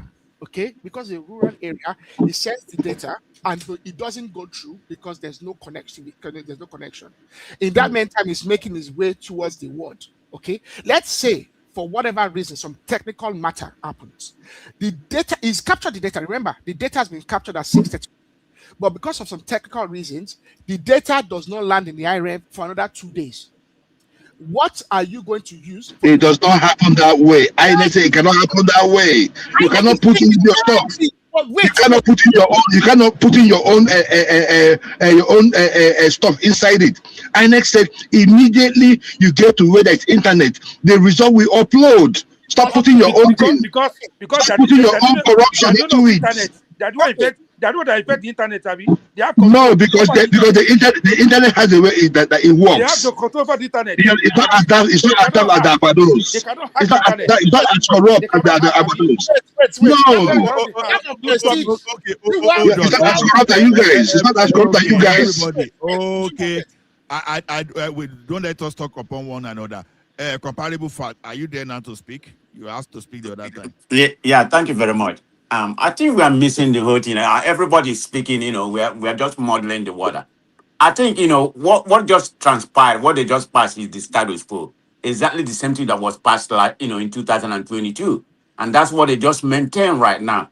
I think the discrepancies when we're talking about the real time, like the House approved and mandated to make the electronic transmission of result mandatory in real time. What they actually mean by the real time in each of the polling units, after everything, I think it's the form ECAA has been signed. It has to be transferred to the IRA portal after every effort I have been signed electronically. Nobody's contesting that. I'm not against that. No, but the problem we have, they gave the INEC, the key parties to upload it whenever they want to. And that's where criminality come in. No. You don't have to. After they have signed it, it has to be transmitted from there. The polling unit officer does not have the right to not use the device to take the picture of the ECA. No, they do. That's where no. Whether they like it or not. Wait, it's besides to law. There's nothing you can do about it anymore. Ken, you need to calm down, okay? I don't know what you're drinking. You just need to calm down. Yeah, you think I can. You think I can. No. I the politics they play now. Clarity. I've read. There's nothing you can do. It's besides to law. Don't worry. More catch you a rig. Come with 2027. Anyway, your bill is what I need most. One problem I had with the wording of the law before it was amended was that it left a lot of space for very litigious individuals to actually invalidate the results in many polling units based on the idea that let's say for whatever reason that the polling unit officer uses the BVAS to take the picture at 6:31. Remember the scenario I painted. Election counting, everything had finished at 6:30. The ECHA form had been filled out in the presence of everybody to everybody's satisfaction at 6:31. And between 6:31, 6:32, 6:35, the polling unit officer had used the BVAS to take a picture of the ECHA that is satisfactory to everybody there. Let's say for whatever reason that image does not reach the IREF within, let's say, 2 minutes, 3 minutes. Okay, let's say it doesn't even reach the IRF for another 5, because we've seen in some places, okay, there are some very rural places in the likes of Bayelsa, that we've seen that the polling unit officer does not reach the ward or the local government for another 8 hours. Which 8 hours? Where are you coming from? No. Hold on. Can I come in? I need to point out something. Yeah. What you're saying. Wait. In Bayelsa, do you have to travel 8 hours? Where in Bayelsa? We have seen some incidents in some parts of Bayelsa, Ilaje, and the right areas that it takes the polling unit officer 8 hours. Yes, Right. It takes them even the next day. Because think about this. Sometimes by the time they finish, it's very late at night. They might not be able to travel because some of the places they are going to are remote. Okay, and they don't have their own private, they actually organize transport and logistics. Remember, one of the issues with INEC is the fact that INEC itself does not own its logistics capacity, that they actually contract. And they contract, and one of the arguments that they had the last time was that they were contracted to NURTW that is dominated by individuals that are allied to APC. That was one of the arguments they had in the past. INEC themselves don't have their own logistical capacity. These are young people, they finish very late. When they finish very late, they have to pack up all the equipment they use for polling. They have to pack up. They will have structures. They have to pack up. Okay, they have to pack it up, load it. Sometimes because logistics is not their own private logistics, let's say there's a boat that brought them. That boat might not be waiting for them. That boat have to come and collect them. They don't get. Sometimes they don't start going back to the port on the next day. My brother, please. In the last election, the beavers will not have network, but people's phone have network. The beavers will not have network, which means that they say somebody, the only way that beaver could have malfunctioned on that day was somebody switched it off. Who switched it off? Till today, nobody has answered that question. Who switched it off? Nobody has answered that question to date. The problem you have. Most of these results you are seeing today, are really prepared ECA form by INEC. Please. You can see that it did not have the signatures of other agents. Yes, they may not have those agents, but it gave them the opportunity to rewrite all those results that you're seeing there. Joel, okay. So my point is just simple.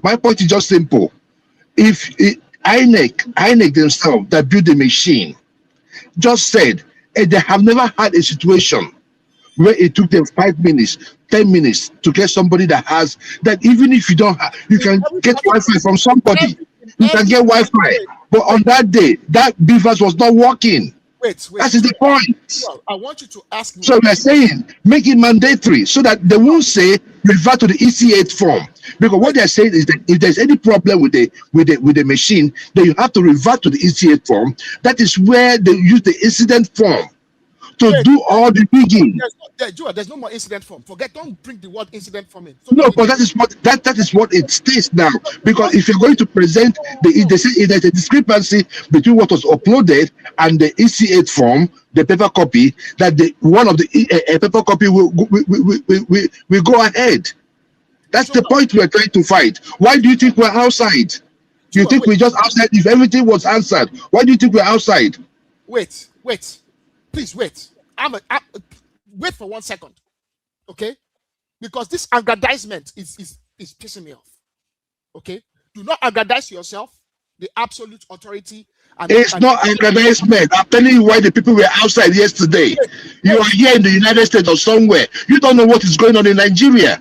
People were protesting yesterday and they were tear gassed yesterday. That's the point we are talking about. It's serious. Okay, it's serious. I understand where you're coming from. What are you talking about? Wait, and I don't think it. Wait now, Joel. Wait.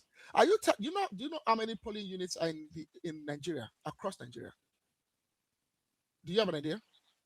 176,000. Okay. And in the 176,000 polling units, are you telling me that you know for an absolute fact that within 5 minutes? Now, forget what Mike Igini is saying, because Mike Igini was a bloody failure. Because we all witnessed the failures of Mike Igini in the way they conducted elections over the. Which election? Which election? Several elections they conducted in Osuntokun. No. Look, let me tell you. For every election, they gave you the reason why, and he gave you historical proof. Yes, he gave you. If you had listened to him, he will tell you that they were improving.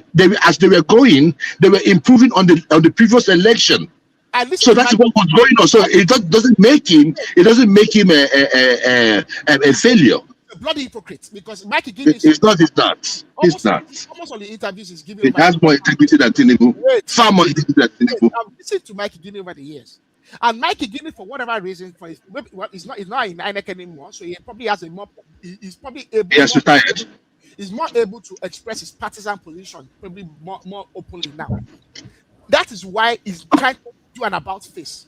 Mike Igini knows, and he has said it in the past, and he knows for a fact that he cannot guarantee. Absolutely, remember that when you're talking about elections, you need to make sure that the vote of every single individual that comes out to vote, that their vote is ultimately counted, that their vote is not manipulated, and that there's no malpractice. The ideal is that. Now, that is an ideal. Now, are you able to tell me for a fact, and because Kenny put that question to AY earlier on, can you tell me that for a fact that in all the more than 100,000 polling units spread across Nigeria, in some parts of Nigeria you have the plateau, okay? There's places like Mambila. Have you ever heard of what it takes to reach that Mambila plateau? There's communities. They said they can organize election in 92% of the place. They will only have a problem with 8%. Wait, they can organize elections. Organizing election is not what we are contending. In 92% of Nigeria, they can transmit results in real time. In 92% of Nigeria, that the only place they can have internet issue is in about 8%. They have done all these studies. Go and listen to the study. Go read the studies. Yeah, Joe of Nigeria is right. It's right. Can you wait? Now, Aro Mark Igini is one of the most credible the INEC commission. Very credible. Can you Yes. wait? It's been Very credible. Can you wait? I followed that guy for years. Why can I? Let Arrow round up Let within me 1 just minute. Okay. what you have said now, because what you have said is really what is going to make you follow this court. You have said, and this is the same thing I'm contending, and I don't disagree with you, that INEC are saying that they can make sure that election, because election is really completed at the polling unit legally now, when the beavers takes the picture, okay, of the EC8 form and attempts to transmit it. If it's able to transmit it successfully within 5 minutes or not to the IRF is a different question. But even you are now saying that INEC says they can conduct election and do that and make sure that INEC is populated with at 92% of the over 100,000. Now, Joel, the problem with the law is this: the law needs to capture those 8%, because those 8% are no less Nigerians than the people that live in Lagos. So And they gave solution to that. Just snap it, get to where there's internet, and it will upload. Simple. Easy. Exactly. Easy. So we are not arguing. I agree with that. But what you are now saying is this: I don't want an incident form, and I don't want any other manual, no. However, what I'm telling you is this: you cannot use the IRF as a tool of collation. The IRF is a tool of reference. Ultimately, when the polling unit officer gets to the ward, what the polling officer at the ward is going to use for collation is the form EC8A, the original. Now, correct. Now, what you need to make sure, what INEC, it's really ultimately it is Nigerians that are going to do it. See, it is ultimately Nigerians will be the ones that will benefit from fair elections. What we need to make, all of us, I see what's that statement? Something perpetual. What's the name? Is the price of wool. All of us need to have our eyes open. At the ward, we need to make sure that number one, the EC8 form has not been manipulated between when it leaves the polling unit and when it gets to the ward, and when it gets from the ward to the state or the local government and upwards. Now, the individual at the ward that's going to receive the form EC8A needs to look at it, reference the IREV, and at the same time, you know that at that ward level, there will also be political officers from each of the political parties that would have received from their own officers at the polling units what their officers had. So we need to make sure that the EC8 form that is brought by the polling unit officer matches the IREV, matches all the ones that was given to the security officer at the polling unit. Once we know that there's no deviation between all those EC8 forms, then we can go ahead and collate at the ward. That would also be replicated at the local government. Arrow, you are speaking like you are living in a real world. Nigeria is an idea world. You are talking like a human being. I wish it happened the way you're talking about. If it happened like this, nobody will be on the streets. Sorry, guys. Let me ask. If it happened like that, nobody will be on the streets. What are you arguing about then? Let me ask a real question. No matter no law can. Question for you. Arrow, question for you. So the system we currently have, we've been using for years. Do you know how politicians rig election in Nigeria during election? Okay, there's a few number of ways. Now with the beavers, you cannot have overvoting, because once you have overvoting, that is out of the question. So overvoting is out of the question. Incident form is out of the question. So those were perpetually used prior to the 2022 election. But the 2020 election, the use of beavers cancelled those. Let me quickly help you. Let me finish. Don't help me. No, you are explaining too much. You don't know. Trust me, you don't know.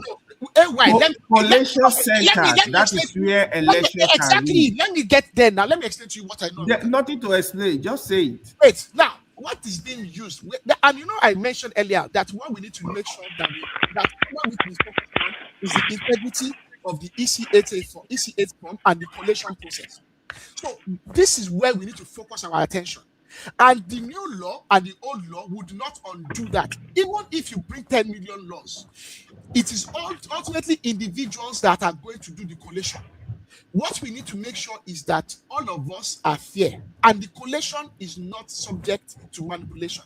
And the only way you can make sure that is true is to make sure that when the EC8 form is filled out at the polling unit, that is filled out fairly and it is filled out to represent what actually happened. When the ECH form arrives at the ward level, we need to make sure that ultimately what happened at the polling unit area is also what is actually being populated at the ward. What is I don't get it, I don't get it. Let me just ask you this question. Then you add it to what you're answering. Let me add it to your answer, please. See, what if, because we've talked about agents, right? And we have a situation where you don't have party agents. Probably and definitely you're going to have that of APC, right? An APC person signs the form, right? And the people were not able to escort the officer down to wherever they're going to submit the results, and the thing changes midway. Who do you think would talk? See, there's no party agent. It's only the APC. Whatever the APC says, wait. It will change the result. That is what it's going to be. Ask that question again. And if I said this, right? If there's a police, for instance, there's a police station, right? And there are no polling agents from other political parties. And let's say, for instance, just for this case study, we have only party agent for APC. Okay. And as it was being transported, right? Don't use APC. You can just don't put any. No, because the dangerous thing you are trying to do is this: you are actually making a suggestion that I'm giving you a case scenario, and I'm giving you the likely characters. Don't use any case party. I'm not. No. I'm giving you a scenario. I'm giving you a scenario, and I'm giving you the likely characters. Okay, guys, hold on. Let me even add this one to the discussion, and you take it along. Now, when is the next election? Is it February or November? What did the National Assembly pass? They've not decided yet, but most likely in December. So that it doesn't. I'm reading something that is going to be in November. Is that true? I just want you to add it. That's what I'm saying. Yeah, they're trying to. It doesn't matter when it is. The main thing is that when it does happen, the integrity needs to be guaranteed. That doesn't matter when it is. No. I don't get it, but losers. We are still not mature to the point that loser we accept. The only reason they losers don't have to accept. Losers do not have to accept. What is going to happen is going to happen. They don't have to. You don't have to accept your loss. It will not invalidate your loss. No, You cry for to the end of the world. If you have lost can we put the election anyway hold on for a while. Awo is here, so maybe we can document his voice too, because we are gradually approaching a 5 hours mark. And please super chat, like, and subscribe. So I will welcome, sir. Thank you very much. Thank you. Compliment of the season. Wish you the same. So what may I know is that whatever plan Obi Atiku have, it has been busted. There's nowhere in the world where election is 100% electronics. Even America, they are shouting that they are going to the embassy to go and protest. Does America have all their system on the internet? The last election, they were promising themselves, they should not worry. They were planning how they will plan cyber attack on INEC. That is why they are crying foul, and that is how it will be. Okay. For instance, I come from Osun State. Okay. Deep inside Osun, in my own village, there are people there, and there's no nothing like internet. Do you want those people not to vote just because it is Obi and Atiku?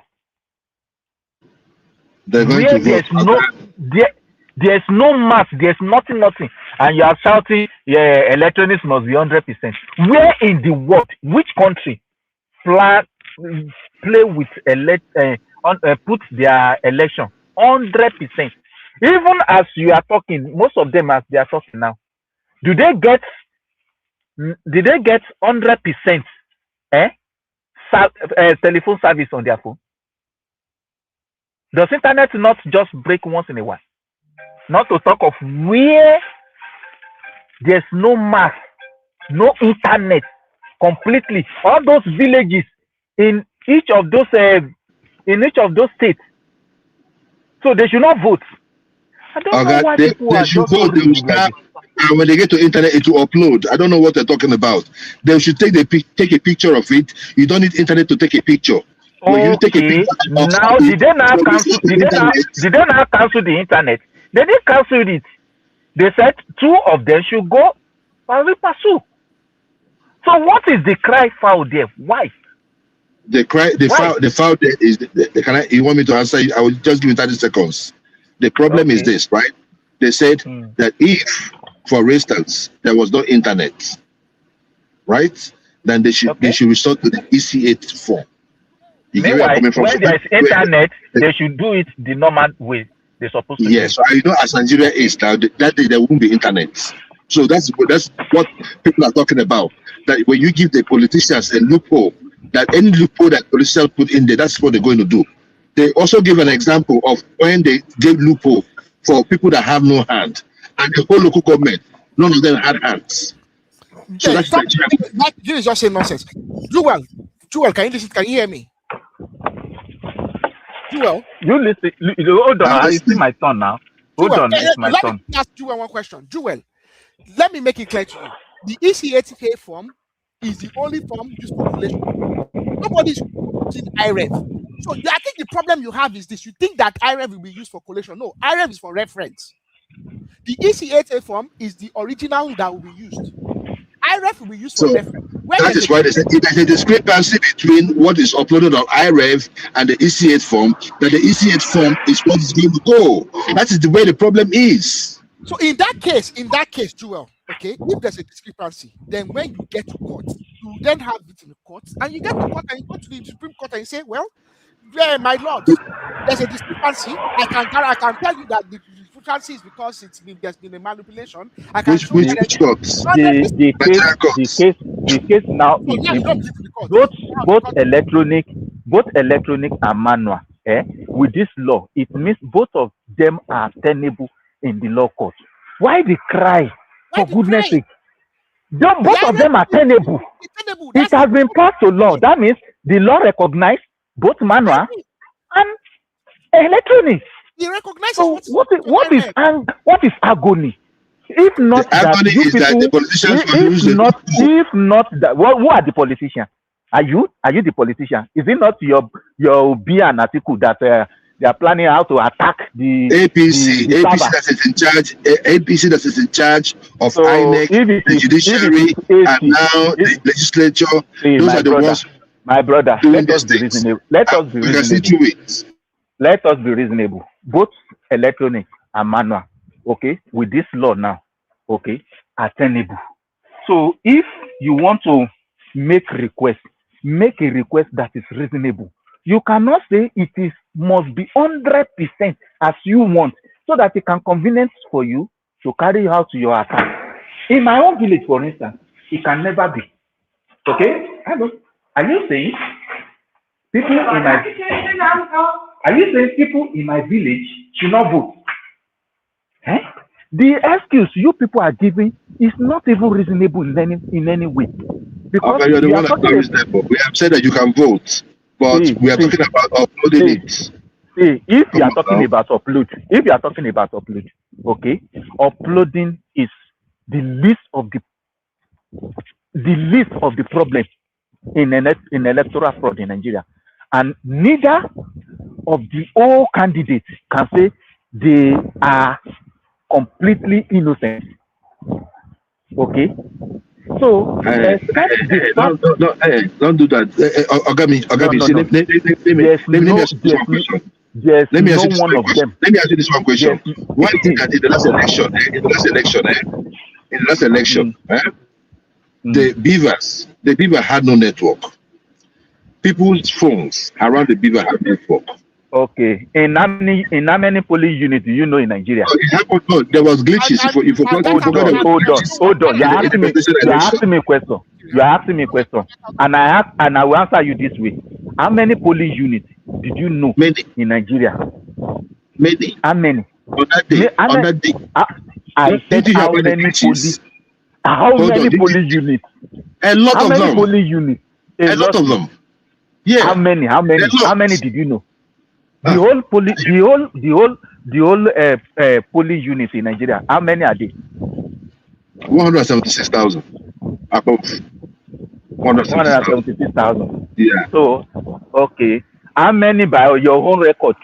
That the machine was big enough to rig the 2023 election. Big enough. You don't have you are not different from Obi that carry bag of nonsense go court. You don't even have your facts correct, see, my brother. You don't have your facts. See, let me tell you. See, let's just be reasonable. Okay, there's no way 100% electronics can work in Nigeria. Not even in developed countries. Not to talk of Africa. Okay, so let us forget all these shenanigans.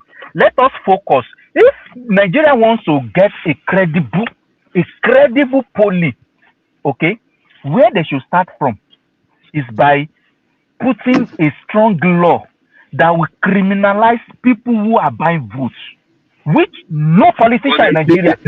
Listen, my brother, let me land you now. Why are you just cutting? Him? They reduced the penalty to 5 million. I'm just trying to help you now. That is where we should see. That is where we should start from.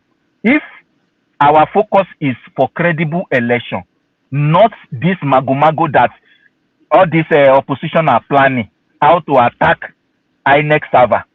Okay, if you are really interested in clean polling system, okay, fight for how everybody that people that buy votes, how they will be strongly criminalized.